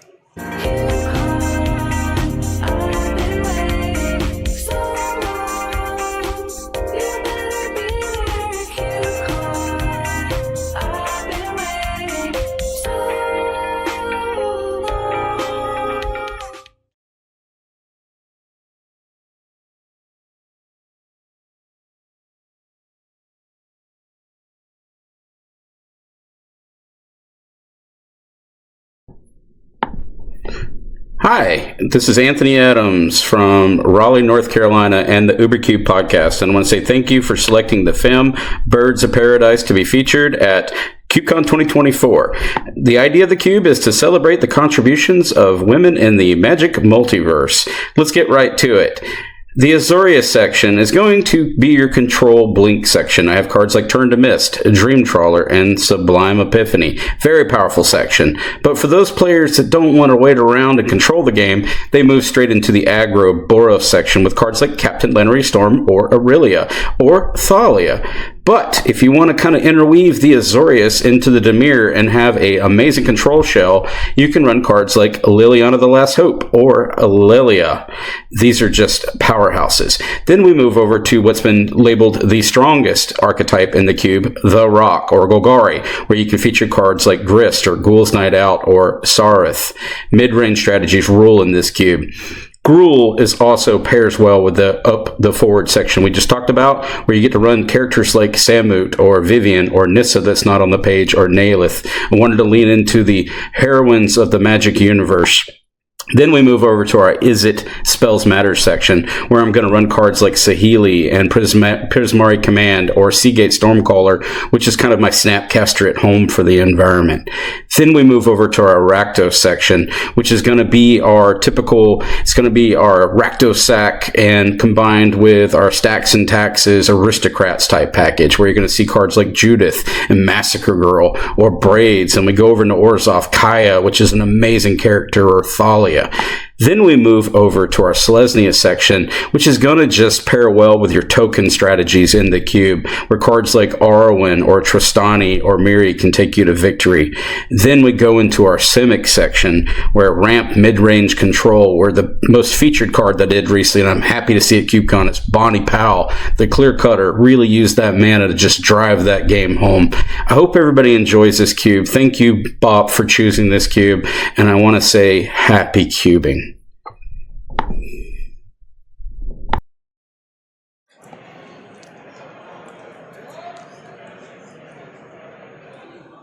Hello, everyone. Welcome back to coverage of CubeCon, and nice to meet you officially. This time, my name's Hayu. I'm here with Ryan Overturf, who has done a quick swapsies with Ethan, and we are about to bring you coverage of the Chicago Cube in a very cool event called The Cheese Stands Alone. Ryan, tell us about the cheese. Well, this is probably the highest stakes event on the weekend. Uh-huh. It's not the main event, but wait, are maybe there it should steaks be. involved? No, just actually cheese. Okay, all right. Some jams, I believe. Oh, love a jam. Surprisingly devoid of crackers in the spread. Mm, but we're okay. playing for a charcuterie board and a cheese head. I know you're a big fan of the cheese hat. Earlier on, Ryan was judging the cheese board that the competitors are playing for, but let's have a look at the cube that they are playing. It is the Cheese Cargo Cube. And this is a very cool cube. It's a 3-color synergistic cube, and the creators have said it really has a focus on graveyards, artifacts, and lands. So I think instead of going through all of the 10 different color combinations, Ryan, let's just talk about some that are representative of these particular strategies. And let's start with Bant. Yeah, so graveyards, artifacts, lands, in some combinations, you want to do at least one of those things in this cube. So Bant's really focusing on creatures. You see some graveyard stuff going on here too. If you look at Slogurk and Champion of Wits. The driving card behind Bant is Chulain, so there's like a big land, creatures entering the battlefield thing. But then you can kind of already see just with these cards selected. I mentioned Champion of the Wits, both playing out of the graveyard, being a discard outlet, and having entered the battlefield ability. So you see how you are looking for some combination of these specific themes and synergies between them. All right. And then I think we were going to also have a look at Grixis, which is a little bit more focused on the artifact side, with maybe a little bit of sacrifice thrown in. Yeah, some sacrifice, some graveyard stuff too. Goblin Welder in the cube, and that kind of overlaps with kind of a modest reanimator thing going on here. And Grixis also, specifically with this artifact theme, we see some colored artifacts here. The Oni Cult Anvil, the Executioner's Capsule, but also, of course, many colorless artifacts in the spread. Colorless cards being very important when it comes to finding your lane with overlapping synergies. Of course, you can play them in any deck.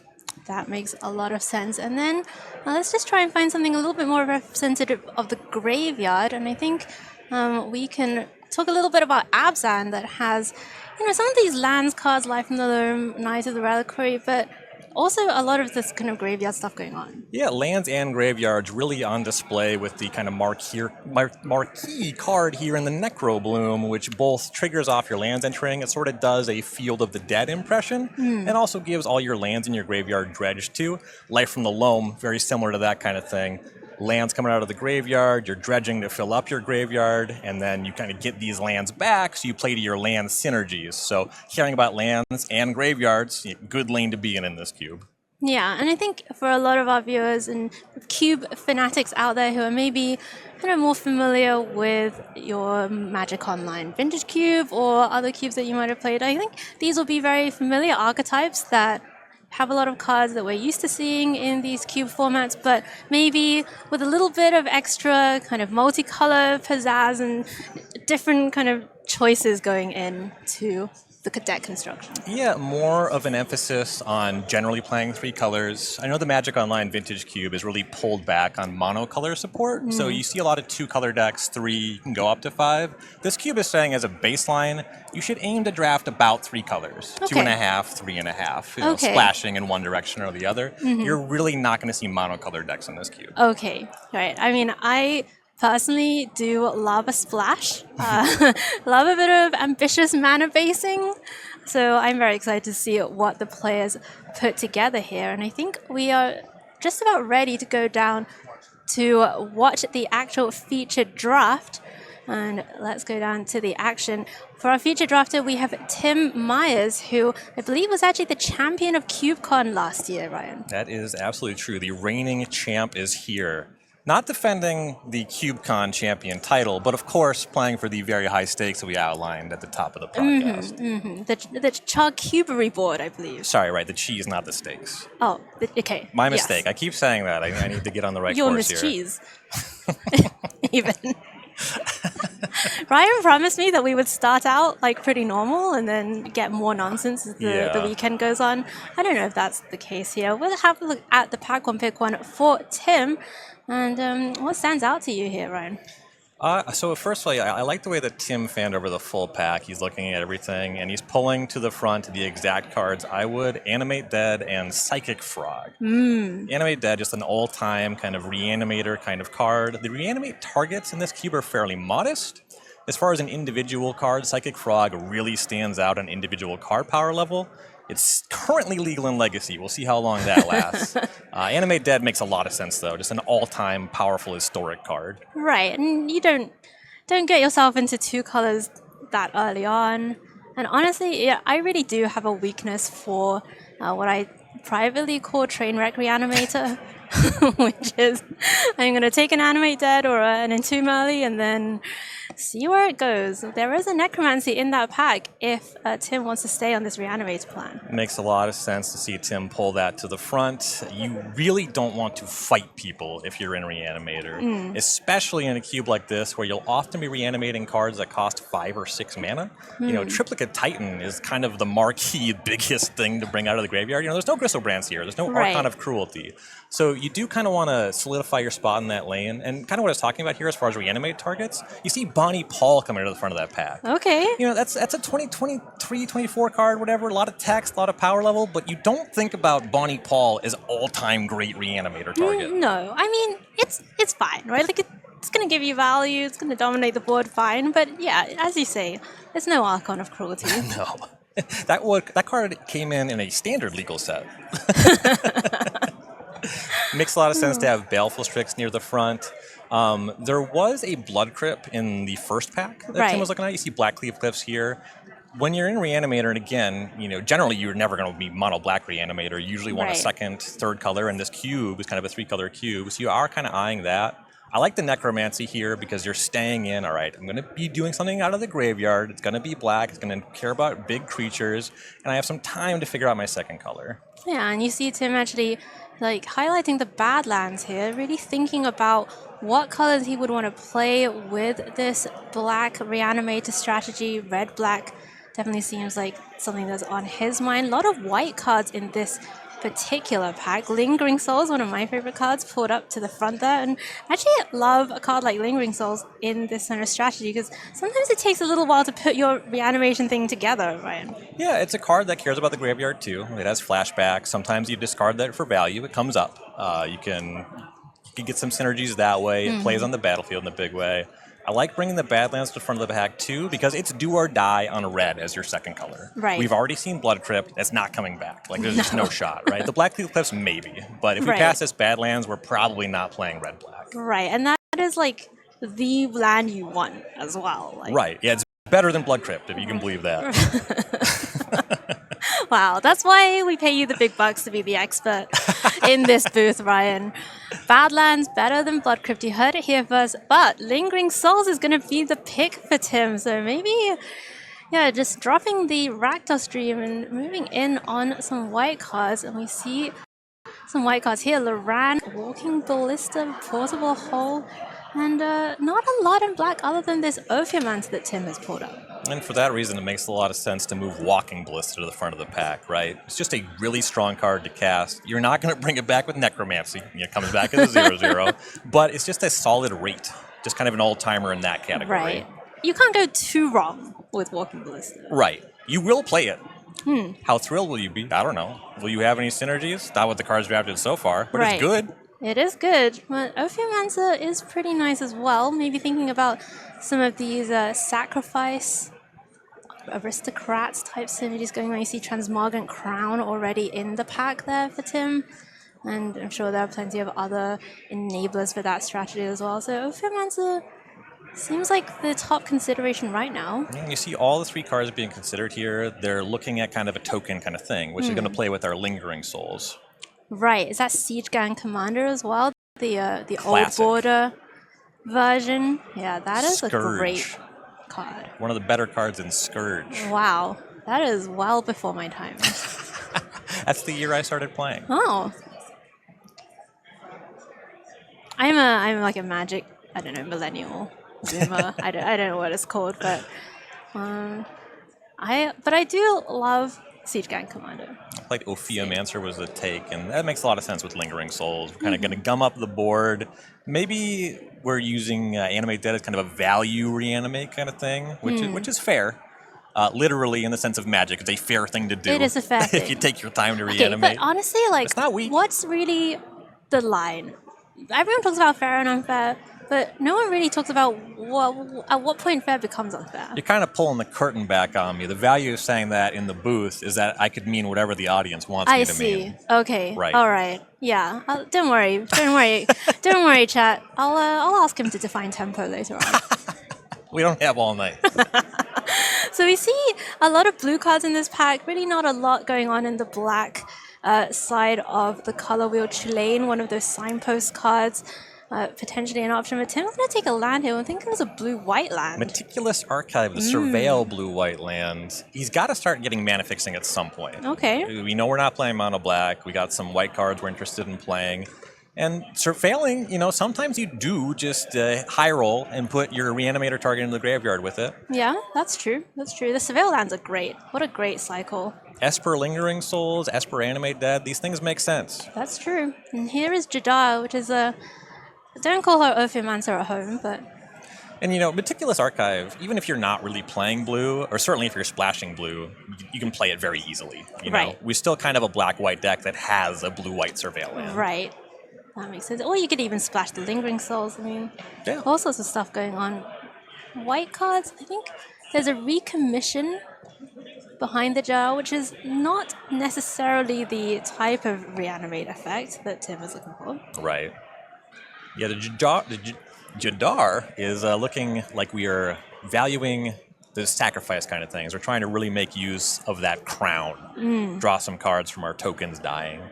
Here's Stitcher Supply, a classic one-drop for the Reanimator graveyard shenanigan strategy. Citrus Supplier is a reasonable card in a kind of sacrifice shell. It fills up your graveyard. It can mill your Lingering Souls. You're kind of going off that way.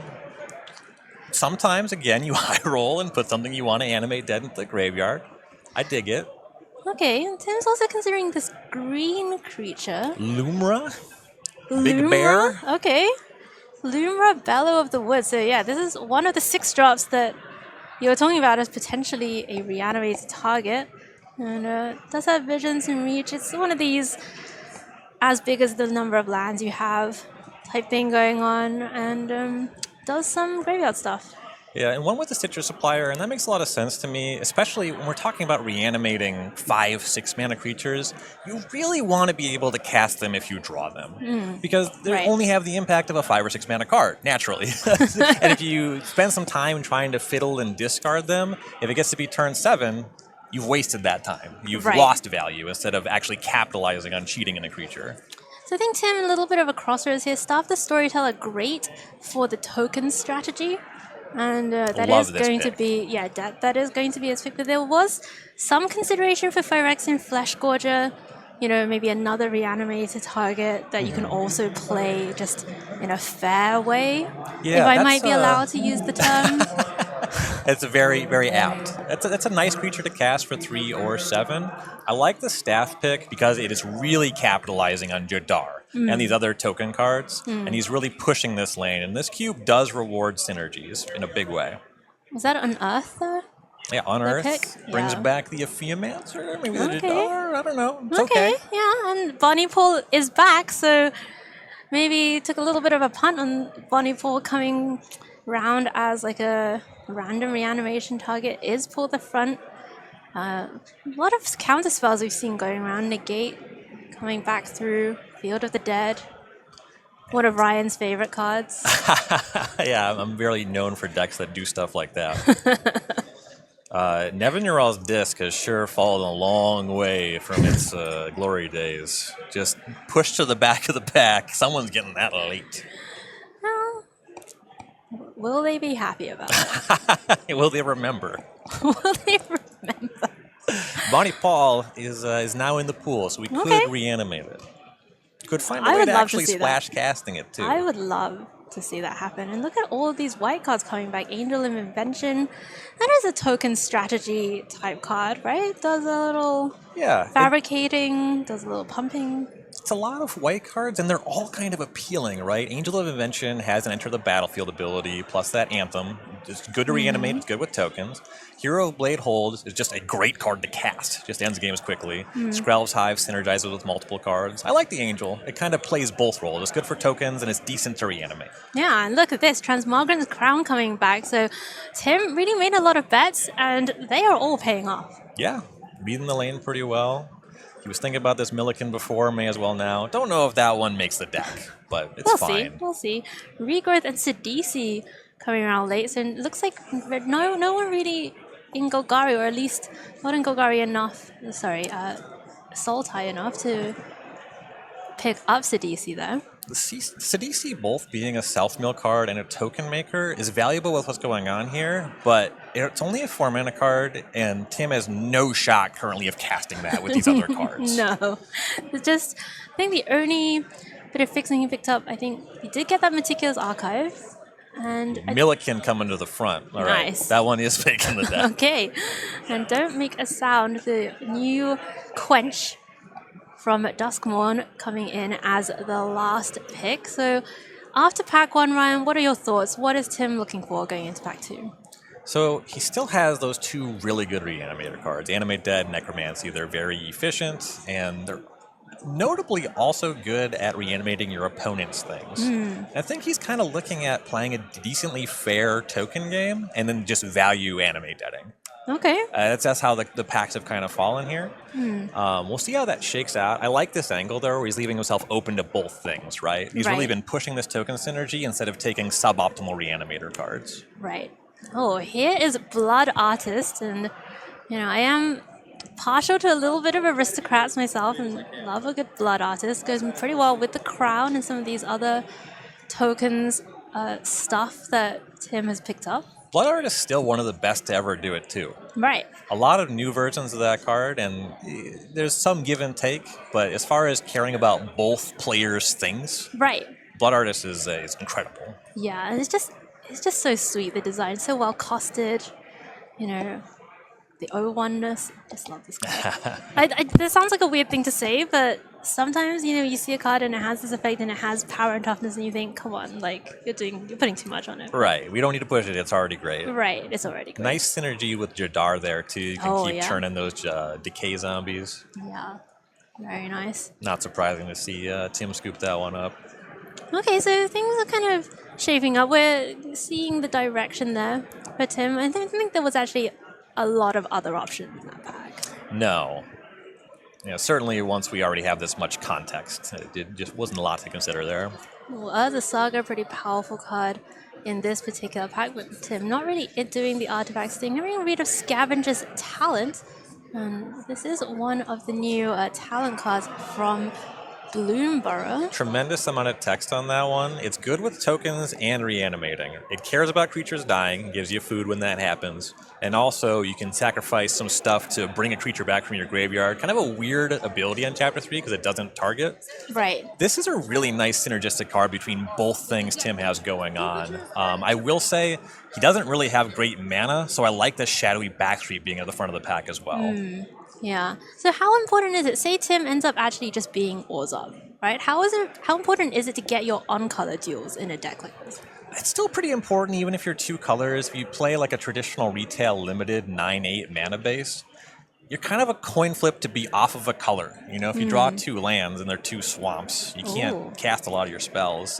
It's pretty rough. Yeah, and there are a lot of pips in some of these cards. We see Swords to Plowshares and Adeline put up to the front, as well as Felidar Retreat. So very powerful white cards here for Tim. The power level of this cube is modest enough that I really like Swords to Plowshares. It makes a lot of sense. He has this at the front of the pack here. Catch-all removal, good against creature decks that are low to the ground, good against big things, and this cube cares about the graveyard, so exiling really matters. Love that pick. And I think he actually just doesn't have much interaction yet. This might be his first piece of removal, I think. And you can't get much better than that. Right. Yeah, nice one for sure, as we see Tidehollow Skull, a bit of hand disruption being considered here, as well as, is that Tundra, I believe? Yep. In the pack, Steel Seraph, and maybe even Chromatic Star, though I think that one may be a little bit less of a priority. Right. I don't know that Tim is actually looking at casting any blue spells just yet. He has that Meticulous Archive, it'll make it easier to go into blue if he takes the Tundra. But there hasn't been that abundant of mana fixing, and when that's happening, you can't expect it to come later. Right. Sometimes it just means somebody else has just taken all the lands. Right. And Tim also has Underworld Cookbook pulled up to the front, so now we're seeing maybe a little bit more of a lean towards the Reanimator side of the deck, getting a bit of discard outlet going for Tim. Yeah, the discard outlet makes a lot of sense. He has 2 premium reanimate spells, right? So getting something to kind of synergize that way, especially in a pack where, again, the Tundra feels a little low value, especially because we're this far into pack 2 and he's not looking at casting a blue spell just yet. Right. Well, I mean, Bonnie Pool is there. Right, but then you need there, green lands. That's a lot. Bonnie Paul's asking a lot. Bonnie Paul's asking a lot of questions. You gotta read Bonnie Paul. Okay, I see what the problem is. Lion Sash, well then, we were talking about pips in your primary colors, and that is a card that really does want you to have as many white sources as you can. Harvester of Misery, I love this card. Talk about reanimation targets and discard outlets. This one does it all. Right, puts itself in the graveyard. And when we're talking about the modest mana curve in the cube, you're trying to reanimate 5-6 mana spells. That means the rest of the cube's mana curve is pretty low too. So a lot of stuff dies to getting -2/-2. Yeah, I do wonder, awkwardly, what the other a lot of players Tim's stuff dies to getting -2/-2. Okay. All right, but I think Tim doesn't mind as much. He has a lot of agency in when that comes up, so Right. that's totally fair. Yeah. Well, what are the other options here? We see Springleaf Drum, Sarah Paragon is a nice one if you have a low curve. Yeah, and a caring lot of about the value. graveyard and having some cheap token generators, the Sarah Paragon did make some sense. Bit of Triumph. Maybe the second piece of removal here for Tim. Elspeth Smite in white as well. It's really funny to me to see Elspeth Smite pushed up with Bitter Triumph, both because Bitter Triumph is so much better of a removal spell.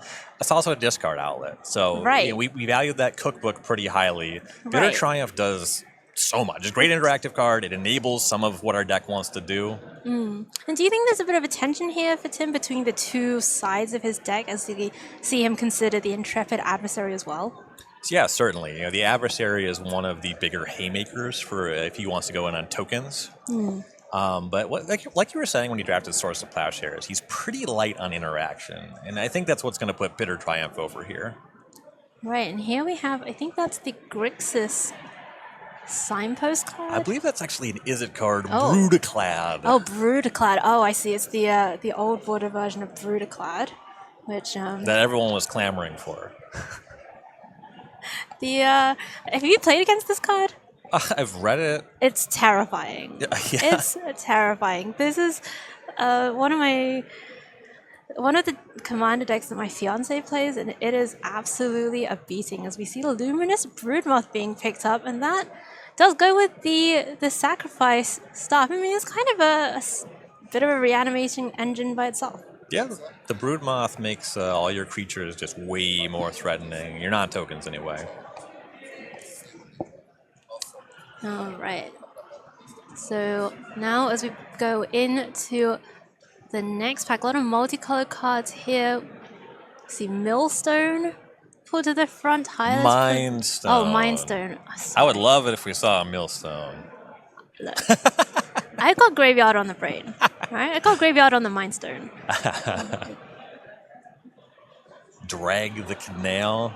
Yeah, you're more of a retail limited player than I am, so that's maybe a card that you'd be Ryan, into. you keep saying the phrase retail limited, and I feel like there's a slight derogatory implication that you're putting into that, which I do not confirm that. recommend. I can confirm okay, the all right, okay, I see how it is. The battle lines are being drawn here. Scavenger's Talent made it back, but Servo Exhibition did as well.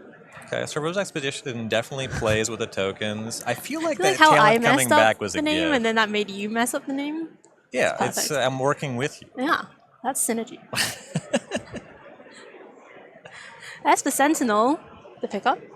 Decent card. Yeah? I think Pretty it's good? quite good and constructed. It's like fine in Cube. You'll play it. Tim will play it. Yeah. We actually don't know that. Just We'll disclaimer. find out. Tim might play it. We're left to believe. Oh, SRAM's expertise. I mean, the token cards really are flowing, right? That's the archetype that definitely looks 100% open Yes. for Tim. That Steel Seraph is a nice pickup too, both in having that cheap mode, kind of like that Phyrexian Devourer we saw earlier, where casting it for 3 is just solid. Casting it for 6 is even better. And, that's one of those 6-mana creatures. You could animate dead that. You certainly could. And Oblivion Ring in the last couple of picks. I mean, Tristani is actually a pretty decent... Tristani's solid. Like, a pretty decent tokens card. Maybe you can find a green land too, right? Like, right. He doesn't have that much in way of discard outlets, so maybe the animate dead stuff, like the fact that it's not castable, we're not quite there. The Oblivion Ring there is disciplined, but I know why he was thinking about it. That makes sense to me. I think it would have been pretty sweet to see, like, yeah, I'm going to take Animate Dead, one of the most powerful reanimated spells of all time. I'm just going to reanimate Tristani. Looking to reanimate it like a Guilds of Ravnica rare. Actually, I think Tristani's a mythic, right? It is mythic, you're right. Yeah. And like Niv Mizzet, Perun is a really powerful That's a great rare card. from that era as well. So it's just, I'm just wrong up and down. Okay, all right. Someone clip that, please. All right, so Tim's deck. Let's talk about it. The carve seems pretty good. Maybe you could do with some more 2s. Yeah, and he's picked up decent interaction. He's got that Swords, the Bitter Triumph, the Oblivion Ring. Got some good ways to slow the opponents down. And while he is kind of in 2 lanes, he's heavier on tokens than Reanimator. So his deck's kind of focused in that way. He might not even play these cards. Though again, the Animate Dead can just be a value card. And the white removal doesn't subsidize that, but like Bitter Triumph does just put an opponent's thing in the graveyard. You can get busy with your Animate Dead that way. All right, so pack 3 now for Tim Myers, who was the champion of last year's CubeCon. And we have... Ryan, we're going to do this one together? That would be Asmarana Martika Dyston Akuldakar. Wow, got it in one. Yep. Got it in one. Clip yeah. that. Yeah. Tim's already got the cookbook. Ooh. Right? That's a combo both ways. You either go tutor up the cookbook, or you discard a card to be able to cast your Asmarana Mardica Dice in the Kulikar. And Tim's thinking about it. But Carrier Feeder is also extremely tempting here. Yeah. Sacrifice Outlet, he's got that token stuff. There's a lot of incidental things, like the Ophiamancer and the Jadar, that make a token every turn, so the Feeder can get really out of hand with those. Maybe Tim's thinking about, which one of these is more likely to wheel here. It's kind of interesting, because when you have the cookbook, you really want the Asmarana Mardica Dice and the Kulikar. But it's also probably the case that nobody else does either. Right. So, he is going to take Asmora. Or Asmo, as her friends call her. Scrubland is kind of nice. Okay.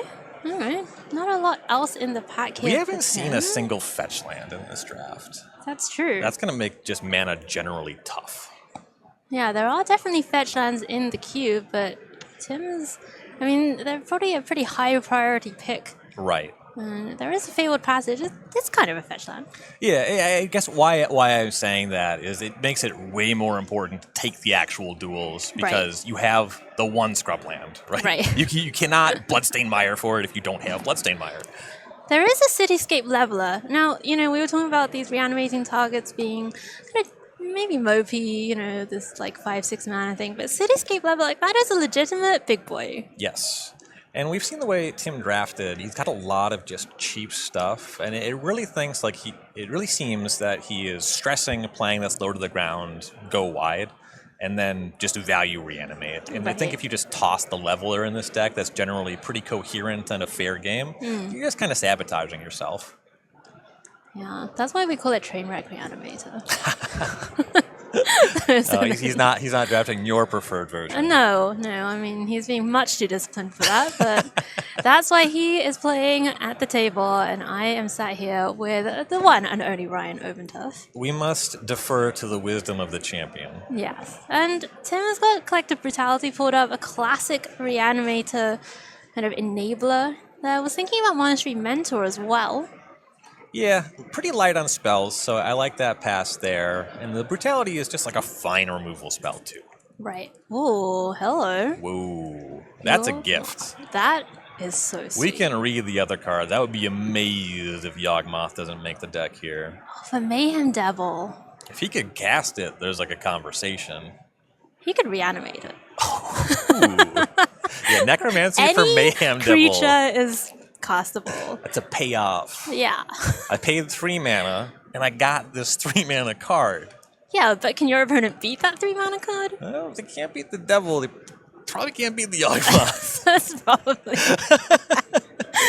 It's going to be Yawgmoth Ran position. Unless they're at 1. Yawgmoth takes a turn to attack. And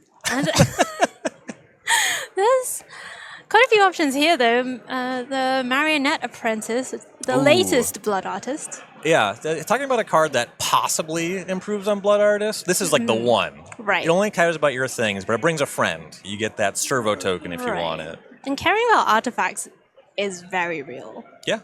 In the treasure meta. Yeah. Oh, okay. This is legitimately a reanimated target. The Avenger of Zendikar, yeah. It would be more appealing. I'm going to go back to that fetch land thing.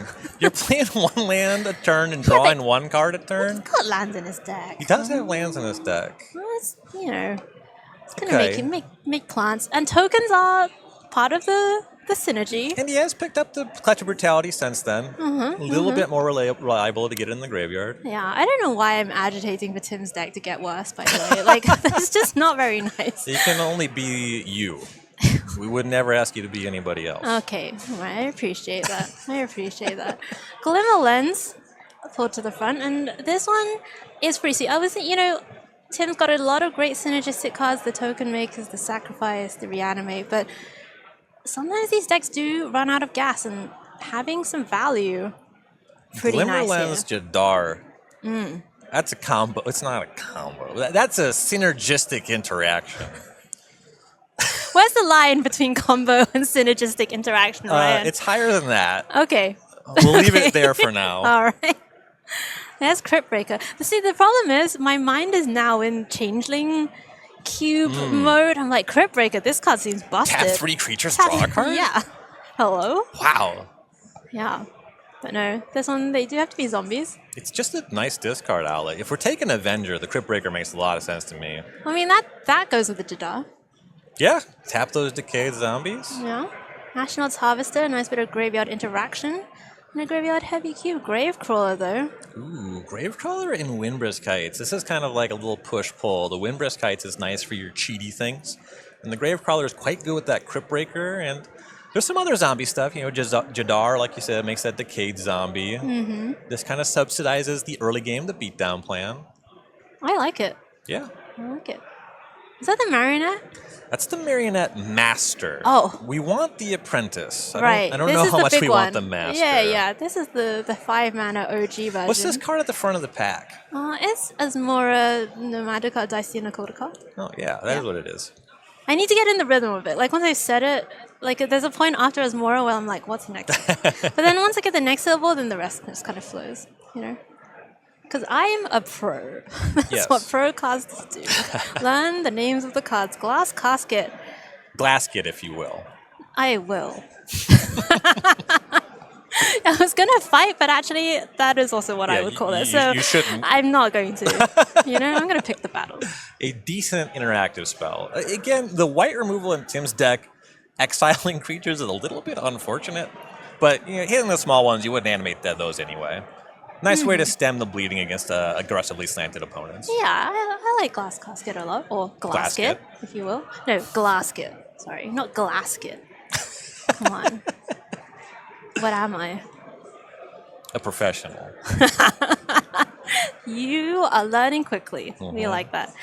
Love to see Tim cutting a Gilded Goose from someone else. I hate Gilded Goose. Yeah, I guess I'm like, this would be... Just every so often you just come out with like a pet peeve that is just so... Gilded Goose is just such a... All of my pet anyone peeves are hate- innocuous. That's why they're pet peeves. Right. This is just someone's pet. Pet that you have a card. peeve. It's my pet peeve that they have a pet/pet card. Mm-hmm. It's really appropriate, actually. Sure. Mostly That's junk a at the word. back of pack 3 for That's a Tim word here. you could use to describe your opinions. We're kind of getting around to the end of this draft now for Tim. And do you think it's gone the way that he wanted it to at the beginning? So I chatted with Tim briefly when he was in the feature match area here drafting, and I asked him, "Have you drafted this cube before?" He said no.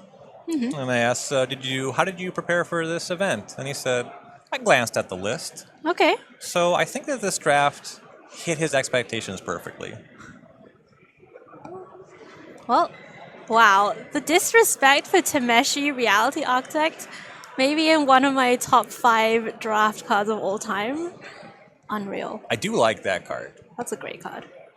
Pelagiat, Archaeologist, whatever. It's Tameshi? a nice, it's like A+. the Archaeologist is a nice self-milled thing. I think that Tim is just an Orzhov deck, though. Yeah, Tim, with the Orzhov cards, taking a bit of a token strategy, taking a bit of a reanimate strategy. And Brian, do you think there's a chance that he's going to maybe cut the reanimate stuff altogether and just lean on the tokens? I would be surprised if Animate that doesn't make the deck. There's an argument for not playing the Necromancy, and they think a very good argument for not putting the uncastable Reanimate targets in the deck. Okay. I don't think I want Avenger of Zendikar in this deck. Well, you don't want Avenger Right. of Zendikar. And, Some you know, of I us. didn't speak very confidently. I said I don't think. No. So, you know, not coming from a place of authority at all. You know, we'll find out what he did, but my intuition, especially from the way he valued a lot of cards like Carrion Feeder very highly, he's really going heavily on this token thing. Yeah. And sometimes he's going to animate that a card. Okay, yeah, I like that. Carrion Feeder really is one of those cards that has just made it all the way, right? Like we were talking about Blood Artist, it's was the OG still great. Carrion Feeder is kind of in that same mindset for me where I'm like, they just got it right the first time. Another all-star from Scourge. Yeah, exactly. What a great year to start playing Magic. Yeah, all right. Well, that was our feature draft from Tim Myers.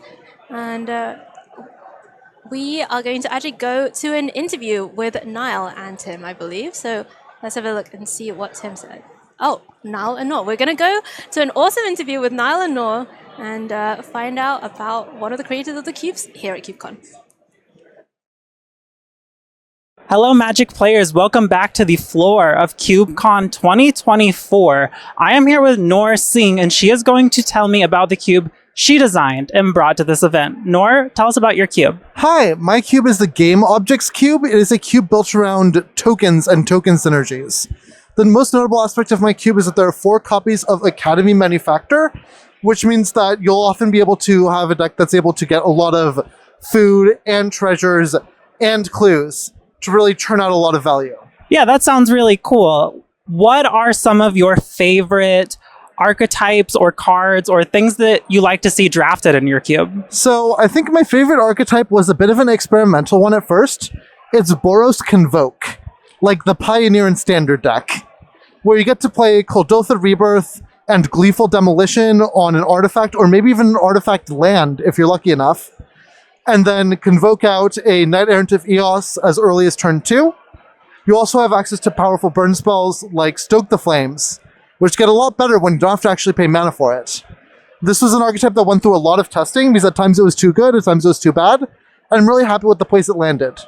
My other favorite archetype is green-based Food Soup, where you get to play a lot of good green fixing cards, and foods that either let you crack them to gain life, and maybe draw cards with your Trail of Crumbs, and they can dig you towards some endgame like Time Sieve to take infinite turns. All of that sounds really wonderful. Now, you're here at CubeCon this weekend. Have you had a chance to look at any of the cubes? Are there any that are particularly calling out to you that you really want to draft? So this is a cube that isn't in the main event because it's really wonky, but Cade's Descent into Avernus cube is a lot of fun. It is a 4-player commander cube where every player starts with a copy of Descent into Avernus in play. So you end up taking a lot of damage and making a lot of treasures really fast. Of the cubes in the event that I know about, the Proliferate cube is always a banger. I really enjoy that one. And I would love to try Amy James's Multicolored cube, where every single card is multicolored. Yeah, I've heard of the Descent into Avernus cube, and everyone that I've talked to really loves it. So not surprised to hear that you do as well. Is there anything else you are looking forward to this weekend aside from, watching people draft your cube or drafting these cubes that have your interest? Well, this weekend I'm going to be judging, so it's going to be a fun learning experience for me. It's going to be fun to watch this event from the other side of things. And I'm excited to see what sort of weird rules interactions pop up in people's cubes, because I'm a sucker for all those sorts of weird things that no one expects to work out the way they do. Thank you very much for talking with us, Noor. We're going to get back to the booth, but have a good day. Thank you. We are back. Hello, welcome back to the booth here at CubeCon. We just watched the feature draft for the Cheese Standalone exhibition match, which is it's not part of the main event. It is just a really cool part of some of the best cubers in the community. A lot of people who won feeder events, Ryan, and some of the bigger names that we have going on. Yeah, we would watch the reigning champ, Tim Myers here, won CubeCon last year. Got an interesting kind of token reanimator deck, and he's looking to win all the cheese. All of the cheese goes to the winner, and this very cool, modified. Cheese what am I hat. trying to say? Cheese hat. Yeah, it's a hat. It's a wedge of cheese. I'm told it's sports related. I think you were describing the actual board itself. Okay. Yeah. No. There's like a wooden charcuterie board, and it has CubeCon on it. It's pretty cool. But we are actually going to take a quick break now. When we come back, we will bring you the first feature match from the Cheese Stands Alone exhibition cube. Don't go anywhere. We're going to find out how Tim does with this Oars of Decks he's drafted.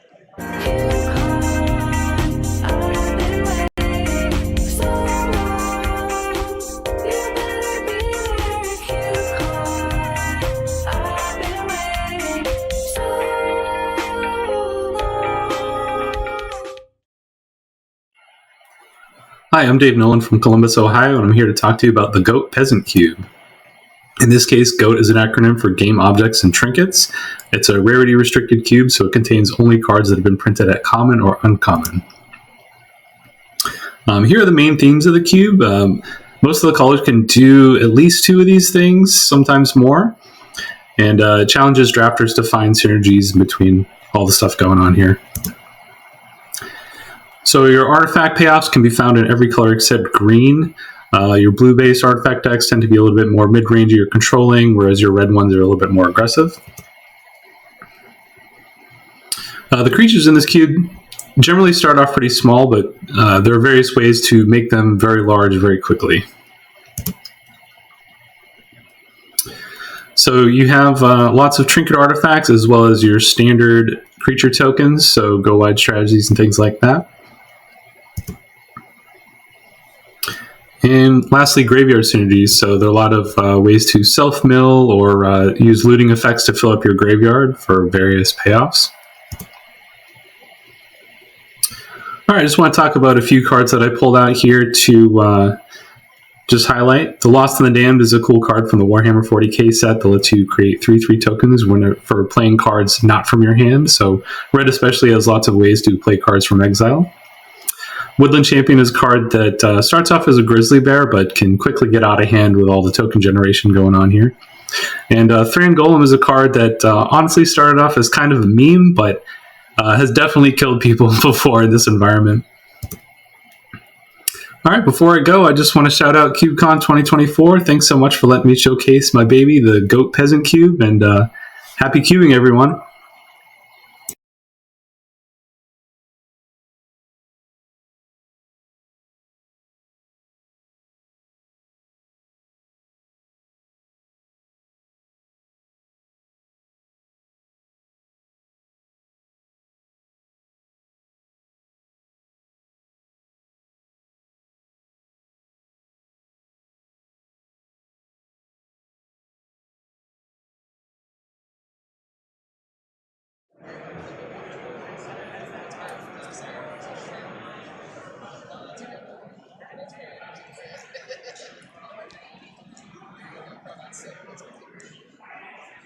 Hello everyone, we are back with the room here at CubeCon. This is the view that we've got going on. Okay, so before we get into the next feature match, we're just going to tell you about Warrenfish, one of our awesome sponsors here at CubeCon. Warrenfish is an active member of multiple cube groups, including East Bay Cubing, and eagerly awaiting teleportation technology to make it to every local cube event in a future year. I am also eagerly awaiting teleportation technology, Ryan. Teleportation technology would be nice. You and I were talking earlier about the United States' lack of a rail system. I would like a train to get to, St. Louis. Right. I don't have big asks. This is very aspirational, but I hope that we do get it someday. Well, what do you think is more likely? Teleportation. Okay. Yeah. All right. That's sad. Calling it like it is. We do have a train from Minneapolis to Chicago now. So Okay. that was what I was going to say, but Right. the future is here. That's improvement. That's improvement. Love to hear that. Okay, all right. Well, welcome back to the booth after the feature draft from the Cheese Standalone Exhibition Cube here at CubeCon. It is Thursday evening, the first day of the exhibition of the convention proper. We are going to go down to the feature match, and it is Tim Myers up against Mike Bylan. Your guess is as good as mine. Okay, and it looks like Tim is on the play. We have seen the players shuffle up already. Mike's deck, by the way, had a look at it, and this is much more of a multicolor monstrosity. Yeah, 4-color kind of big mana deck, not black 4-color. Tim, of course, this Orzhov deck, and he did get all of those uncastable boom booms in the spread. So he's trying to animate the Avenger of Zendikar. Let's go. We are on for Reanimator. Here is, that's the Milliken. The Milliken. It's online. Okay. All right. So we're gonna maybe see some milling here from Tim, trying to find some Reanimator targets. Lotus Cobra on too, though, for Mike. That's a scary start. Between Milliken and Lotus Cobra, I think the Cobra's better with the Avenger of Zendikar. But the Milliken going to work. Sadly, milling Bitter Triumph. He would have liked to have drawn that. Just kill this Cobra. Yeah, that would have been nice. But stop the Storyteller. That's a nice 2-drop. It's a spirit token there. Can turn that into a card with this counter. He's going to do that right away. You saw the quick activation of the Milliken. Not a lot going on for Tim just yet. We'll see how explosive the Cobra is, but I like Mike's side of things so far. Yeah, Mike does get to untap with the Lotus Cobra. Here comes a land and some mana being floated. And a spread of different colored lands, as well as the Cobra making mana of any color. You kind of see what happened with Tim's mana base here with Plains Swamp. It's not clear even if he has Yawgmoth, if he could cast it next turn. All right, here is something that looks like one of those Simic experiments gone wrong. It is the Goose Mother. It's a wholesome fairy tale creature. Yeah, Bird Hydra. I don't remember that one from the Disney version. It's a classic Aesop's fable. That's it is. It does have a Brothers Grimm thing going on about it. Yeah, it is kind of horrific now that you mention it.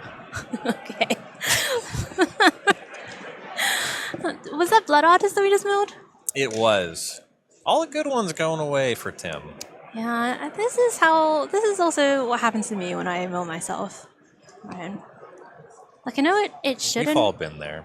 But it does. This Mother's going to come in, and when it attacks, that is going to let Mike sacrifice the food to draw a card. Yeah, Tim just passing there with 5 mana. You kind of wonder if some of those uncastable cards are stuck in hand. He so quickly drew with the staff. Right. You know he's looking for some help, and this is a chance that Mike has to really compound his advantage. Right. So did the Avenger make it in then? It did. Oh, yeah, and Bonnie Paul. Okay, all right. And, okay. We're milling over Blood Artist. I'm willing to bet at least one of those cards is in the hand. And this one, is that Jetmir? He has two of the 3 colors. That's the Teamer one. That's the it's Teamer like one. Bizbob or something. I genuinely cannot tell if that was a real attempt at saying. I think that was the Gimbal. thing, or it was just a Gimbal. Of course, it was Gimbal. It was Gimbal, Did Gremlin, Geyer and Gimbal in the Prodigy. wave. So now we know Ryan was just making some sounds, I still am. hoping that matched up with what was happening. A Jabberwocky reference. Okay, all right. Got to get the culture, and here is Necromancy for Bonnie Paul, and you said it could not happen. Now we're cooking. Okay, it's happening. Now here's the question: which is stronger, Bonnie Paul or Gimbal? Well, we are gonna find out. Tim is gonna start off by making the ox bow, the blue ox, which is the size of the number of lands you have, and whenever you attack, you get to draw a card. Yeah, that's going to generate some value over time for Tim. This turn is looking a lot better than last turn. And right. Yeah, that's the reason that you play the off-color reanimator targets, is you can start come back. Taking a full turn off with 5 mana, it's unfortunate, but this is a way you can make up that value. So it cuts both ways. I mean, this is why we do it, right? To live the dream. To live the dream. Gotta feel things. That's why I play Cube, anyway. That's why many people play Cube. Yeah. All right, we're going back over to Mike. And he's got problems. Gotta try and solve this Bonnie Paul problem. Yeah, it's large. Mike's list is a lot of big mana stuff and high impact cards. Not really much in the way of removal, as I recall looking at the list. I'm going to be honest here. I'm going to need Gimbal's text here. I'll help you out here. Gimbal, 5 mana, 2 and Teamer. Artifact creatures you control Trample. The classic Teamer artifact card. At the beginning of your end step, you make a 0/0 gremlin, but then you put X +1/+1 counters on it, where X is the number of differently named artifact tokens. This card is weaker than Bonnie Paul. Okay, wow. I've officially made my assessment. Didn't even wait for the end of the sentence. This card is weaker than Bonnie Paul. Yes, it doesn't seem like Tim has that many. There was a food token that got sacrificed to the Goose Mother's ability. And here is that Primeval That's Primeval Titan. Okay. So we're going to get big here. So there is a Field of the Dead in the cube. It's not in Balan's deck. He didn't get it. Okay. Sam Black was at the table. Unfortunate. Okay. This is just going to find some lands. Like, you see there's a Horizon land in play. He's got a little bit of utility like that. There's a Surveil land, but this is just going to fix the mana. currently doesn't have a white land. Right. And, I mean, both of these players just really gumming up the ground with a lot of these big creatures, Primetime, Bo, Bonnie Paul himself. The fight being a little bit in the air here, it seems, Ryan. Yeah, currently the Goose Mother is the damage source for Mike. Not the fastest clock. No, I mean, it's not... There's no Hydroid Crisis, right? Like, it just doesn't really have the same size presence on the battlefield, but I mean, Tim's just got a Spirit in the air. Yeah, the real big thing going on here is that Bonnie Paul. The Ox token is a 6/6, so the Primeval Titan is a real thing to contend with. Right. Okay. But one more land, that changes. Of course, Balan can double block. Right, and Mike is going to use that 2 mana floating from the lands coming in, plus tap 2 creatures, convoke out the Conclave Tribunal. So thinking about whether he's going to target Bonnie Paul here or the Necromancy, maybe. I think some confirmation on what happens when Necromancy is removed. If that exiles the Bonnie Paul, then great. Otherwise, maybe you just exile the target itself. It's very minor in either direction. It doesn't exile. Right, you just sacrifice it. Right. So it's interesting. I mean, does Tim have more ways to deal with enchantments in his deck, or does he have more ways of getting the Bonnie Paul back? I guess I'm saying that's probably the consideration, right? Right, exactly. Yeah. Okay. Bonnie Paul is going under the Tribunal, so Bo does get left behind though. Now it's feeling really unfortunate that Tim milled that Bitter Triumph. Because that Primeval Titan is just gigantic now. The Bonnie Paul's gone. The Ox is a little managed. But the Ox is going to get bigger every time Tim plays a land. That's true. Will it get bigger in a capacity that matters against these Gimbal tokens, right? The Primeval Titan is hanging back on block. You toss a token into there, and you can just trade with the Ox. Right. In that equation, it's just kind of a holding pattern. Right. And Tim's going to miss a land drop at some point. Okay, well, he's going to mill. That's a scrub land in the graveyard. Does have a pretty full hand, though. And, that turn when he passed with 5 mana, maybe he's been holding on to Oblivion Ring. Okay. To start to equalize the battlefield in that way. Well, let's see what Tim has got going on here. It counts the mana, which against a Reanimator deck, you do not want to see them count. If this was a cube that had your Gristlebrands, your Archons, that would be very scary, but there's no number of black mana that casts Avenger of Zendikar. You heard it here not first. Not with that attitude, Ryan. Well, something is going on, though.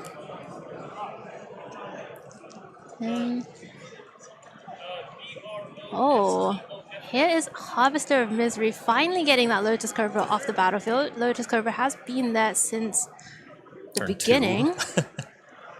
Right on time. A turn 7 answer to the Lotus Cobra. Okay, I mean, this is an engine, right? Yeah. We've got Asmo, we've got the cookbook. If Tim is holding Avenger of Zendikar, that can get put in the graveyard. Yeah, being able to drum up that discard outlet is nice. Only one more way to bring it back, the Animate Dead. Another card that could have been in hand that turn when he passes all the mana. Is Tim cooking? We'll find out. He's prepping. He's prepping. Oh, is he? Tim's the little meal mise en prep. place at this point. I don't think Asmo is the meal prep type. I'm not gonna lie. She doesn't seem like she's got all the Tupperwares and whatnot. No. A little bit more of a Borborygmos meat and eggs we eat. Mike's gonna fetch. There's a fetch land. Oh yeah, That's other where they people ended have up. them. Tim just doesn't. Mike has all the mana.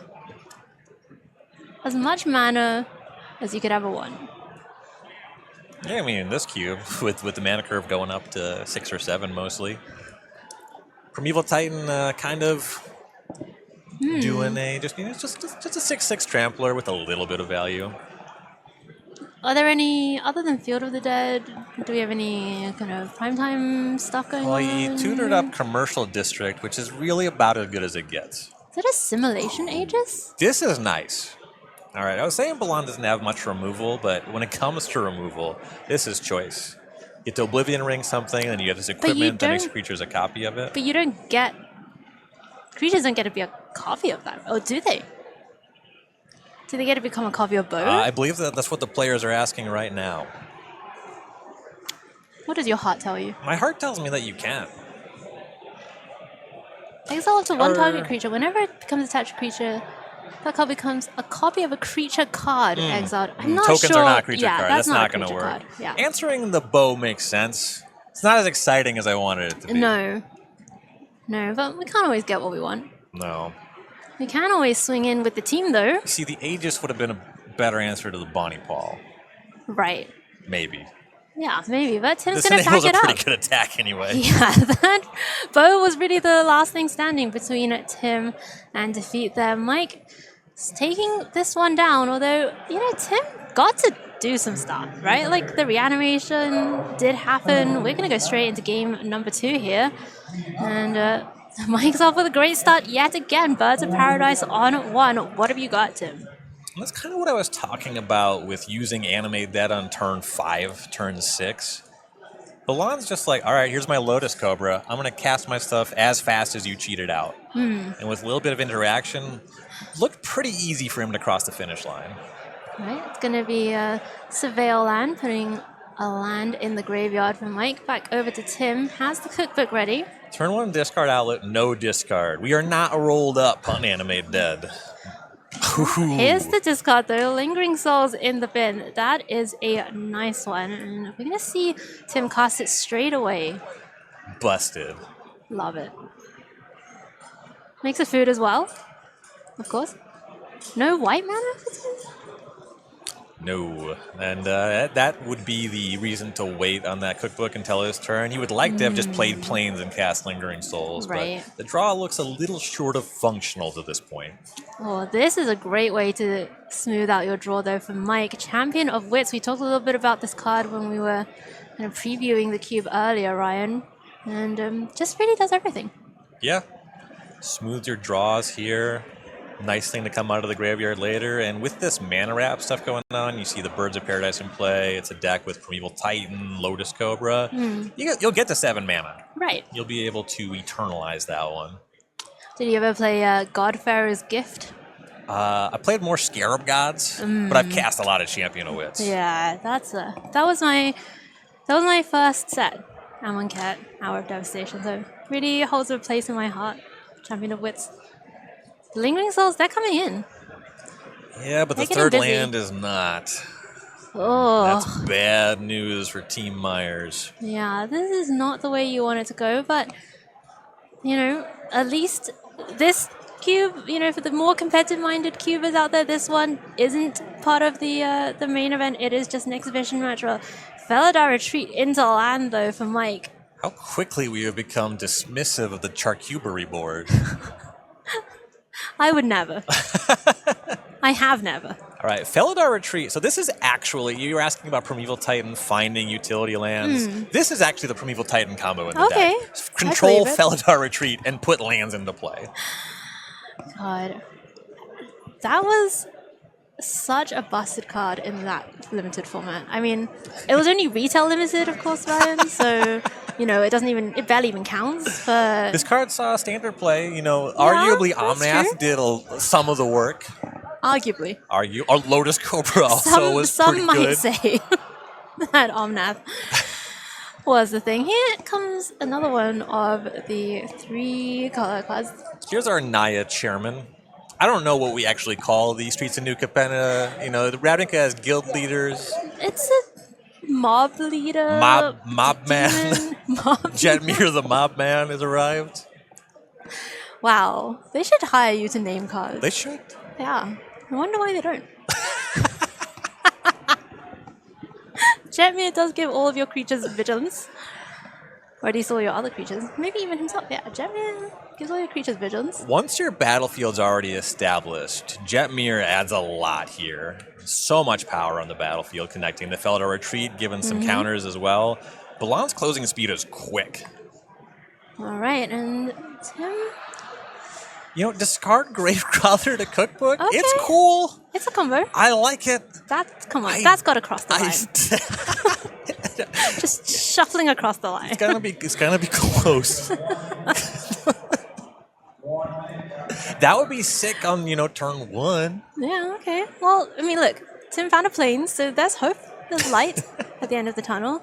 There's a lot of problems, though, to deal with on the other Kind of the issue is even if Tim has Oblivion Ring, the Jetmir and the Felidar Retreat kind of pumps the squad. This is good. Okay. Swords of Plowshares answers the Jetmir. Yeah. But the retreat is still hanging out. The counters are still on the creatures, and it's going to generate more value as the game progresses. All right. So Tim's just having to pass the turn back. I wonder what's in his hand. And it is awkward, right? Like you were talking about this earlier. This exile removal, like it's not great if Tim's holding something that can animate dead. Would have loved to see that Jetmir on his side of the battlefield. Right. Yeah, he'll have to draw his own large creatures, and if he peels Bonnie Paul and already has Animate Dead in hand, right? Maybe we can do something. Right. Blossoming Tortoise with Felidar Retreat. Here's a combo. I'm calling this one a combo. Okay. Here's our line. All right. That's the line. This is exactly. This is officially. If you look it up in the dividing Magic textbooks. Yes. You'll see a picture of Blossoming Tortoise next to Felidar Retreat. Okay, and that's like the lower bound of combo. It's gonna put counters on everything. Incremental advantage that adds a little power and toughness to the battlefield. Yeah, and all of a sudden, I mean, these Lingering Souls tokens, they're gonna have to start chumping. Tim's gonna take 2 from the Birds of Paradise coming in. We need to find something. What? We can do. I mean, like the Harvester of Misery wouldn't even help. Honestly, anymore. one of Meyer's best prayers there was the tortoise milling over something really good for him to reanimate. Okay. Didn't happen. What about Ophiomancer? It's okay. Oh. It was okay. Ouch. The path exile. I mean, Tim at least gets another land, but Right, doesn't even get that Death Touch snake, Oh. and at 12. that's got to be it, right? Yeah, That's lethal. we're already Mike so close to lethal if Golan. we're not already there. Yeah, we are just already there. Right. I mean, with And if we weren't, that combo is still online. That's true. The tortoise keeps that churn going. hadn't even been disrupted yet. I mean, Mike Golan with the 4-color soup deck. Let's say I'm call gonna it say a soup a ramp. lot. I Okay, like it's a ramp ramp. deck, sure. Ramp The decks are kind 4-color of like categorically deck. soup, so. Okay, all right. I'm learning a lot about what words mean. When in you've been Magic playing the as long as I Gathering. have, Yeah. back when Scourge Back when- came out. Yeah, I was gonna say. I feel like you're gonna be the scourge of this weekend. And unfortunately for last year's CubeCon champion Tim, he is out. This is single elimination here at Cheese Stands Alone.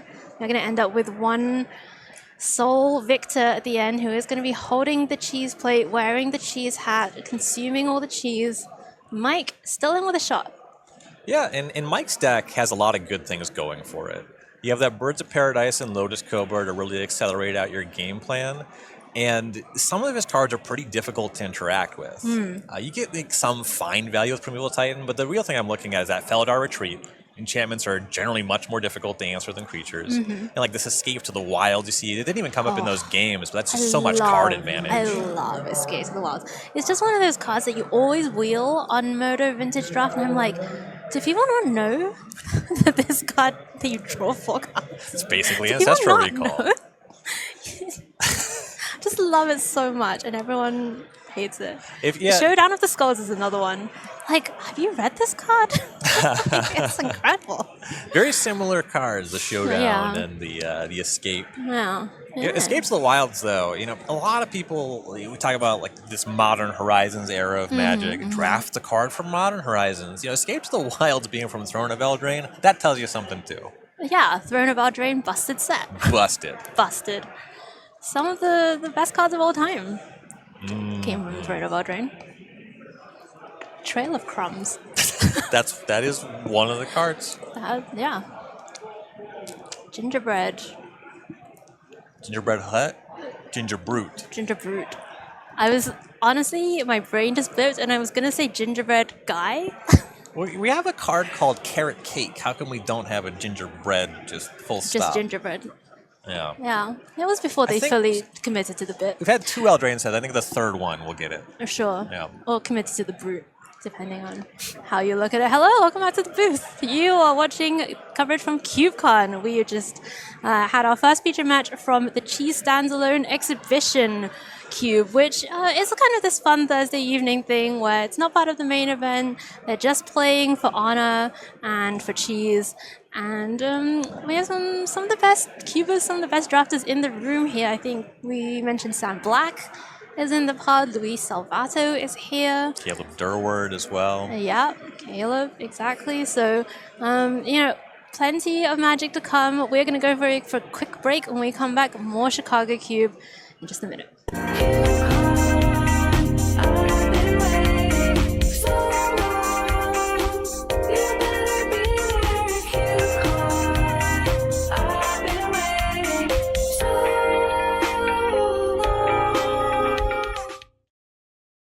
Have dreams of drafting a Coria lair of behemoths, but a once-in-a-generation pandemic halted in-person play?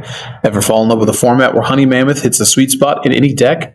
Then gather your companions and draft the Coria at Home Cube, where you can choose humans based in Mardu colors and do your part against monstrosities roaming the plane, where additions like Champion of the Parish support both go-wide strategies and Aristocrats game plans. Draft monsters based in Sultai colors and mutate cards like Wilson Refined Grizzly into amalgamations of body horror so upsetting that David Cronenberg would be proud. Look for base creatures with keyword abilities to kickstart mutate chains. And based in Jeskai colors, players are cycling, ever cycling towards freedom or Zenith Flare. However, signpost enchantments like Drakehaven help to diversify the strategies and account for a lack of doubles. Each color pair also gets an archetype that matches either the big three or focuses on a keyword ability, like Blue-White Flyers or Red-Black Menace. Additionally, the Naya Shard gets an influx of dinosaurs both from Ixalan and the Jurassic Park releases. Other individual cards like Chainer Nightmare Adept and Garuda's best friend, Calidus Assassin, are there to help support the unique synergies found in the format. The mana bases are flexible and generally slow. The Lord of the Rings land cyclers help to smooth them out, and can also find things like Triomes. Cards like City of Brass and Unclaimed Territory are there to help the aggressive decks. The added removal tends to be versatile, with cards like Feed the Storm being prioritized to help interact with other strategies. Lastly, Coria at Home plays companion rules as printed, which is great for everyone except Lutri, which is too free in either case. I know that you'll all grow to love Coria as much as I have. Thank you, CubeCon, and enjoy the drafts.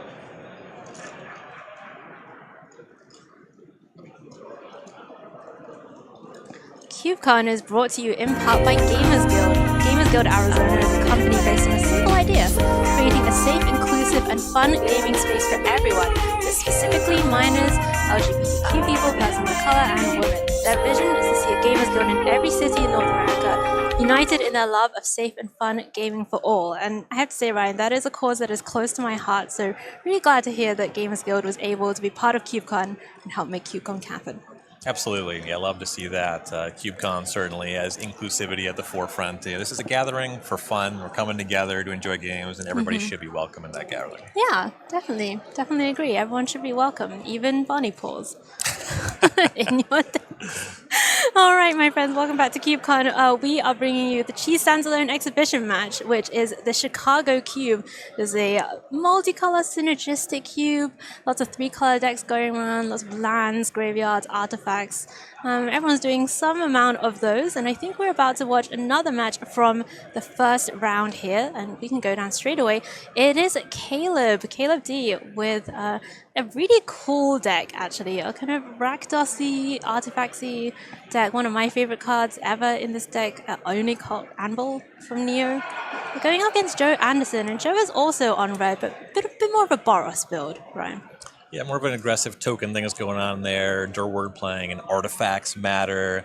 You see Goblin Welder getting strangled on turn 1. That Welder is kind of part of Caleb's backup plan. He's got the artifact boom booms. Okay. He's got that triplicate Titan. Nice. He's got the Cityscape Leveler. Nice. Doesn't have a lot of discard outlets. Here is one, though. Veldarin Epicure is going to make a blood, and it's really good that Joe answered that Welder, because that could get scary. Right.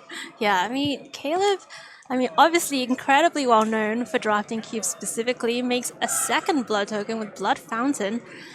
So you can already tell, right, what Caleb's deck is up to. Yeah, he loves this kind of thing in Vintage Cube, so not surprising to see him drafted here. All right, and Joe, with the aggro plan, scrolve into Rabbit Battery. That is the most aggressive Rabbit Battery attack I've ever seen in my life. Just get on in there. Or get on out of there, trading with the Epicure. Scrolve, though, that's going to sit around, and if Caleb doesn't have an answer to that, that could get tricky. Yeah, the Skrell starts to grant protection. Caleb, thank you. This battle station is fully operational. And by that, I mean I will be activating Oni Cult Anvil 1 time every turn. That's all you need. Do you know how many games of Neo I won just by doing that? A lot. A lot. A lot. I love this card. All right, Oni Cult Anvil is getting activated. It's going to make a construct. Not a construct, just a construct. Back over to Joe. Here is a Surveil land. Favorite cycle of duels, Ryan? Shocklands. Oh my goodness. You don't agree? Bring some spice. Oh, you wanted like an obscure bad one? Yeah, yeah. Odyssey Egglands. Okay, great. Perfect. Hashtag content. Here's Carrot Cake. Is that Carrot Cake? That is Carrot Cake. Perfect. Comes with a rabbit. Speaking of constructed staples. Really stretching the definition of the word staple. Ryan. Stretching the definition of a lot of words this weekend. Combo, staple. Caleb just getting in there with the constructs. That's not going to be blocked. And is that the Felden of the third path? That is another way to reanimate those large artifact creatures. Got to get one in the bin first. That blood token's hanging out. That's kind of scary. Anvil gets activated. Of course. You gotta. Gotta. Only gets you the token on your turn. Can't get tricky with that one. You just get consistent. That's fine. We take those. Oh, yeah. Playing out Dragon's Rage Channel, one of the scarier 1-drops in constructed formats, certainly. A staple. A staple. That is a staple. You know, this time I'll agree with you. But so what's Joe's deck got going on, Ryan? Like, what's the big kind of kill you plan for Joe? Yeah, so there's a lot of token stuff going on. You know, this Skrelv can certainly make your attacks better, giving you protection. I think that the late game really favors what Caleb has going on. You know, those big artifacts. There's already the synergy going on. If you're going to get busy attacking, a lot of incentive to get busy early. There's some stuff like Stoke the Flames going on here. Goblin Bombardment is one of the big payoffs. Oh, okay. But all of this stuff is a little bit reliant on getting on the battlefield early, which so far Durward's done a better job of doing. Right, yeah, I see Clarion Spirit, Resolute Reinforcements. Really does want to be a deck that kind of just puts a bunch of critters on the battlefield, but Joe's doing a little bit of that. One of the more powerful cards in Anderson's deck, certainly as the game goes long, is Wildfire Awakener. Convoke creature that makes a bunch of tokens. That can go really wide, both taking advantage of X with your mana and by convoking. Though this Felden, Durward's got that active. He can really start to get some synergies going here. Yeah, I was gonna make a copy. I think is it just the Voldaren Epicure in the graveyard right now? So you can do creature. So there's Goblin Welder is the Goblin bottom card, Welder's and I imagine that's yes. what it is. Okay, is that Blood Fountain here or?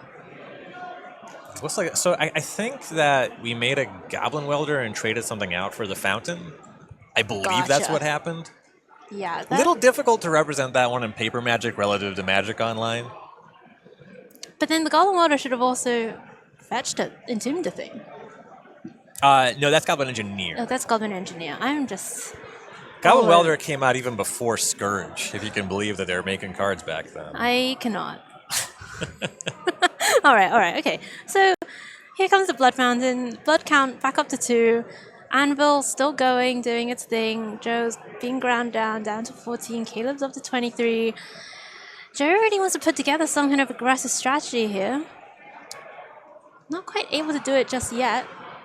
Dragon Race Chandler is probably in the air though, right? We see definitely artifact. Artifact, land, that rabbit battery is a creature. Yeah. And there was a the strangle. strangle's a sorcery, yep. Yeah. Okay. Seasoned Pyromancer's just straight up Mole Drifter mode. Yeah, empty hand, just draw 2.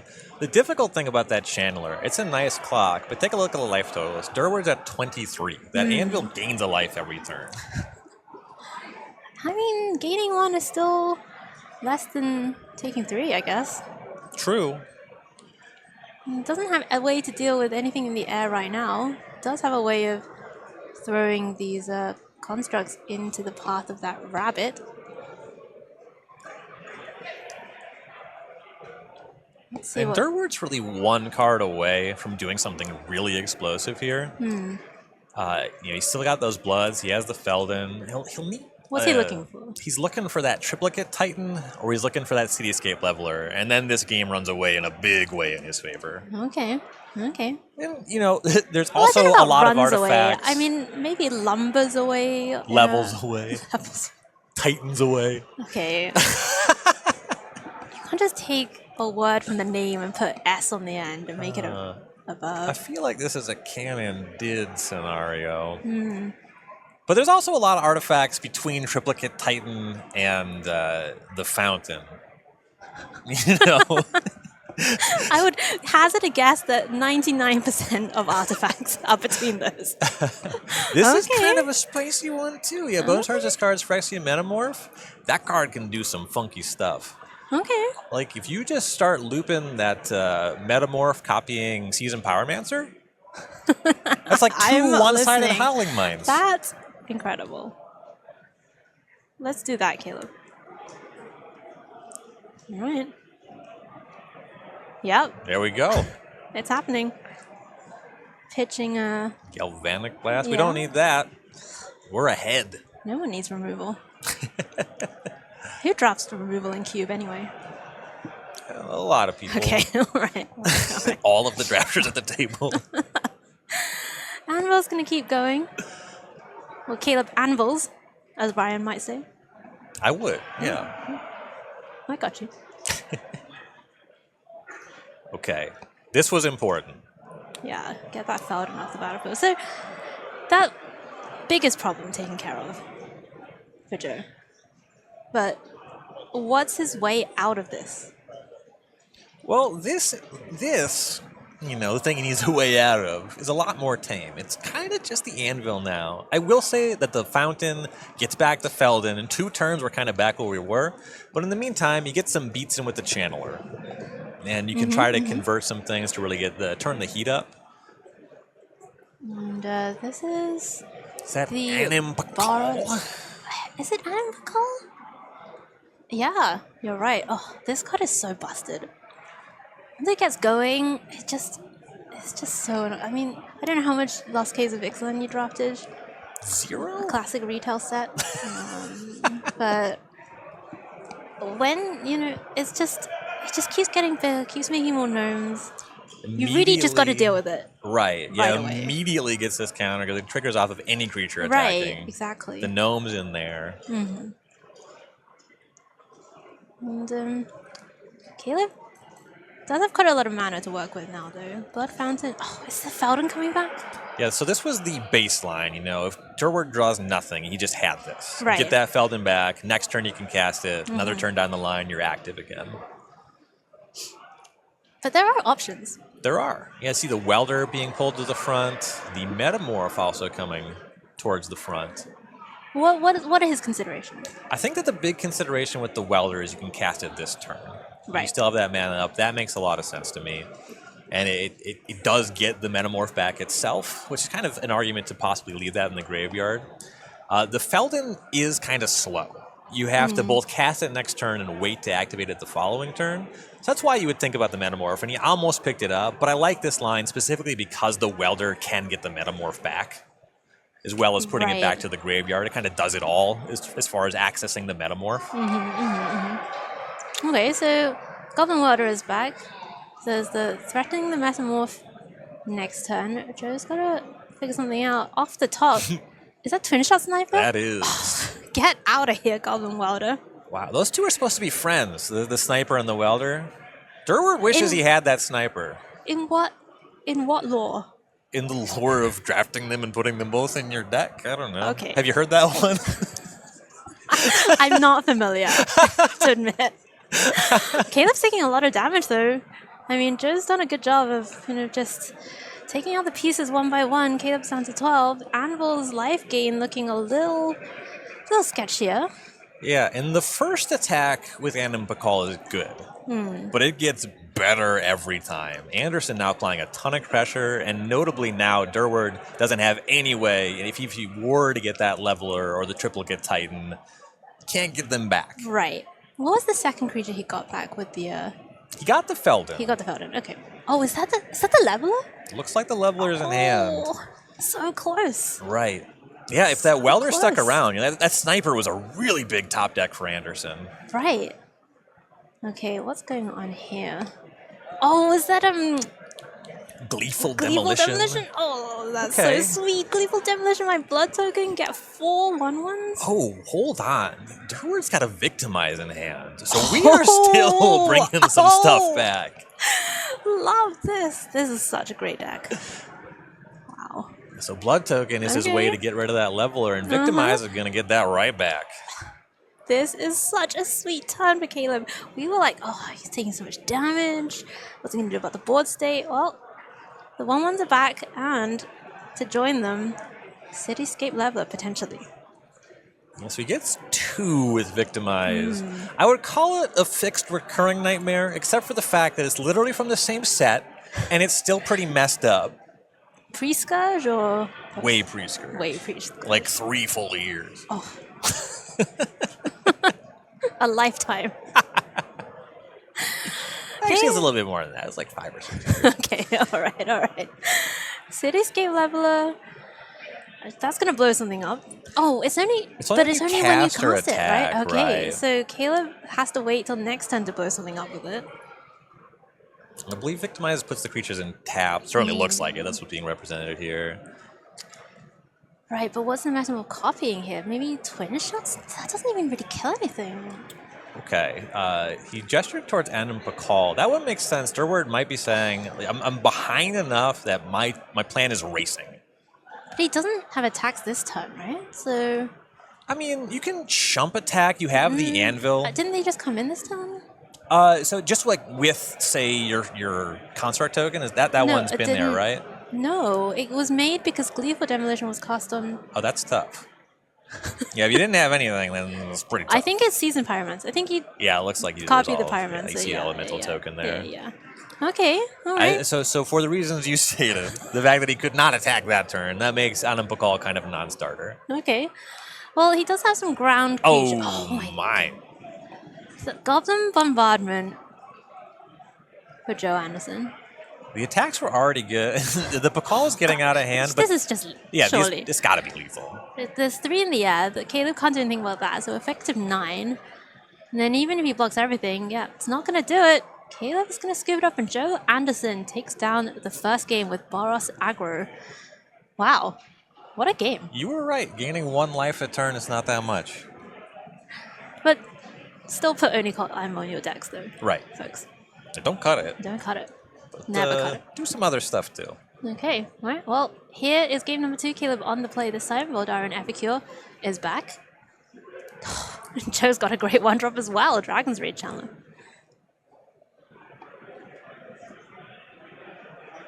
Yeah, Durward's start last game with the Welder was stronger, but he's establishing his battlefield here. Scrapbook Mutt pitches Bone Shards. Maybe looking for black mana here. Yeah, the mutt to discard your removal spell / discard outlet is not a sign of strength, I wouldn't say.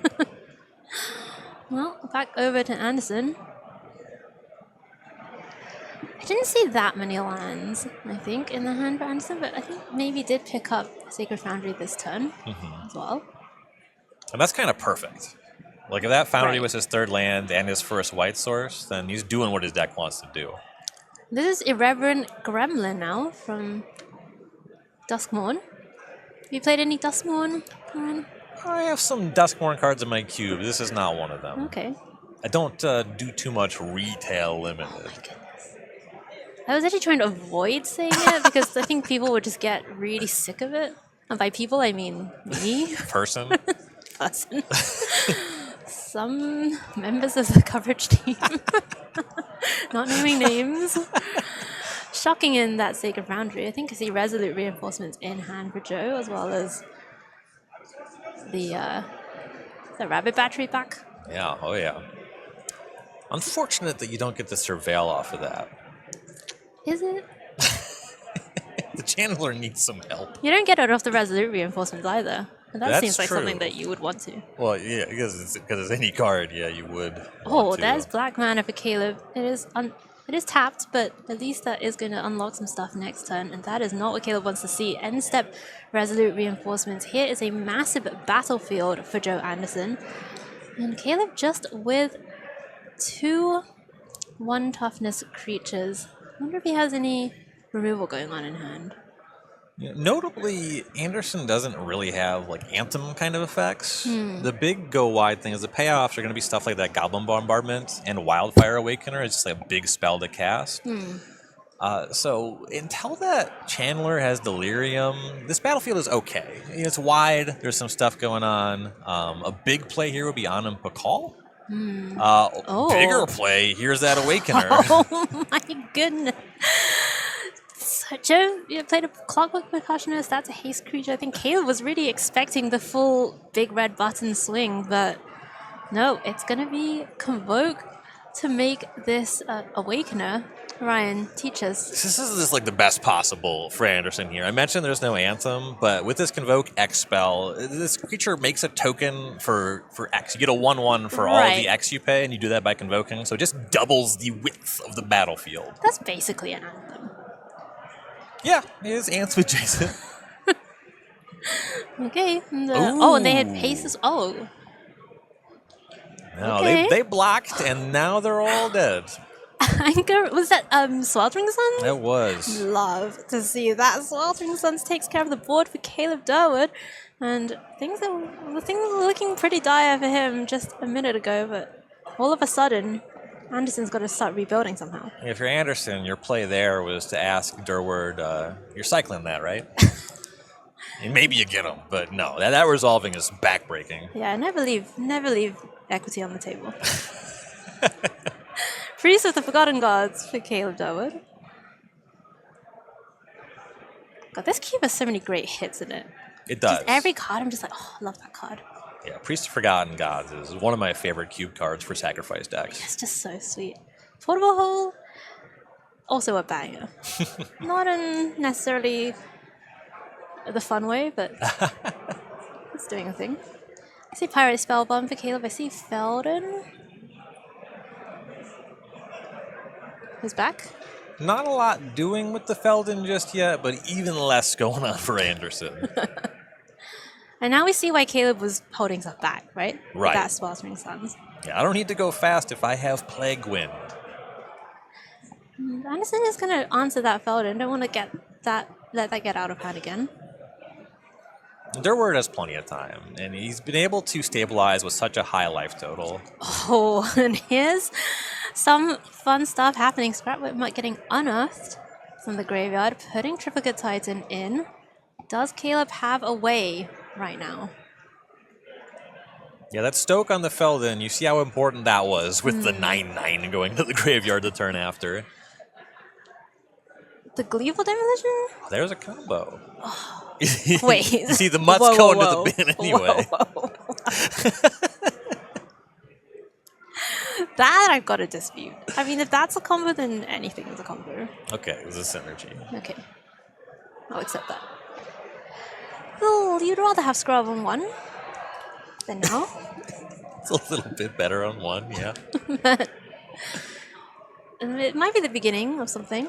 I mean, look, we've seen what Anderson has in his deck, right? The Adam Pakal, I'm sure there's other token makers as well. Like, there are definitely ways for him to rebuild. Yes. Wow, Durward being really aggressive. The Pirate Spellbomb already in play that could have checked the Skrelv and just saying, yeah, I'm going to use Unholy Heat. I got your number.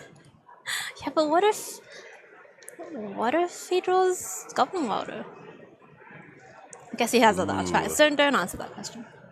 This is one of my favorite signs of continuing to play a game even though you're so behind that you're dead. Firebolt, flashback Firebolt to kill a 4 toughness creature. Oh, Mayhem Devil?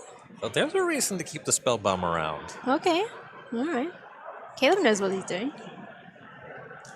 Anderson just finds planes for a turn. It's going to scoop it up. We are going to a decider here in the Chicago Cube, the Cheese Standalone Exhibition Cube on Thursday evening of GameCon. Let's have a look at game number 3 after sideboarding. Looks like Caleb is taking a mulligan on the draw. Anderson's start was so good in game 2. So good. Exposed a huge weakness to Sweltering Suns. But, you know, Durward's only got the 1. Well. Anderson's out the gates again with Clockwork Percussionist, this time getting in with haste, and that is the Goblin Welder. Durward's not blocking with that. Oh, Spyglass! What a card. Yeah, the Welder is just a perfectly good name, and you get to look at the hand and see if there's anything better. So what do we have in the hand? Phyrexian Metamorph. Oh, thanks. Thanks, Caleb. Appreciate this. There's the Feldon again. That is Gleeful Demolition. So has some of the pieces. And you're kind of priced in to naming the Welder because the Welder could potentially answer the Spyglass. Right. But, well, how about Gleeful Demolition to answer the Spyglass? Hey, it does other things. You can target your opponent's stuff. Yeah, I guess it is just a shatter. It's just a shatter. This Clockwork Percussionist getting in every turn, on time, like clockwork, one might say. Come on, Ryan. I'm sorry. I'll do better in the future. Thank you. And there's Skrelv and friends. Yeah, the Old Border to Mog War Marshal that everybody was clamoring for.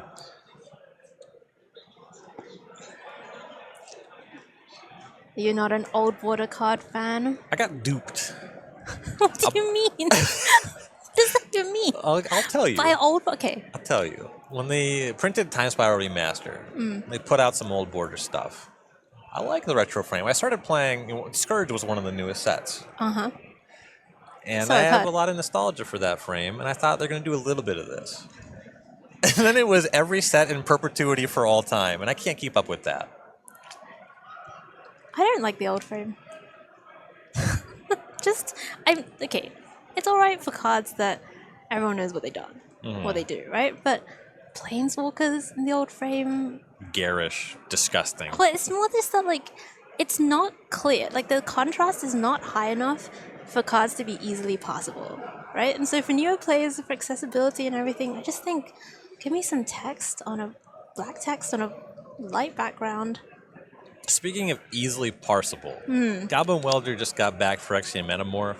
Okay. This is a recorded match. We have no way immediately to know what I copied, but I'm willing to bet Durward has 2 Goblin Welders now. Well, that would seem wise. Let's see what else he has going on. Mayhem Devil, okay. Okay. Yeah, better sack and response. Now, does Anderson have any sacrifice synergies that this Mayhem Devil could make use of? Right, Mayhem Devil does care about your opponent sacrificing things. One of my least favorite aspects of any card design of all time. Really? I love that aspect. I love symmetrical cards. Despise it. Yeah, he's really not sacrificing. He's really just going wide is kind of what's going on with this Boros deck. Okay. Well, no, wait. No, we know he has Goblin Bombardment. Yeah, but I don't think that we're going to do that in capacity where the devil wins the fight. You don't want some app-nap action?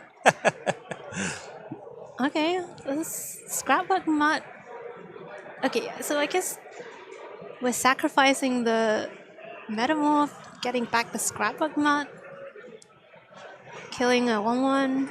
Oh, killing Skrell, of course. We know Caleb still has the Feldon in hand. Welder Mayhem Devil against a deck full of 1 toughness creatures is pretty sick. Yeah, Caleb gets to do some hand smoothing here. Get the sack the Mutt, unearth it, sacrifice it again. This is really the beautiful thing about Cube too. Is I've played all these cards, I've seen all these cards played quite a bit. I've never seen them in this configuration before. But that's the magic of it. That's the beauty of it. Yeah. You think, wow, this really works. And sometimes it doesn't, right? And that's also fun. If Anderson had, for example, a 2 toughness creature, it changes the context a lot. That's true. But luckily for Caleb Durwood, it's all 1/1s over there, and Anderson's going to get busy with them. Yeah, may as well. You got some death triggers here, and if they mattered, the devil would just cut them down anyway. Yeah. Oh. Ooh. Twin shot sniper, and in response, I'm going to take care of. And that's Anderson got a Could've little waited, giddy. He was yeah. excited to get the block Yeah. and just needed to wait for the damage to happen first, or we're able to catch him with that Gale Blast. We've all been there. Oh yeah. Like, that's just a teachable moment. Yes. Now, But it does diminish the cheese that can be enjoyed tonight. it doesn't diminish the total amount of cheese. It just diminishes Anderson's Your slice of the slice cheese of pie. the cheese, yeah. Come on, let's be mathematically accurate here. I would never. Okay. That's unfortunate. Scrapbook Mutt is being unearthed. Caleb is pitching Orlando. Is that Obnix? Didn't get a good look at it. I don't even know if Obnix is in this cube, but I really want it to be, and I really want that to be Obnix. It would be strong. Would be strong. Mayhem Devil's getting in. Anderson down to 15 untaps with just the Clockwork Percussionist. We need some help here. Are you talking about the Planeswalker or the 4-mana creature that goes off when you deal 1 damage at a time? Because The both would be sick. Planeswalker. Both would be The sick. 3 mana. The Planeswalker. I think the 4-mana This creature is would be just better so with the devil. sweet. Goblin Welder stuff. What's Anderson particularly gets to find sweet? something. That's not on time. Yeah. When your last creature dies and it gives you a goblin bombardment, quote unquote, for value on the way out the door, And your opponent still has the Mayhem Devil. it's a clear sign that it's time to go home. Might be a sign that it's time for me to go home. Okay. Invoke the Divine. That Metamorph is going away. Does Anderson get to gain some life here for that one? I think that's Forsaken worthy. Forsaken worthy, of A course. good retail limited card. Exile an great artifact or enchantment. Actually, it's not a great retail. It has It cycling. was of Nyx. No, I got too excited. It might not be. It might be Duretti. Oh yeah, it is Duretti. I mean, Duretti's great. Duretti's love Duretti. busted. Yeah, whatever. To the extent that there was a still a It's just game not as happening. fun. It's just not as fun as Omnix. Oh, you want to have fun. I do. You know, You I came to CubeCon to have came to fun. CubeCon, the premier community cube event in the world. Came to have fun. Not to mercilessly bash your opponents to win all the cheese. No, but that is what Caleb Doe is doing, and Anderson's going to scoop it up. Reverse sweep here for Caleb after that beating in round 1 from the aggro deck of Joe Anderson. So did that go roughly how you would expect, Ryan? I think that the big thing going on here, it's kind of compounded. Both Durward is buying a little bit more into the core conceits of the cube. He has a big artifact theme going on. He's playing out of the graveyard as well. You know, Goblin Welder kind of doing both of those synergies. Yep. And that's what he's like, touching into the big synergy and touching into the cross synergies. The cube designer put these seeds there, and Caleb grew some really good trees. Okay. And Anderson put a bunch of 1 toughness creatures on the battlefield and picked them up off the battlefield. Okay. I mean, but it worked at least in game 1, right? So, you know, there's definitely something there. But Caleb leaning into all of those artifact synergies, graveyard synergies is going to get there. So we're going to see Caleb back in the next round. And before Anderson does get to go and have dinner with his friends. So that's some plus EV as well, Ryan. And to Anderson's credit, he had a lot of strong cards. Yeah. Got all the Boros lands. So his mana was quite functional for low to the ground deck. That's quite valuable. Really had just no way back in the game after that Sweltering Suns. Yeah. And there's just a couple other sweepers in the cube that are going to make it tough for a deck like that. And you kind of highlight the importance of being able to play out of the graveyard or have some other stuff going on besides just going wide. Right. But, you know, it was scary. It definitely did nearly get there, but ultimately it is going to be Caleb Durwood advancing to the next round. It is single elimination here at She Stands Alone. And Ryan and I are going to go away for a quick break after round number 4. When we come back, we will have Magic from round number 5, round 2 of She Stands Alone after this.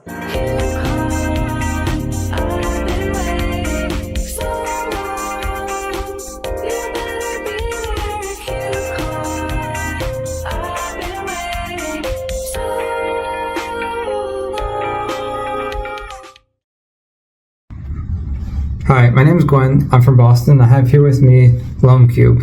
Loam Cube is a very special cube where every single game, each player starts with a copy of Life from the Loam in their graveyard. It's also a desert cube, which means you have to draft all of your lands. There's no basic land station at the end of the draft.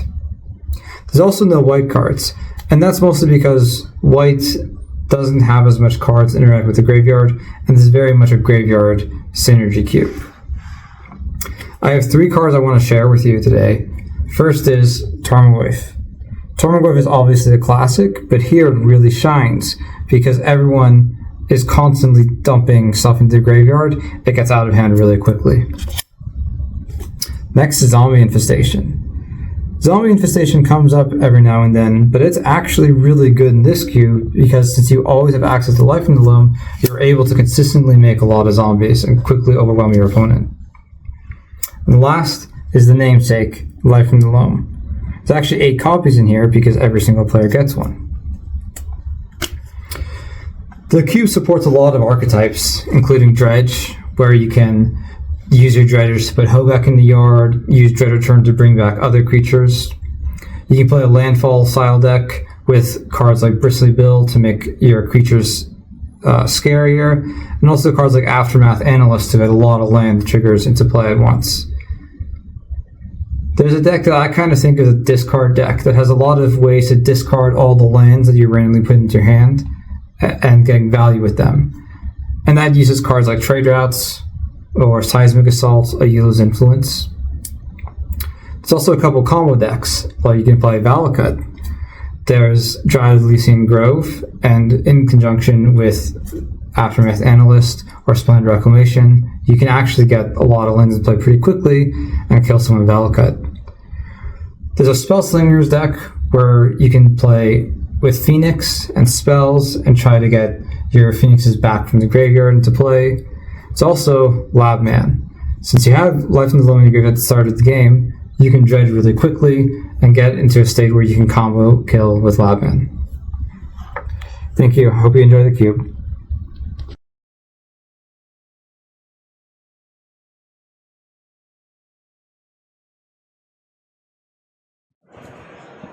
Hello and welcome back to CubeCon.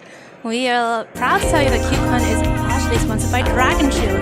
Dragon Shield has been providing players with reliable gaming accessories since 1999. So is that pre-skirt? That's pre-skirt. Okay, all right. So longer than Ryan has been playing Magic. Dragon Shield has been providing players with reliable gaming accessories, and they're really passionate about creating high-quality accessories that protect the games we love. What's your favorite Dragon Shield color, Ryan? Black mats. Dragon Shield's my brand. All my cubes are in black matte Dragon Shields. Okay. I'm partial to the purple matte myself. Yeah, black is okay. The black matte is not the most aesthetically satisfying of their colors, but it's opaque. You can play They're all transform opaque. cards. Are they all opaque? Well, I wasn't saying as opposed to the color you suggested or any other color. I'm just saying that I know that this dark black sleeve is not going to get me any game losses. Okay, all right. Ryan just wants to eliminate all possibilities. Right, no of shot. Fun They serve or a color purpose. in his life. All right, we have more Magic coming up for you. Round number 5 here at CubeCon. And we have going straight into the action of game number 1. It is Caleb Durwood. We just saw Caleb on the stream earlier playing against Mike Bilan. So we've actually seen both of these decks already. Mike with that 4-color ramp deck with Lotus Cobra and the Felidar Retreat and all this stuff. Caleb with the Rakdos Sacrifice Artifact Synergy. Mike with Birds of Paradise on 1. How do you think this one's going to go, Ryan? I gotta say, winning the die roll, huge for Balan here. When he starts casting these expensive spells, he goes way over the top of Durward, outside of Durward really getting this graveyard exchange stuff going on. His best draws, Durward can go pretty big. Bilan's average draws go pretty big. Okay. So getting this birds on quickly, that's a very important step. But then the context of Durward's deck, like if he's just like casting Welder and some other creatures with power and toughness, that's going to be advantage ramp deck. If you start cheating that triplicate Titan into play and looping it with the Welder, that actually goes bigger than the Primeval Titan. Okay.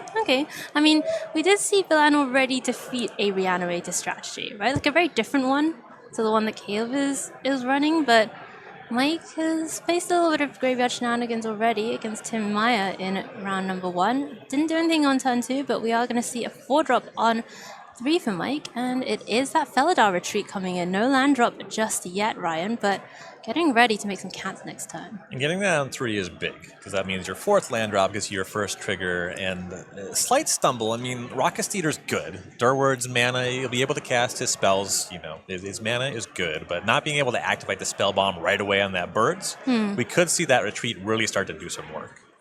Okay, well, here is a Priest of the Forgotten Gods. That's a great card. You don't see this often. Goblin Welder turning sideways to attack for 1. Look, Mike's got 20 life. Caleb's got to get that down to 0 somehow. The bird's probably not attacking. I would be surprised. Oh, here's Jetmir. Is there no land drop on Mike? Oh, that would be huge for Durward. Oh my goodness. Oh no. Oh, now this is Take it back. huge for Bylon. Yeah, that's not just 1 land drop, but 2 landfall triggers. And with the Jetmir, you're encouraged to just make more tokens because the Jetmir already pumps your team. There's some stuff going on with toughness, like you could get really fancy and grow the Jetmir and the birds, so the birds has 3 toughness off of 2 triggers to get out of the spell bomb. That's a little gross to me. I like just getting some real value. Right, and the birds has already done a pretty good job for Mike, right? Yes. Okay, here's the anvil. So Caleb's also got the engine pieces going.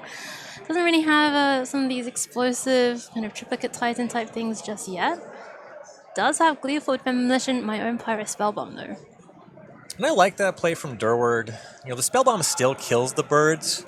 Like you said, the birds has really done its job. There's pressure on Durward now to really develop his battlefield. Okay, well, this suddenly counts as developing. Doe is gonna get the tokens going. Priest of the Forgotten God activates, and that's gonna make Mike sacrifice a creature. Caleb draws a card, makes some mana. Did I miss any effects of those effects? This was before they put every word on every card. Right. So. I always feel like this card should make your opponent discard. It does not do that. You draw, you edicts, you make 2 black mana. Still pretty good though. Yeah, it's not weak. It's a little bit behind, It's not 2024. Right. Balan's battlefield also pretty wide already. There's more pressure on having an actual removal spell for the Jetmir. Right, but Balan, now these creatures doesn't have 3 other creatures, so Jetmir's abilities are not turned on, as it were. So it's 3 or more total creatures to get the vigilance, right? Is it 3 or more total? Oh, I thought it was other. My bad. Okay, alright. So they do have vigilance, they have the +1/+0. Here comes another creature anyway, it's Lotus Cobra. Ooh, another fetch land. This is getting out of hand. Yeah, we see why Tim Myers didn't get those. Pretty high picks in the old Cube format. You think? I knew this would happen. Before we came on, I was like, Ryan, you're just so sardonic. You're really gonna drag me down the spiral of negativity. I'm not saying it's not happening, chat. And here comes the team. They got vigilance. Something that I think is quite strong about Balan's deck is this is similar to what we saw him do against Tim Myers. He starts getting all this stuff on the battlefield, gets some large creatures, has battlefield presence. Against Myers, we saw a couple timely removal spells. In this game, Balan has Mana Leak, and he's currently ahead. Okay. How good is a counterspell when you're just already winning the game? I mean, that's true, but Caleb's stuff isn't that expensive, right? Like, if Caleb finds a triplicate titan or whatever, it's not certain that Mana Leak does that much. If he can find his cheaty things, if he can get a Titan, if he can get the Cityscape Leveler in the graveyard, you got the Goblin Welder, you'll be able to execute that. But he can't, for example, cast Duretti. That's getting Mana Leak. That makes sense. That makes sense. Caleb's going to throw this Ashnod's Harvester in front of one of these cats, and that's going to prompt the fetch from Balan. You could have tricked me and told me that that creature can't block. Why would I do such a thing? We're part of a team. So I've been told. I'm just exposing leaks in my game, if anyone was curious. Mana Leaks in your game? Mana Leaks in Balan's game. Caleb is going to do some shenanigans. Spellbomb's coming in. It's going to finish off that cat. And I believe Caleb also gets a construct out of the deal. Oh no, it was not his turn. Right. Only constructs only on your own turn. Life total not high. Not dire. Yes. Well, Jetmir's lethal on its own. You can argue how important that is. Okay. Oh, how about this? Marionette Apprentice, make it to... Oh yeah. That's getting Mana Leak. Big agree with this play. Nope. At least not if you find some mana. Yeah, Well, you could though, right? The priest could pay for this Mana Leak. So maybe I agree with this play less. Okay. Priest is gonna... You gotta cast that Mana Leak faster. That's what it is. Okay, so the Caleb's gonna draw a card. One of those cats gets sacrificed. I think Caleb probably has to pay another... Yeah, he'll need a third land. Yep. Yeah, third mana here. Yeah. I oversold the Mana Leak. I apologize to the viewers at home. I think you should apologize to Mana Leak. Mana Leak is cool. We're cool. You're cool? Mana Leak would Are forgive you sponsored me. by Mana Leak? Is that why you're overselling it? Sponsored by Mana By Leak. Big Mana Leak. Big Mana Leak. Okay, Caleb's got the land drop God. anyway. I love that land after the Mana Leak. Just like, do you think that Durward was baiting it? No. I bet if I don't play this land, I'll get that Mana Leak and this priest is going to blow him out. The priest is on board. Yeah. Alright, Felden goes to the graveyard. Caleb's digging. I mean, the Felidar retreat's still a problem. Yes. It's much more under control. It's still strong. But Balan doesn't have that much mana. You know, that Cobra's dead. We're not going to see Primeval Titan, with any kind of immediacy. Okay, well, here's Legistrator. Is there a second spell to follow up and get that Connive trigger going? Just one card left in hand, so it really wouldn't be of much value either way. I think the best case scenario is like if Balan could draw and either already has the land or draws Primeval Titan and then can really go off with the retreat. But his life total is not high either. Yeah, he's down to just 11. That priest is doing work. The Yeah, anvil's doing Anvil's work. doing work. And Anvil... The apprentice is was- subsidizing both of them. Right? And the Anvil was even still untapped, so gets to activate. Balan down to 8. I mean, Mayhem Devil is lethal here, right? It's gotta be... How far off are we from lethal as the battlefield stands? Right. Okay, well, at least all of Balan's creatures have vigilance, so that's presenting a barrier to the combat route. So there's 2 artifact creatures. If you sack those... I guess artifact creatures are the same as creatures. Epicure... That's a point. Okay. The anvil's a point. The Anvil's a point. Priest is 2 points Okay, plus and 2 the creatures, blood- which is 2 more points. And the blood Blood's sacks a point. itself. And That's then a the point. welders, I think we just counted to 8. I believe you. Again, I would never properly represent math. That just seems like your job. Go on. Like in the expert seat. I'm not the expert on arithmetic. Okay, but I need my expert to do the math for me. All right, then I'm going to say that it was 8. Okay. All right, let's find out. Caleb's gonna go. Activate priest. Sacrifice these 2 things. You sacrifice a creature. I draw a card. I make 2 black mana. You lose 2 life. And another 2 life from thing down to 3. I mean, it looks lethal. We'll see if my math checks out. I'm gonna go out on a limb and say it does. It's looking pretty good. Okay, you go down to 6. Paying 2 Phyrexia. Okay, is this necessary? No, and that's the beauty of it. He's running up the score. I will it say, doesn't get enough screen time, Caleb. this is a really crunchy end game, right? I love it. And because I counted to exactly 8, so casting another thing that's more lethal, it's fine. All right, okay, Mike's gonna scoop it up. Wow, that was a fun game. I love Caleb's deck. Yeah, it's sweet. It's so sweet. And, again, we're seeing something that the big reason that Goblin Welder has fallen off in higher power cubes is it's a little tough to set up the synergies, and also it's so fragile. But this cube really does a good job of scaling back the power level to let a card like that really shine. Besides, Caleb's the one with the Mayhem Devil, so...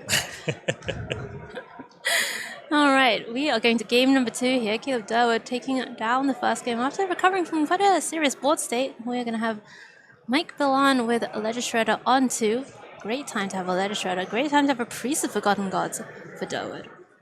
No 1-drop on the draw. A little tough for Durwood, but there's a lot of ways to immediately push this Priest. All right. Shredder's going to get in. Some pressure to get a second creature or to answer the Priest, and this is a really nice second and third creature.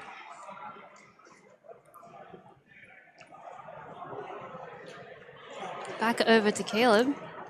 And what is it? Is that Kariza? No. That's a Gadrock. Oh, Gadrock.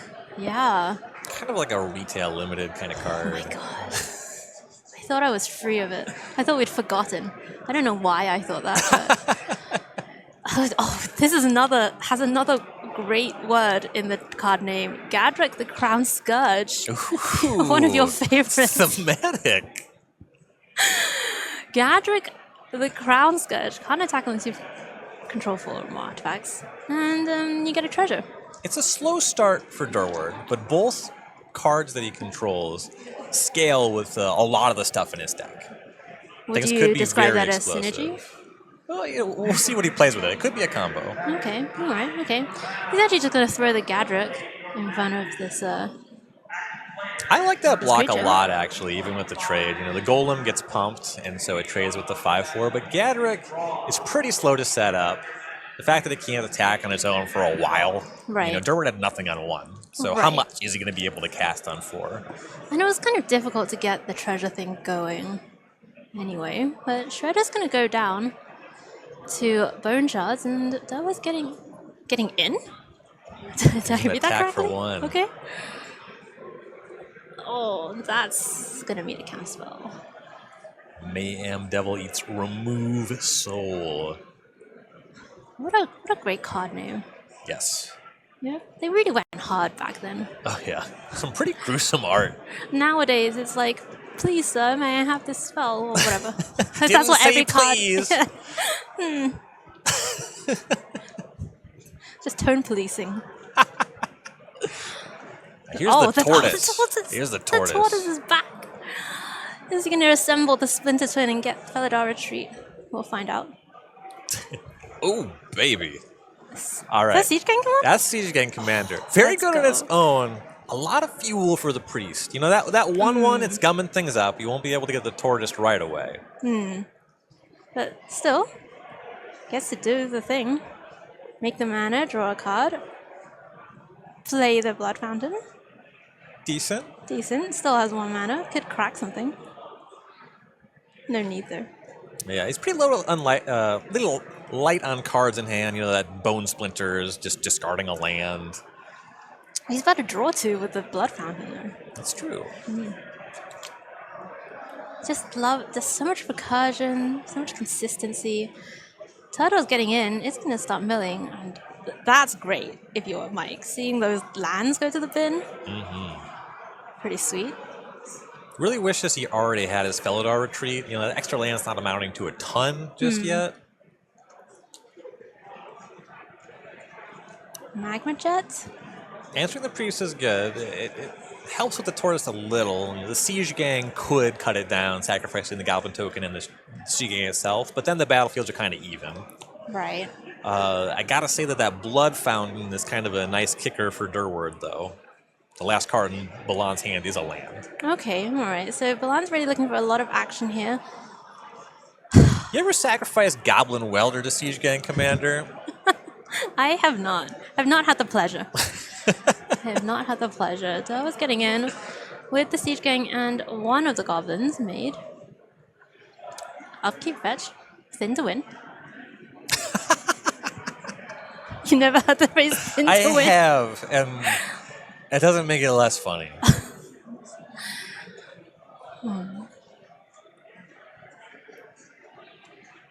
Just gotta be optimal, you know? Always be optimal. That's my motto in life. It's a good motto.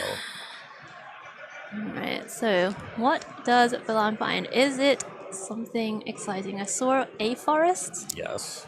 But this looks like action. Perhaps. Is it a Birds of Paradise? No. Yeah, you know, you just type in the one forest. It doesn't look like it's something very high impact, I'll say that much. Give him time. Let him cook.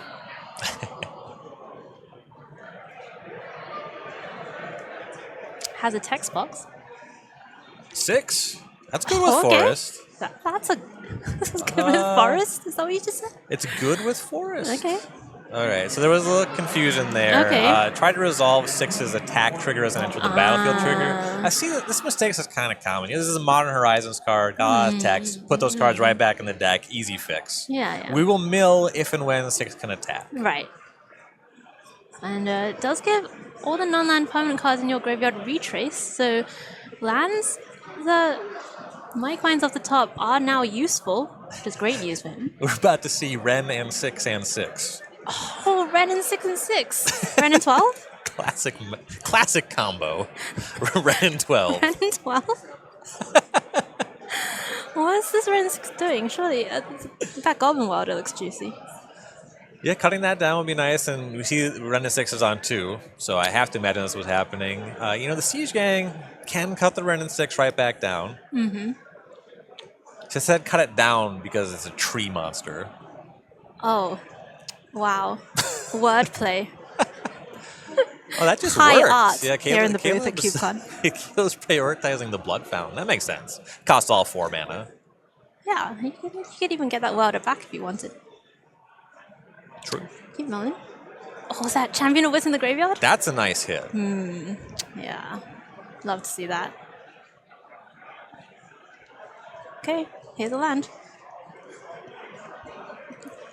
I mean, this is what Villain's deck is supposed to do, right? The Yes. Ren and 6, the Turtle, the 6, like just Things everything looked going on. really mopey until 6 showed up. But that's like the whole thing with Mana Wrap, right? Right. The idea is a small number of your cards are hugely impactful. Right.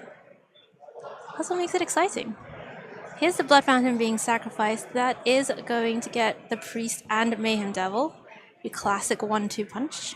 Classic combo. Classic combo. I'm not going to dispute that one.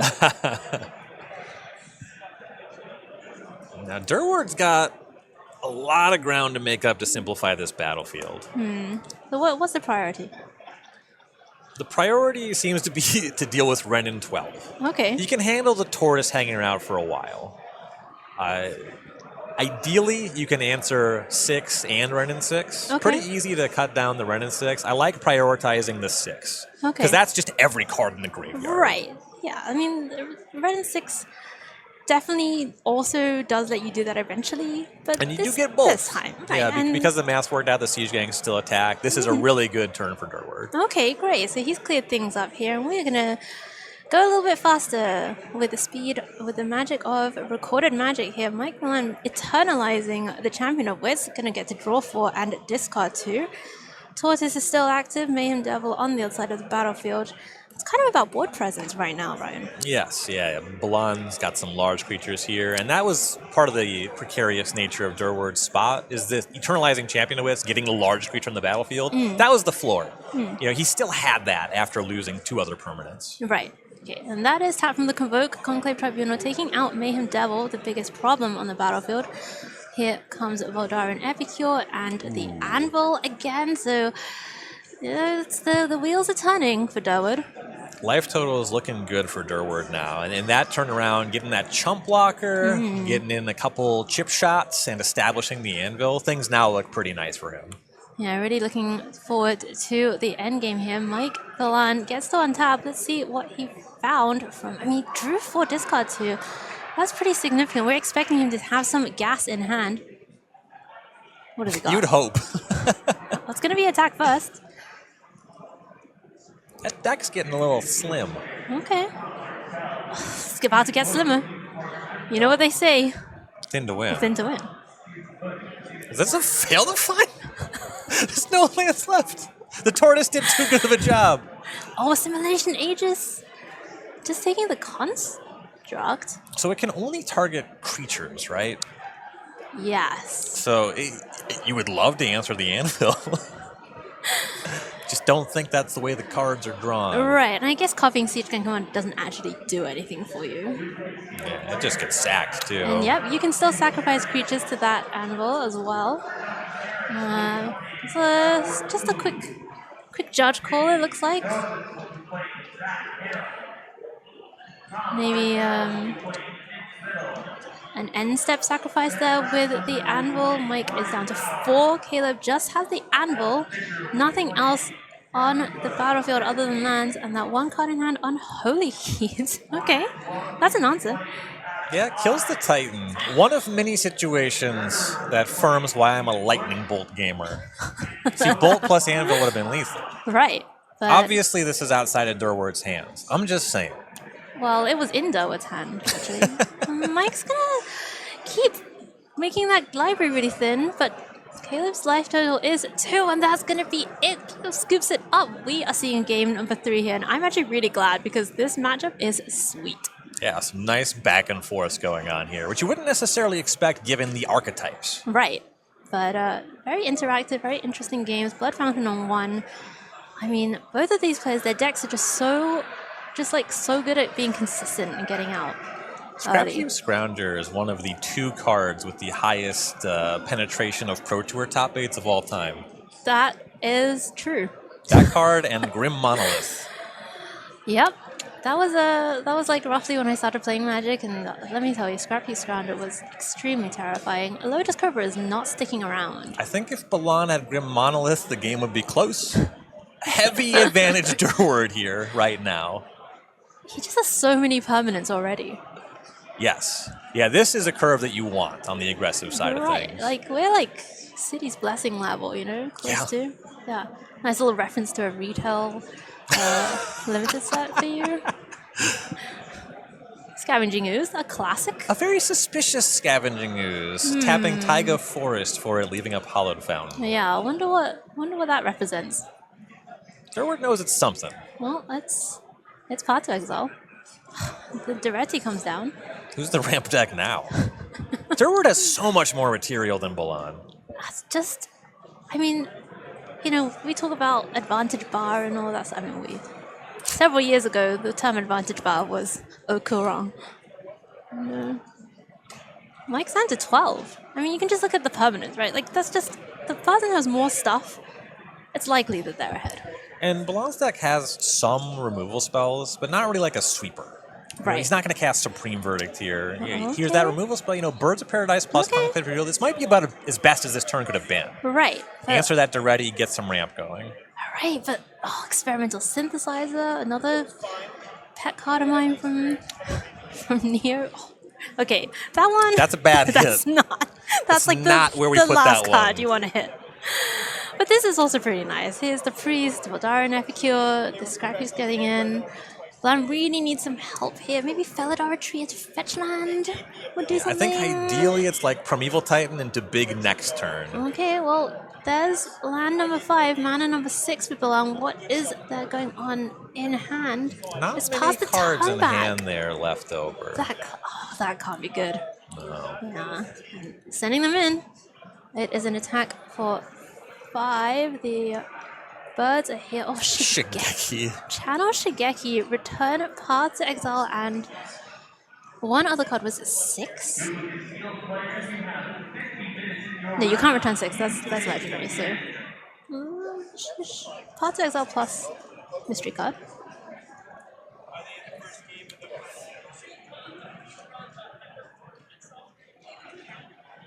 It's not Blood bad. Fountain back the Scrappy Fountain. This is okay. Caleb does so much stuff. Mike really has to find something. These are 3. It's gonna all be over if you can't put a lot of blockers out or deal with a bunch of these permanents all at once. Yeah, the Bird Tribunal, that was good, but that was step 1 of a 3 to 7 step plan, and there was no step 2. I see. Like just the Yeah. following turn was nothing. Yeah. Like the Shigeki, it's cool. You got a Path to Exile in your hand. Okay. It's even in a multi-step plan, you still got to do things one at a time, right? So getting the path, that's something. I guess what I'm saying Okay. is step 2 Oh, it was the ooze. Okay. needed to impact the battlefield. Okay, and here's path. That's going to exile something. Ooze does a little something about the life total, right? And now Bilan does have a bunch of green mana up. At Yeah. least 2. Yeah, looks like 2. Mm-hmm. Unfortunately, the Horizon land doesn't pad the life total. It still grows the Scoos. Yeah. Assuming there's enough creatures. There's not too many. No, they're all in Bilan's own graveyard, but that is going to do it. Metamorph, too much for Bilan to deal with, and Caleb Durwood is going to advance to 2-0 in the Chicago Cube, which is the Cheese Standalone Exhibition Cube here at CubeCon. Ryan, that was a masterclass. It was. I like Durward's deck a lot. Yeah. Definitely like the way that he played the games, but specifically, what we talked about after watching him the first time is that he has a deck that leans heavily on artifact synergies and graveyard synergies. Right. Much of the time with the same cards. Right. So his deck is just a really efficient, synergistic machine. Okay, yeah, and as for Mike, that was a good showing as well from His deck his was more good. lands-based deck. We saw a lot of Felidar Retreat, Jetmir, but ultimately just couldn't grind it out against Caleb Durwood's red-black deck. All right, we are going to go away for a quick break. When we come back, more Magic from round number 5 here at CubeCon.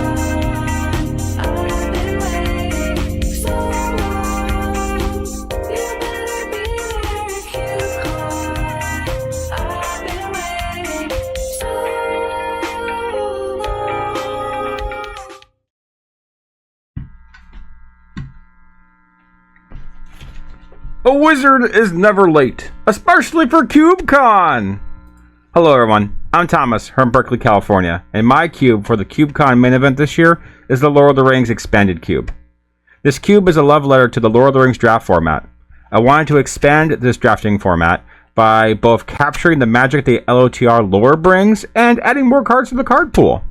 While there are many cards from the draft format represented here, there are in addition cards from the LOTR products such as the Commander decks and the Holiday Bundles. In addition, there are cards that were included from other Magic sets that fit the flavor vibe.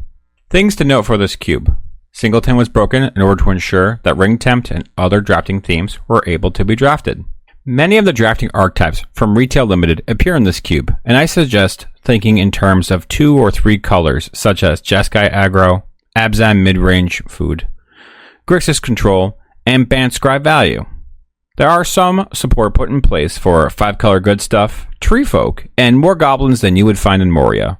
Just as Bilbo was prepared to leave Middle-earth, are you quite ready for one more adventure?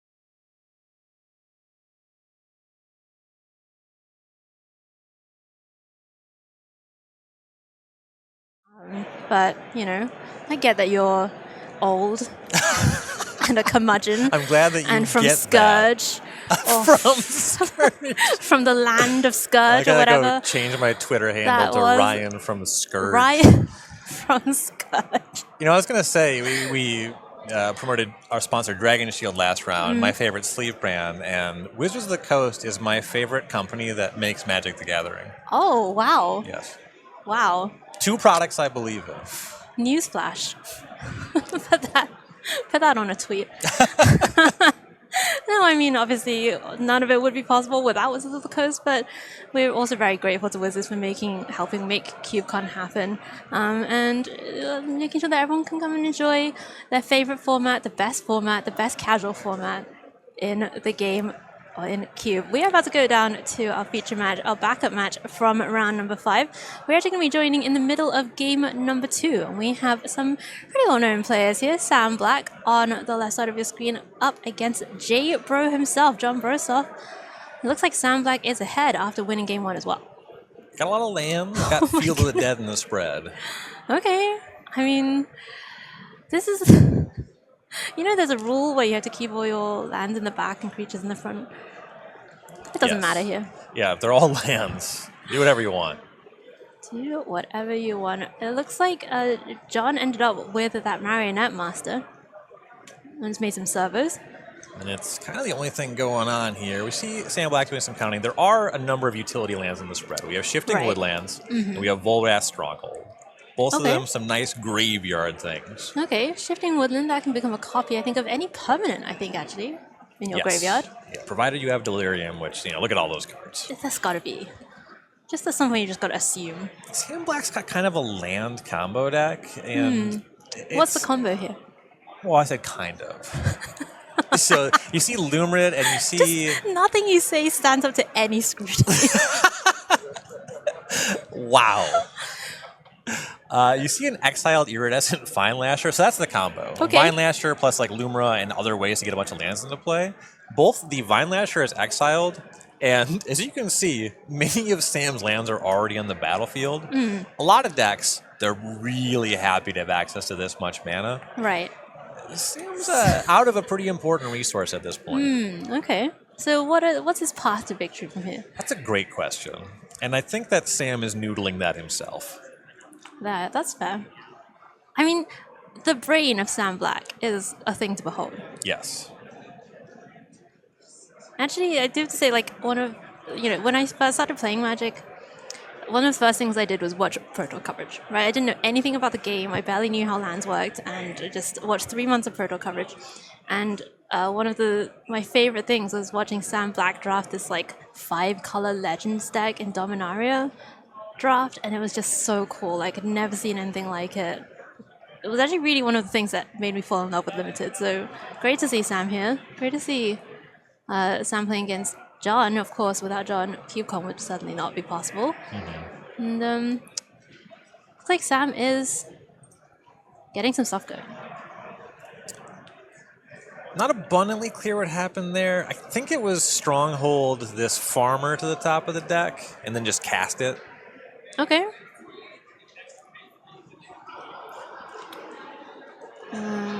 Which farmer is this? That's a great question. It's a 4-mana green card from... Bristlebud Farmer. Yes. Okay, yeah. 5/5 with Trample. When it enters battlefield, make 2 foods. And when it attacks, you can sack a food to mill 3 cards and put a permanent from among them in your hand. So it's like a tortoise. And here's Savine's Reclamation getting back Grist and Scavenger's Talent. That is a sweet Savine's Reclamation. So the first level on Talent, whenever a creature dies, you get a food token once per turn. That's whatever. The plan for Sam is to get that up to level 3 and get even more recursion in the graveyard. Okay. Also at level 2, you start milling. A lot of Sam's deck is exhausted. Right, how much milling can Sam really do? If any player, you can mill your opponent. Okay. So that's probably the plan. Okay, well, Grist, you have to mill yourself. Factual. Yes. And Sam does do so, makes an insect, puts a Deathbright Shaman in the graveyard. Back over to Brostoff. Let's see what he's got going on. You know, I was talking earlier about Sam being out a lot of relevant resources. Volrath's Stronghold is kind of an inexhaustible resource of the creatures in your deck. Right. So it's a little tough to run out when you have access to that one.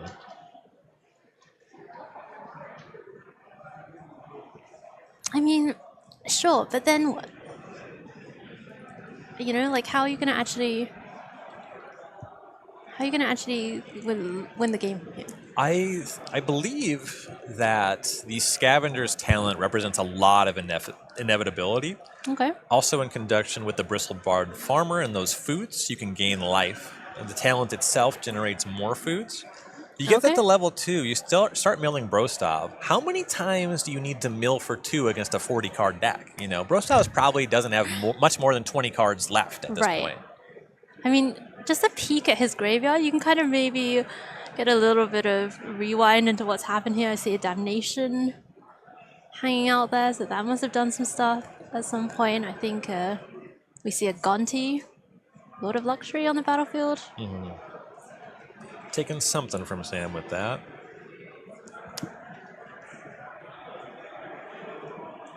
Psychic Frog. Oh, look at that thumbs up from Sam. Yeah, whatever, dude. You got it. It's not turn 2 anymore, John. Maybe he's just showing appreciation for Psychic Frog. I don't think that's it. Good card. Thumbs up. Good job, John. Yeah, I would have put that in my deck too. Wow. This is a very uncharitable interpretation of Sam Black. Well, I'll go back over to Sam's turn. And is it going to be Volrath Stronghold again? You know, it's pretty hard to make an argument against it. If you have anything that's solid, you know, you just got to get to the point where you have a creature in your graveyard that's above the average draw in your deck, Ooh. and there's not that much deck left over. That's a great, where's the boundary line? Solid and ephemeral. Which I assume is the only other option. Yeah, you won't be recurring anything ephemeral. This is Death Ray Shaman? And, you know, with this many cards, Sam's already been through this many cards. Volrath Stronghold is also just insurance. Sam's not getting milled. You can always just put one right back on top. That's true. That's true. Okay, here we go. Shifting Woodland. That's going to become something. What's Sam got going on here? Leveling the talent. It's milling Oh, time. I see. Okay, okay. Animating the woodland. Down goes Gonti. How many cards does Brostov even have in hand?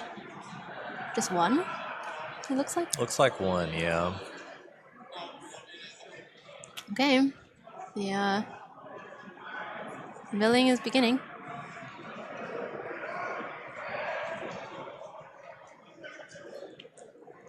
No. Brostov's going to line up the blocks here. That 5/5 does have trample.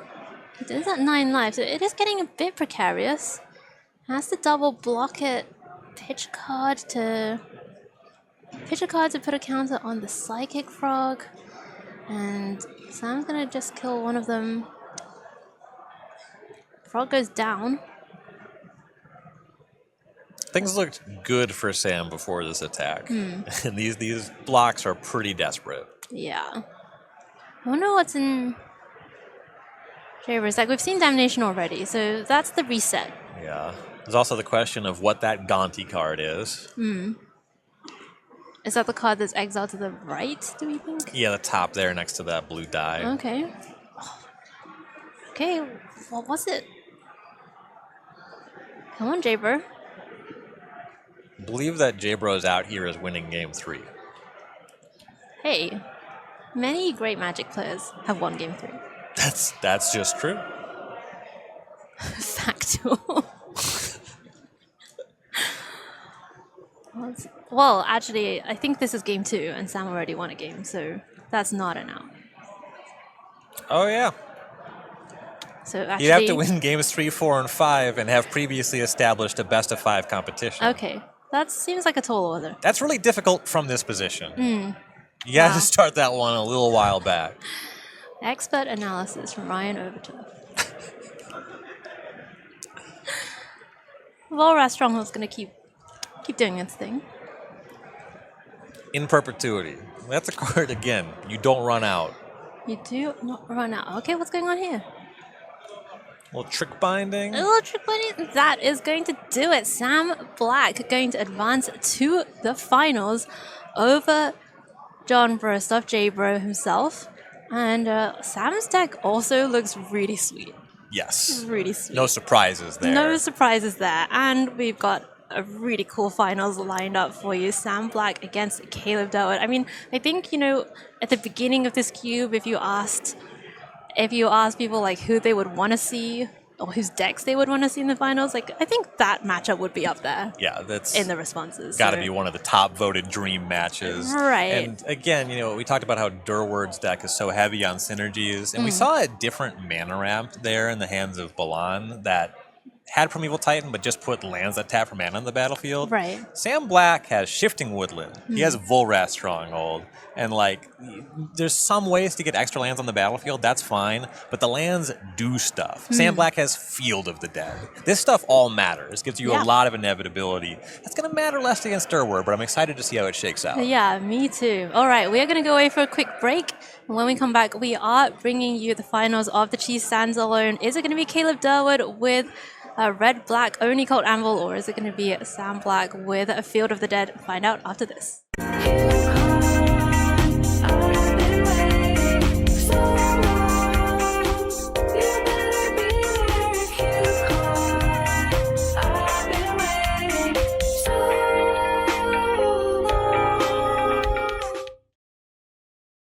Hi there. I'm Warren Fish from Oakland, California, and one of my cubes in the CubeCon main event this year is Melded Mardu Monarchy. This cube is without green or blue cards and is made for high-octane conflicts with a crescendo of trading blows in games that are usually contested until the final turn. The design is geared more towards synergies than archetypes. Most of the cards will be enticing in more than one context. There are no infinite combos, but there are a lot of components you could assemble into an unstable superweapon. This cube is about inspiring dreams for players to chase and to crush. Here are some cool things that might spark your imagination. Any subset of these cards can lead to exciting investigations and big trouble for your opponents. If the name didn't tip you off, one of the most thrilling things to do in the cube is to assemble one of the 3 melds. There are a few other pairs of cards that work particularly well together, even if they don't combine into a horrific monster. The cheapest way to cheat big creatures onto the battlefield in this cube is Kalia of the Vast, and there are some monstrous pals for her that are likely to close the game if you can pull it off. To keep everyone on their toes, this cube also has numerous ways to contest the monarchy. Palace Jailer is still great, but you don't have to connect to get your creature back when there are 20 other cards that can make you the monarch. Math isn't only for blockers in this cube. If you don't mind dabbling in the occasional arithmetic, there are some profitable avenues for you to immolate your opponent's ambitions. Each color has a devotion payoff, in addition to making big mana with Nykthos. Angels and Dragons each have enablers to charge up a deck planning to win with the biggest flyers. I would think very carefully before you pass any of the 5-drop haste dragons. If someone gets them all, they're a huge favorite to win the draft. If you win a draft of this cube in the main event at CubeCon, come find me for your very own Mardu Cube.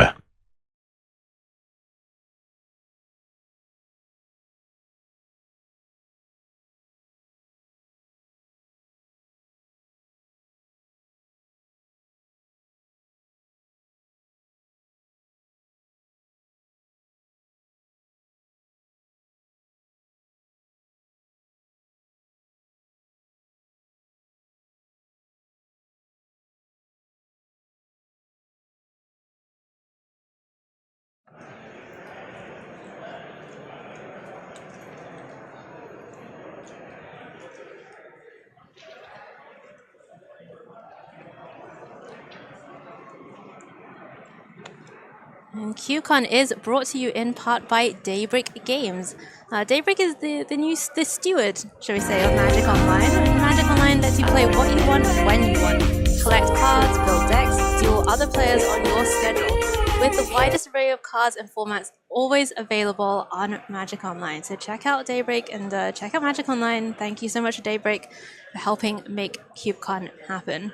You're a big Mitgo player, Ryan? I am. I have not been playing Magic Online quite as long as I've been playing Paper Magic. Okay. But since about 2008, Wow, I've been okay. playing Magic Online. All right, that is very impressive. I also enjoy a bit of Magic Online, so yeah, thank you so much to Daybreak Games. And we've been talking a lot about the cheese standing alone. Let's find out what the stakes actually are for this event and what the winner gets. There you see it. It's the charcuterie board, Ryan.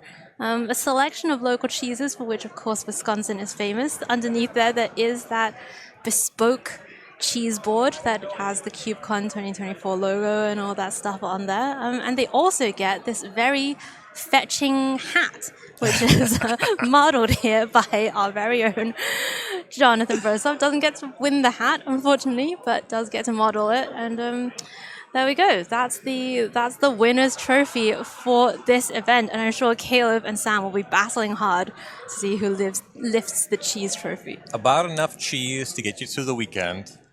And that board and that hat, certainly that hat, is forever. That, it's forever because it does look like it will never biodegrade. Never. Never. It's just going to be in existence long after the heat death of the universe and the extinction of the human race. You get it. Mm-hmm. All right. It's time for the finals here at CubeCon. Game 1, let's go down. Caleb Durwood up against Sam Black. This is the match we have been waiting for. Caleb is on that super sweet red-black artifact sacrifice graveyard synergy deck, and Sam Black is on lands that do stuff. A little bit of mana acceleration, not really much in the way of putting extra lands on the battlefield. Sam Black's putting most of these lands into play over time. The mana wrap spells are like Deathrite Shaman, Ignoble Hierarch, and then Life from the Loam, and just playing a land every turn. Okay. I respect that. Looks like Sam is on the play. Back over to Caleb. So is Caleb going to give Sam the time to do that? Well, Pyrite Spellbombs, I wouldn't exactly call it a fast clock, or really a clock at all. Yeah. We've been talking a lot about definitions. Being very careful about the way we use our vocabulary. But Sam Black also has stuff going on. That's a nesting doll, I believe. Running that right into the Spellbomb. I mean, what else would you do? Well, it's Priest of Forgotten Gods. Love that card. And the doll doesn't do a lot immediately. It taps for 1 mana. It takes some time to get going and to make the spiders. Right. I like developing your battlefield a little bit more on Durward's side. Yeah, it is a sweet one. I mean, you do want your mana dorks to cost 1 generally, but for a mana dork that costs 2, it is nice. Is that prismatic ending on the Spellbomb? That is. Love it. And there's Phyrexian Fleshgorger as well, playing on the prototype side, so it is just a 3/3. Here's the draw, I guess, for Durward. The Priest into Vidrock once again.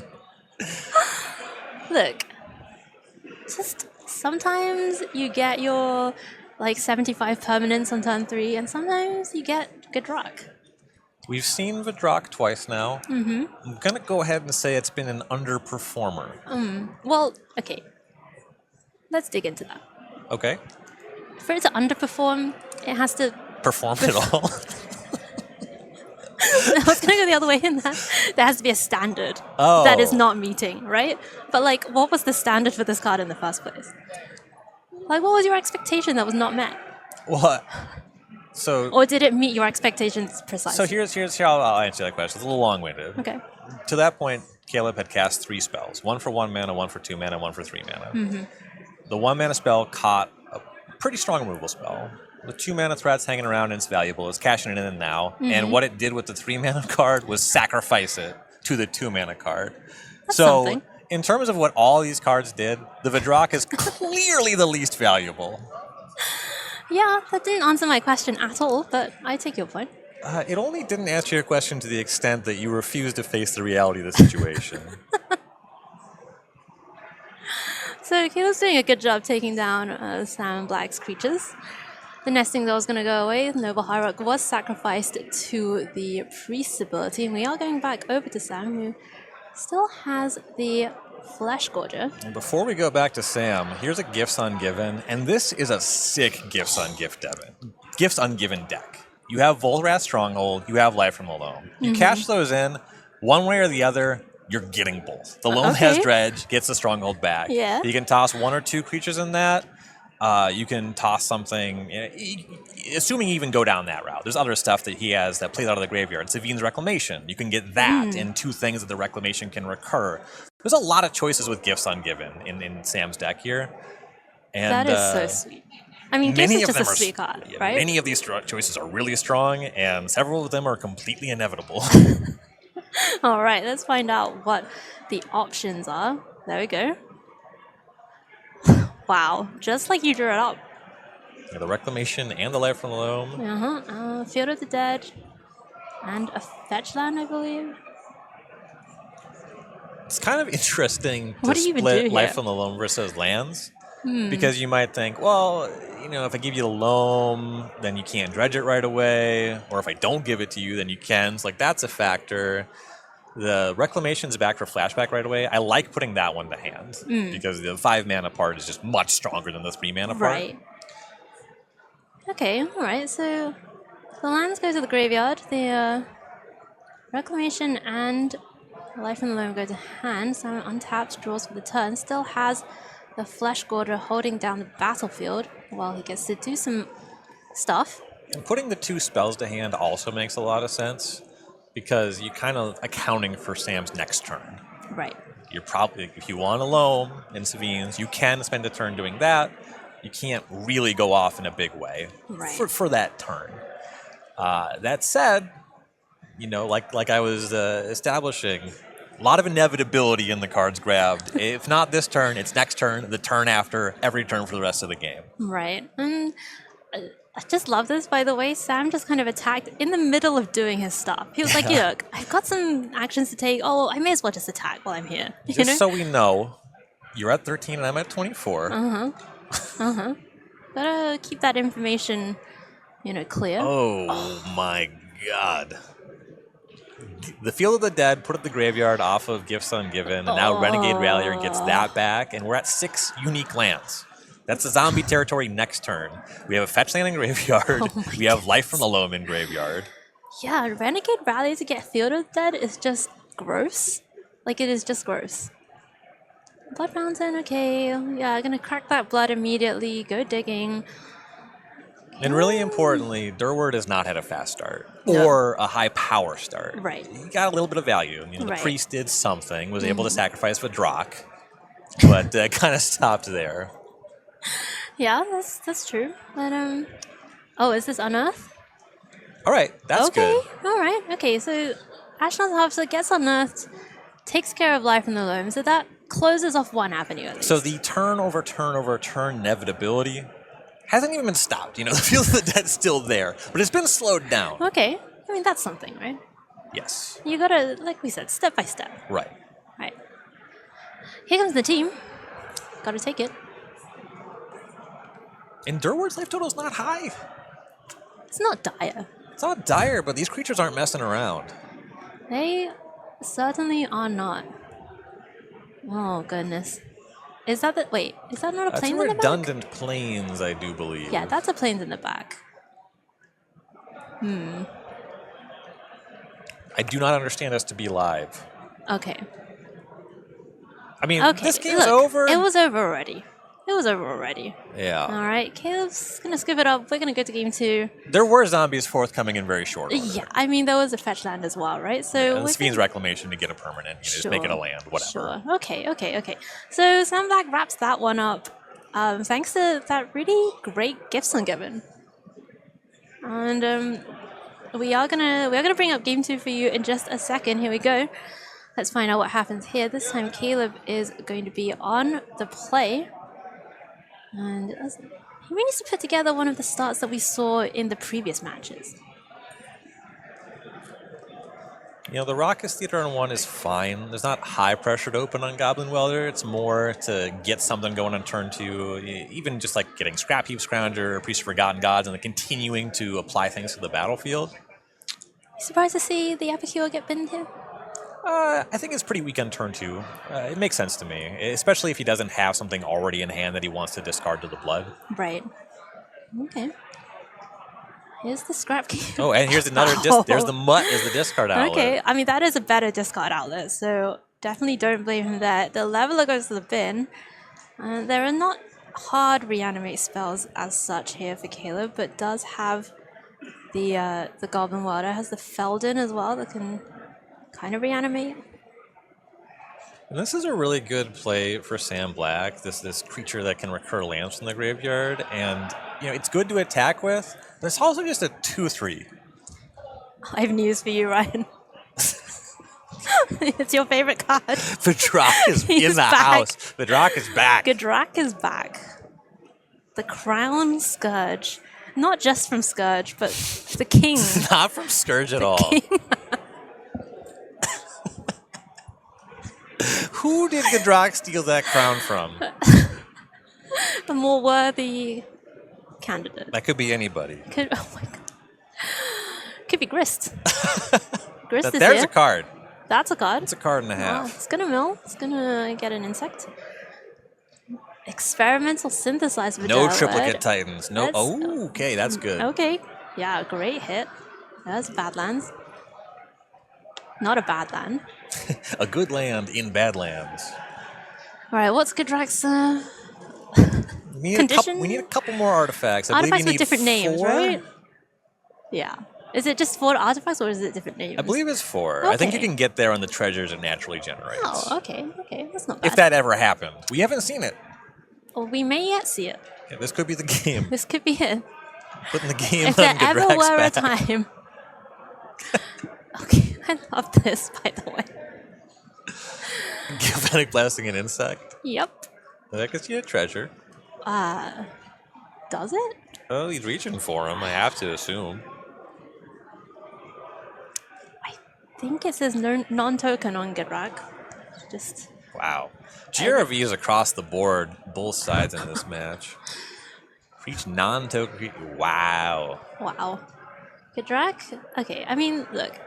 This card is not a staple. Do I blame these players for not knowing what Gidrak does? No. Absolutely. Wait, what? We're going to go back over to Samson. You would think with the stakes being so high that they would be more thorough. That's true.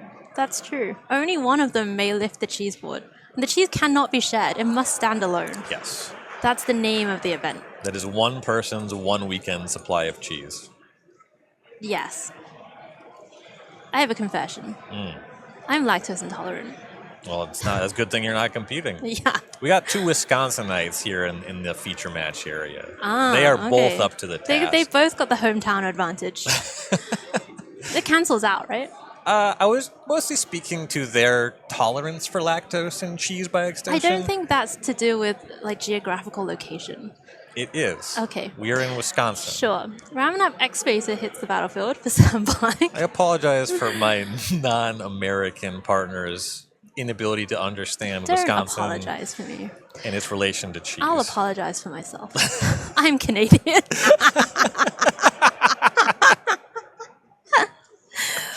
Here's Duretti. It's kind of like this. Hold on. That's the 4th artifact. One of them was Hill Cotton. That treasure. We're putting an asterisk on this year's the Cheese Stands Alone competition. Okay. Well, that's okay. The Grist goes down. Duretti went up. Grist goes down. That's the 4th. Yeah. And Sam's got it. Sam's got options. Is this swing? It's looking like it. Okay. Did he even play a land from the graveyard yet? I don't think so. No, I don't believe so. Okay, so the deep root, the merfolk, that's a combat damage trick. If it damages the opponent, you can put a land from your graveyard onto the battlefield, tapped. So that's threatening getting back that, I believe it's a Savannah from the graveyard. And then the other creatures are going for the Grist. So this split makes sense. The Wayfinder's some value if it hits Durward. And then you're already attacking. You want to do something about that Duretti. Mm-hmm. So you may as well turn everything sideways. So it's a tough position. I don't like... I would rather be on Durward's side of the table. Right. But I like the way that Sam Black is playing it here. Okay. I mean... That's the thing about both of these two, right? Like, they're great drafters, but they're actually also just really great players. Yes. Like, the technical play from both of them, Godrak aside, it's top-notch, and it's just really great to watch them outwork. And it's going to be the double block on the Merfolk. Yeah, with the attack on Duretti not being lethal, that makes quite a bit of sense. Okay. Okay, that's Field of the Dead. Good turn to play a tap land. And Sam's going to pass it back over. Is it Gifts time? That'd be strong. Notably, Godrak no longer able to attack. Okay, but Duretti can go up. So That's true. You're right. It's close. You're right. That was an unfair beat. I will not apologize to Godrak. Never apologize to Godrak.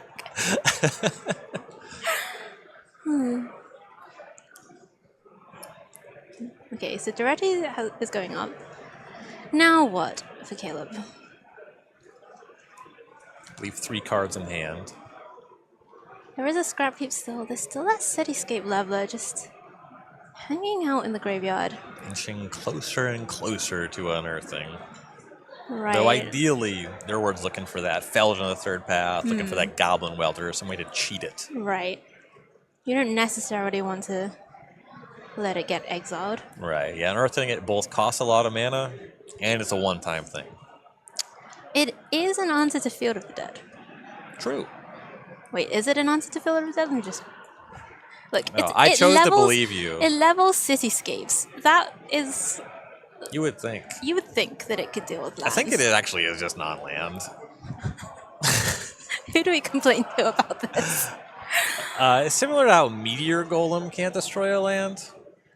Okay. It's just like, what does a meteor do? What is the flavor of this card? Yeah, it says, you're right. It says non-land permanent. Yeah. I can't believe you tricked me like that. All right, Siege Gang Commander. That's good. Simplify the battlefield a little bit. Now the players have decided to read Godrak. Okay. Oh no. Have they realized? Nope. Okay, so the Siege Gang comes down. Treasures are being sacked. And Gifts Ungiven gonna do its thing. Same second verse, same as the first? Or Probably a little bit different. Life total is very different, and battlefield position very different in this game. This is not a spot where Sam can really look for a long-term inevitability line. right. You gotta try to find something that can immediately impact the battlefield the next turn. Because you got a big flying dragon, and you got Siege Gang Commander that represents a lot of damage. So looks like Savine's Reclamation is being pulled to the front.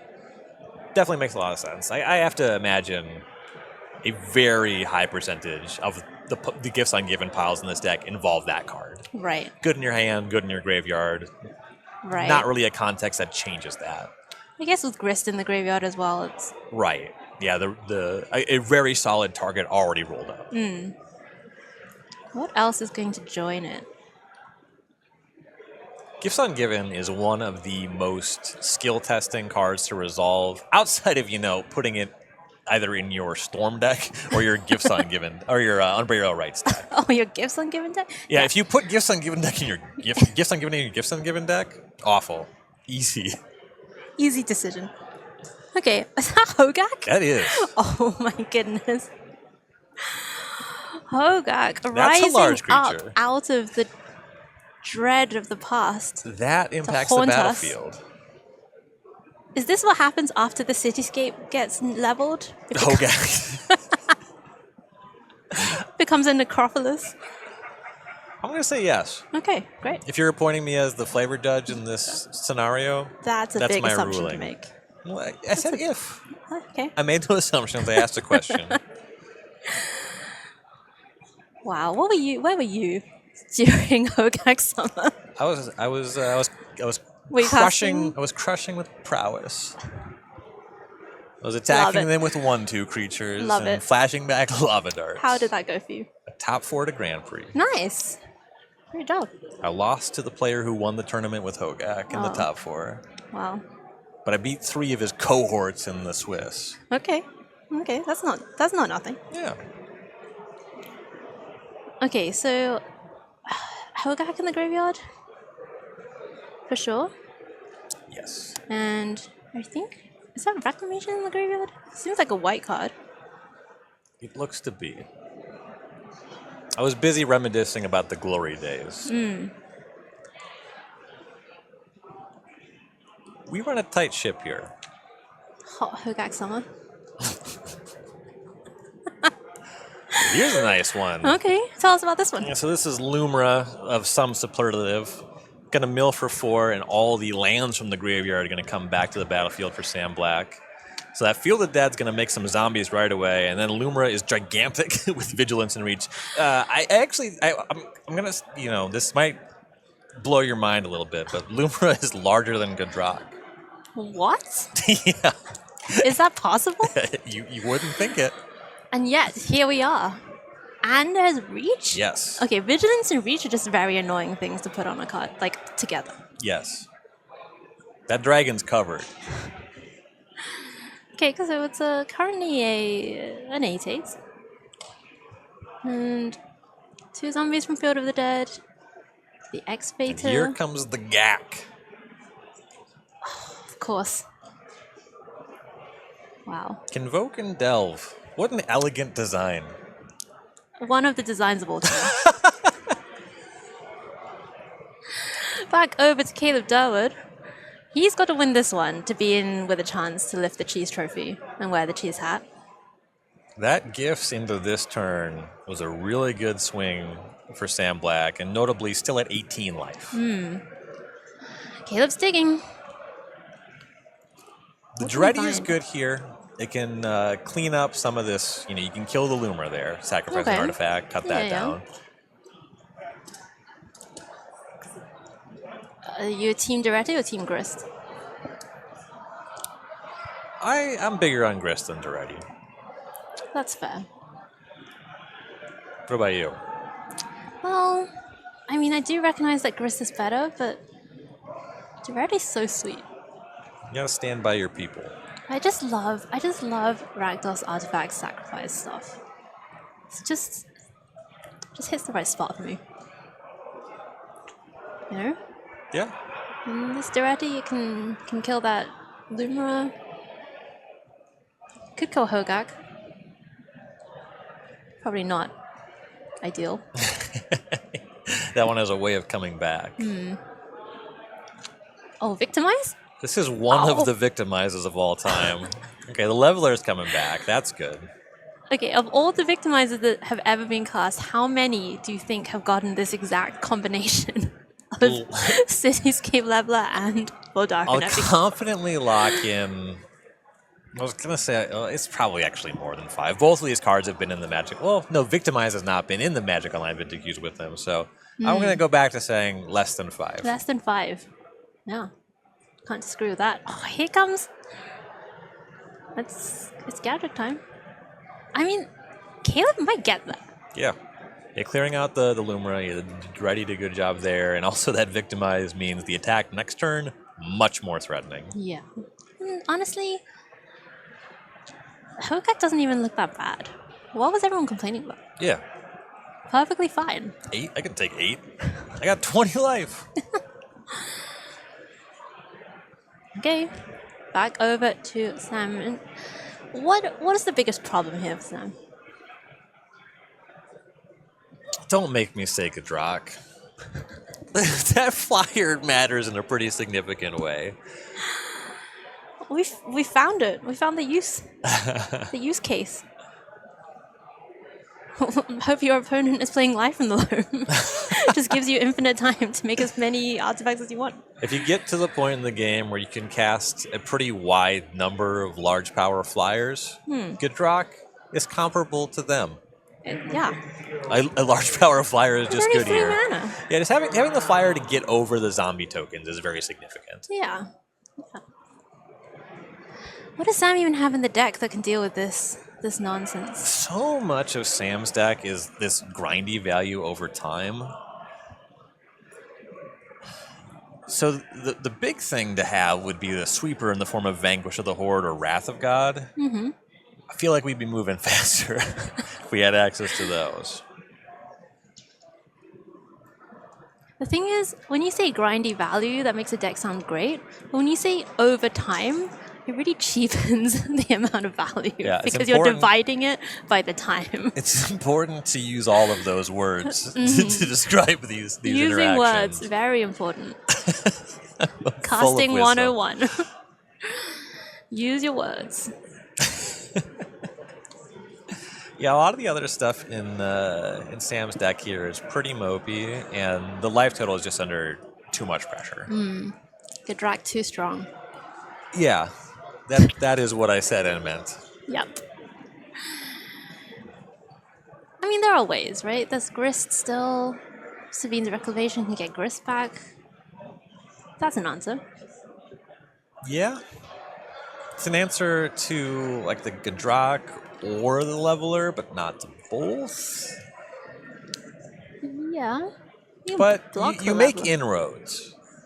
If Sam can have a turn that answers one of those cards, while also moving towards one of the engines in the deck, really start powering out more zombies, even just like a turn to simplify the battlefield a little bit and get a little bit lucky and draw one of those sweepers would be massive. Right.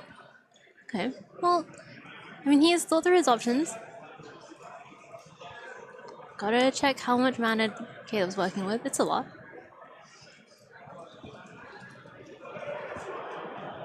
It's just one treasure, though, right? At this moment. Yes, looks like treasure on top of a construct. Right. The mana relevant, because the Siege Gang Commander, that's 2 to activate every time, as well Right. as the Experimental Synthesizer. Third got some mana 6 sticking around, but not a ton of mana. A good amount. Okay. Looks like it's gonna be sending the team. These two smaller creatures are going at Duresi. Hogak swinging in at Caleb's face. Doesn't even block here. I assume you just take 8 off of the Hogak, and then you think about protecting Duretti. And I imagine that you probably value this Duretti pretty highly. Right. Scrounger trading for Zombie makes a lot of sense to me. You could That's throw a some scrap material work. at the Excavator. Just telling you. What's that? That's a scrapbook mod. That's the one. Mhm. Yeah, I named a card that can't block. That can't block. Too. Yeah. I was like, Thank you for the correction. I got you. Mutt, Scrounger. It's true. It's the same category. There's a general sort of roguishness, haphazard vibe, shall we say? Kind of messed up that the Mutt can block if you think about it. I disagree. Caleb's life total is taking a bit of a shellacking here from Hogak. It's so big. It's just, It is gigantic. it's gigantic. I do like prioritizing trading with the other material, getting that Excavator off the battlefield. It slows down some of these engines. Mm-hmm. That Oh. fetch land can't just be played every turn. Yeah. Okay, so it's going to be Surveil land here for Sam Black. Thinking about, is that the Scavenger's Talon? I believe so, yeah. It very Okay. much looks like that card frame. Doesn't seem like it's doing a lot. Not now. That card does so much when it gets going. The question is, how much time does Sam have?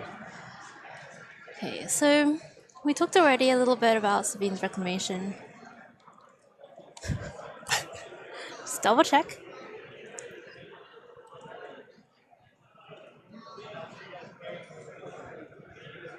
But Sam does have a lot to work with as well. Yeah, a lot of mana and a lot of cards in hand. And just this one in the graveyard. Okay, so here's Grist. Ah, that's nice. Yeah, this is a good reason to surveil away the talent. Flashback to Reclamation, get that one with your Grist. Very nice, very nice. Grist comes in at 3, can deal with the Gadrick.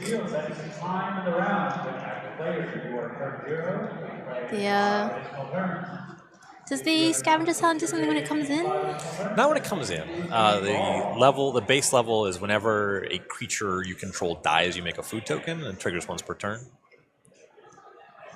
Okay. Okay, so that's kind of nice with Grist. Mm-hmm. Deal with the most powerful card under what's actually did deal with the most powerful card Right. in City's You game were ever. trying to make a joke. How dare I? My goodness.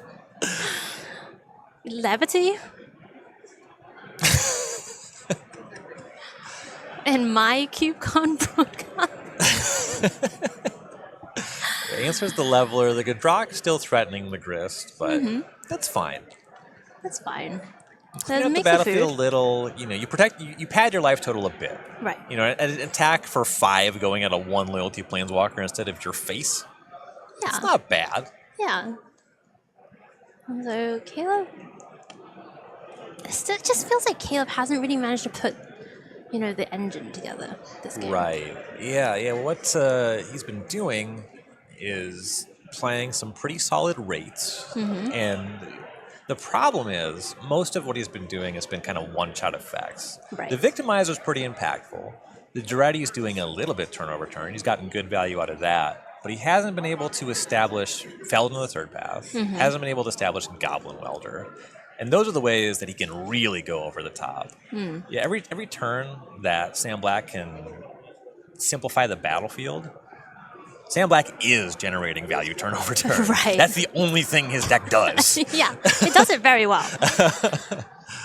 It does it very well. It takes its sweet time doing it, but, that's how Cube goes sometimes. That's how all of Sam Black's deck go all the time.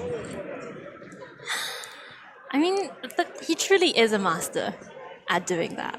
Yes. Caleb, there's a lot of... this is also the problem, right? Cube is just... There's so many different cards from so many different parts, eras, etc. of Magic, different formats. And even if you're familiar with them all, just the brain work required to put together the situational analysis of what's going on is so intense in these games. And Sam's talent for navigating that, masterful. It's kind of unmatched in that realm. Right. Literally one of the greatest to ever do it. No Right. exaggeration there. Yeah, absolutely. And in terms of, the way this game has been playing, the way Sam's deck is constructed, and what Durward has to think about then, because when you master this, you're not just flexing, oh, I built a good deck, right? You're also saying, all right, Caleb Durward's great. But you're overloading him on what he has to think about. And in that last turn, Sam Black has Fuel of the Dead making zombies and flashed back Savine's Reclamation. Right. Still has 6 cards in hand. Right. So much could happen on the next turn. So much could happen. I'm sure it all will happen. And we will be here with you every step of the way. We're just going to start here with Caleb unearthing the Scrapwork Mud. That's going to give a trigger when it comes in.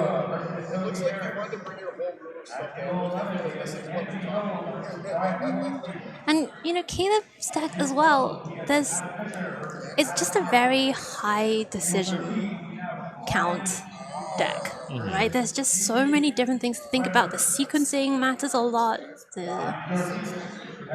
How you stack things, how you answer things. These are not easy decks to play. No. Okay, that's the attack. Did Caleb choose not to pitch? Nothing was discarded. Right. The mopey creature's going for the Grist, and the Grok getting that damage in. Yeah, Sam just has the 1/2/2. Decides not to commit it to the block. Grist goes down. Yeah, 2/2 just ate the Goblin token. Oh, okay, sure. Alright. Okay, bone shards, sacrificing this, kill Hogak. You can come back. It's a good turn. Oh, the food. I mean, I keep thinking, oh, Sam's life total's getting low, but you're right, the scavenger's talent is doing work. Yes. Those foods will continue. Is that the Felden? That's the Felden. That's Okay. a big deal. Okay, that turn was Okay. good for Dirtward. Mhm. Push some damage. You have a good battle position. You still have the grist. Mhm. The Felden puts it way over. Mhm. Now there is pressure on Sam. But again, great last turn for Sam Black. Right. Didn't commit any of this 100 cards in hand. Right, like what's even going on? Okay, I see Renegade Value. For sure. And what else? Wait, can Renegade Value get grist? It's only... Is it only, I believe it's only 2 or less, right? Or can it get a 3? I think it would be insane if we could get a 3, so I'm gonna believe you. Yeah, 2 or less. Yeah, specifically Rallier for Rallier is probably what they're designing around. They never let us have fun. It can't even have it in Cube. Just The only format where anything matters. I'll perfect the Ryan Overtuff impression over the weekend, I'm sure. what a noble pursuit. The only pursuits I have. One of the pursuits of all time.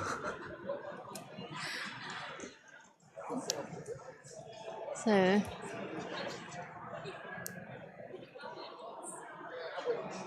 I like how actually being Caleb's seat is great, right? Because you're like, okay, I've played my last card. It's all here. You know, you can see everything. Yeah, you tell me who's You winning. do what? You do you. Do your thing.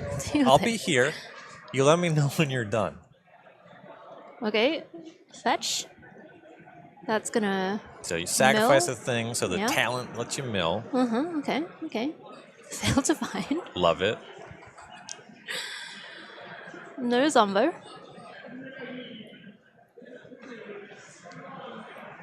Would you call that a number?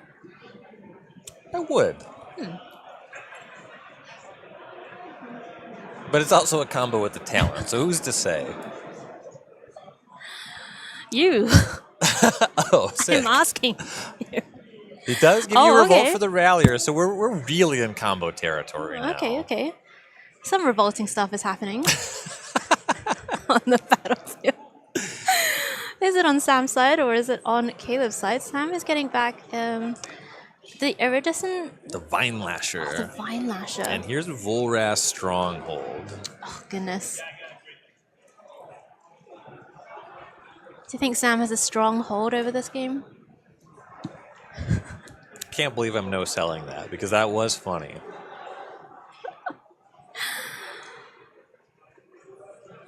There's more where that came from.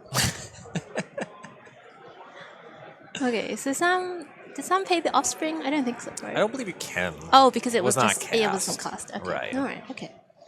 Okay. So this is a path to victory. The Vine Lasher and 11 more land. And 11 more lands. I mean, he did fail to find, but that's neither here nor there. A land came in. Yeah, here's our zombie for the Okay. Stronghold. And I mean, it's gonna be difficult to kill him with all this food on the battlefield, right? Like, there are Life blockers total for the, is very padded, yes. like Caleb can get the leveler back, but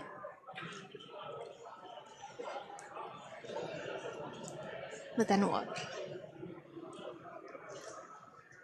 The leveler is appealing as an answer to the talent, but here we see it going to level 3, so now Sam can sacrifice 3 things to bring a creature back from the graveyard. Okay, does have a finality count on it. You can get grist. Ooh, yeah, a creature in the graveyard, as it Yeah. were. Little unfortunate to bring Gristed in the end step, though. Not the ideal time. I mean, what else does Sam have? I think he has that Lumra, maybe, from before. Yeah, go to the end step, sacrificing 3 non-land permanents. These will all trigger the mill ability on the talent as well. Oh. And because of a goofy thing, we're not just looking at what Sam has in the graveyard. If Sam mills self, because it doesn't target, you can actually bring one of those things back. Right. Okay. One of the more absurd things, like this card is played in Pioneer because of the Yigra Cauldron Familiar combo. Mm-hmm. And the more you learn about what this card does, the more upsetting its existence is. It is good. But Ryan, like, your threshold for something's existence upsetting you is so low. It's so low. It's so low. I wish you hadn't said that because I'm very upset about that. I mean, it's just one of the hazards of the job. Like, it's gonna lose its... Oh, is that Slogger? That is Slogger. Oh my god. Oh. Here's Lumra. Oh, wow. There's not much library, but the stronghold is there. Okay. So, in a way, Sam Black is demonic tutoring for a creature every turn, or vampiric tutoring. Yeah, Whatever. let's get technical. Let's start by making 10 zombies. Return all lands from your graveyard to the battlefield. I mean, Vine Lasher. I don't know if you're familiar with the Slogger combo deck that was in Standard a while ago. Define familiar. No of? I've heard of it. Okay, yeah. That was great, by the way. But this has got those vibes, you know, the Splendid Reclamation thing going on. And now there are so many zombies on the battlefield. Caleb's down to 5. Mm-hmm. That is a game plan. Vine Lasher did some work there for sure. Sam Black has 1 card in the library, but that's plenty. And it kind of feels like Sam just has to get through this turn. Okay, he's a 6. Okay, there are lots of ways that Caleb can find lethal, though. If Caleb had 2 more mana, Feldon for Siege Gang Commander would do it. Okay. I mean, first step, kill the thing with Reach, presumably. Now, let's get a look at an extra card. I like this sequencing. Okay, alright. Sack the Synthesizer. Priest? Not a game for that one anymore. He's quickly saying, I can cast this, I will not. Okay, and Sam does have 1 food activation available. Okay, Feldon for Siege Gang. You can. I think importantly, the Siege Gang is probably just going to answer that Vine Lasher. Though there's so many zombies. There's so many. I mean, Sam. Yeah, has to eat a food to avoid going down to 1. So the Siege Gang is actually is it this lethal? He's a foot. That sounds lethal. That looks lethal. Token. That looks lethal. Yeah. So Durward did have it. I'm sorry. I forgot about Gadrock. Yeah. How could you? We're gonna go through game 3, and honestly, like, I know we've been complaining about it, and like these games have been really grindy, and a lot of stuff is happening, but it is fascinating. Like, I love these games. This is really what defines the cube format for me. Sam's deck is a masterpiece. Yeah, and Caleb's deck is also not. Durward's deck is shabby. very cool. Yeah, but Sam's deck is really, it's got it going on. Surveil that to the top. The 1 drop of choice, Pyrite Spellbomb. Look at how great this 2/3 is into the. I can't believe they print creatures with 3 toughness. Oh, that's just unfair. Well, luckily, they also print creatures with 3 power. That and I some like. of them can even block. Yes, this is not Scrap Heap Scrounger. Yeah, could not block fast enough. Oh, Elspeth Smite? You know, Exile? it's probably the weakest card in Sam's deck, but that conversion was incredible. So sick. Amazing. And the reason that we have it, we've been talking about how much inevitability Sam's deck has. And this card is like a card that stops you from getting run over. And here we see that it has some proactive applications. Wow.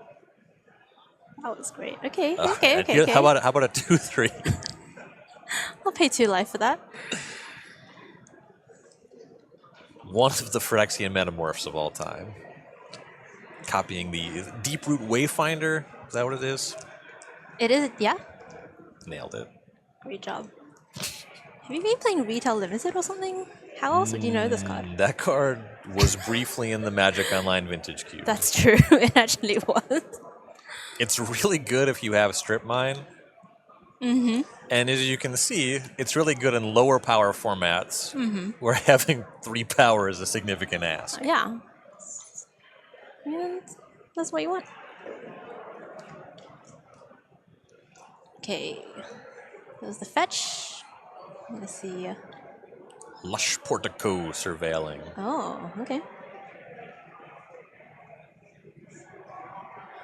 A lot of surveilling to the top. What a spew. What a waste. You want to bin it every time. You do though, don't you? You gotta admit. Okay, going straight up to level 2 here for Sam.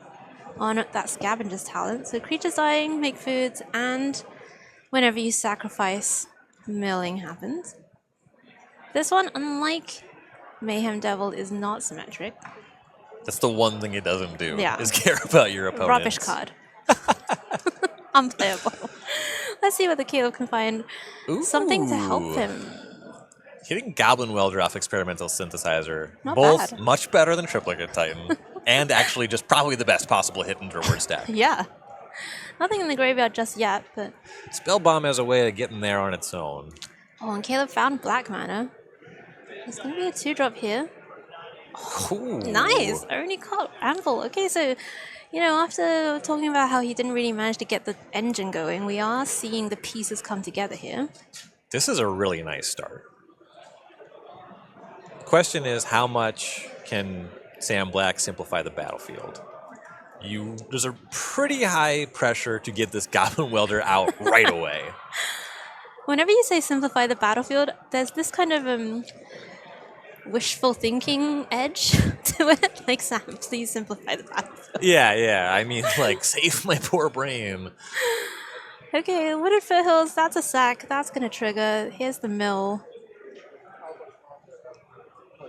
Yeah, that's going to resolve first. Is that gifts I'm given? Yes. Sad. It's an unfortunate mill. Both because it does nothing in the graveyard and it's one of the better enablers in the deck. Mm-hmm. Okay, but Sam does get to get a drop.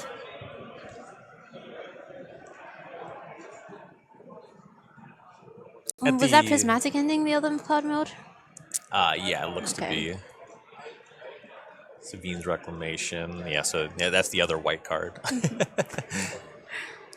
We talked at the top of the cube here about how this cube really heavily incentivizes going into 3 colors. So it's designed a lot along those lines. And we've seen a number of 2-color decks. We've been watching Kalo Durward kind of crush with this Rakdos deck. And we're seeing why. Because Sam Black has all of the dual lands. I respect it. Yeah, we did not see a single fetch land No. in Tim Mayer's draft at all. No. I think Sam was sitting across the table, maybe not directly across, but suddenly 3 seats down or 2 seats down or something. So yeah, definitely soaked up a lot of the duels, a lot of the fetches. Ooh. Goodbye, Deeproot Wayfinder.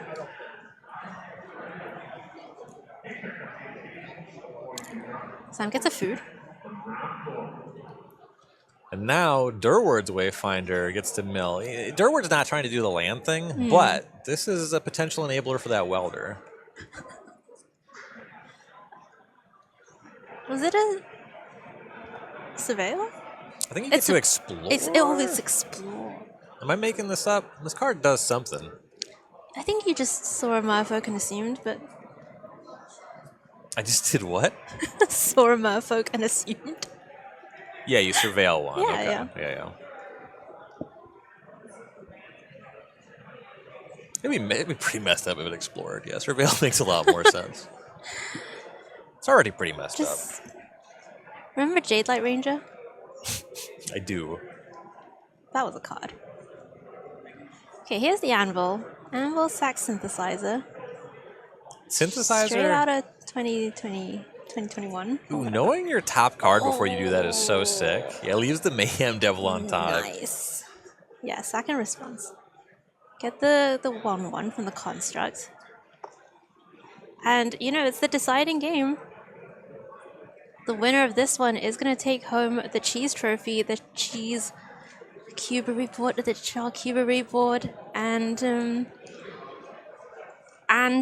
claim the title. I thought you were going to say the cheese hat. That was implied. It's always implied. This is another spot where one of those sweepers would be a huge deal for Sam. He has 2 in his deck, we think. Yeah, Wrath of Vanquish God. the Horde and Wrath of God. Okay. All right. Let's see what Sam has to answer this board. I mean, Dredging life from the okay. loam is a sign of confidence when the battlefield looks like this. I love it. That suggests that Just Sam love Black has this full turn planned out, Right. He's thought through. I mean, there's a Hogak. Saw that.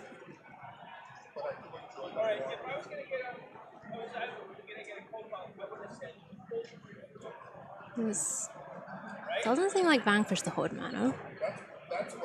Yeah, starting by tapping the white sources.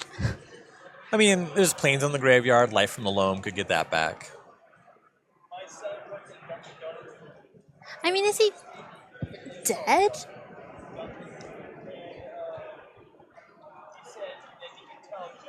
I mean, it sounds crazy because he's at 14, but there's a Mayhem Devil on the battlefield. There's a Pirate Spellbomb. There's Anvil. There's Goblin Water. tremendous pressure to act. Right. Like, he could easily be dead. This has to be one of your favorite interactions, Mayhem Devil against Food Token. That only gets Sam 2 life. Great card. The Mayhem Devil, of course. Tokens aren't cards. No, my friends, that is not Sam Black scooping up his deck. Oh. Okay. That's an answer to the Mayhem Devil. Yeah, Reclamation for Field of the Dead Grist. It's a lot of value. It is. The Field of the Dead token, the trigger is actually really to Sam's detriment here. Gives Durward a window to respond with Pirate Spellbomb and the Mayhem Devil trigger. That's so sick. Fully cutting down Grist. This is what we're talking about, right? Like the technical play, the sequencing, just knowing exactly what's happening at any given time, knowing all your options. It's so much to keep track of, and these players are so good at it. They want that cheese. They want the cheese. And honestly, like, honestly, I don't blame them. I obviously do blame them because it's not my thing, but they are Wisconsinites. They want to win the cheese. They would enjoy the cheese. But also, they really just want to win this match. Like, just getting to say that you 3-0'd this pod, you beat Caleb Durwood or you beat Sam Black, you know? Yeah, getting this matchup in the final Yeah. for either of them. It's so sick. I mean, they're both Madisonites. They've played a lot of Magic together. Yeah. You know, at home and on the road, you know? But never for stakes this high.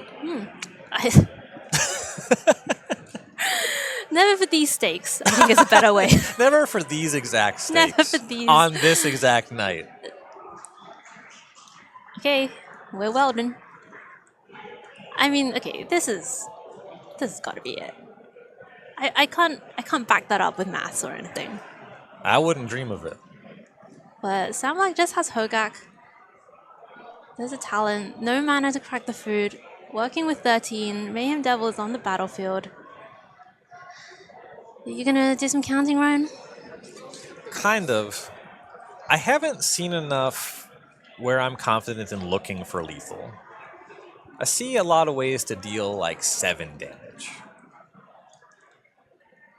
Okay.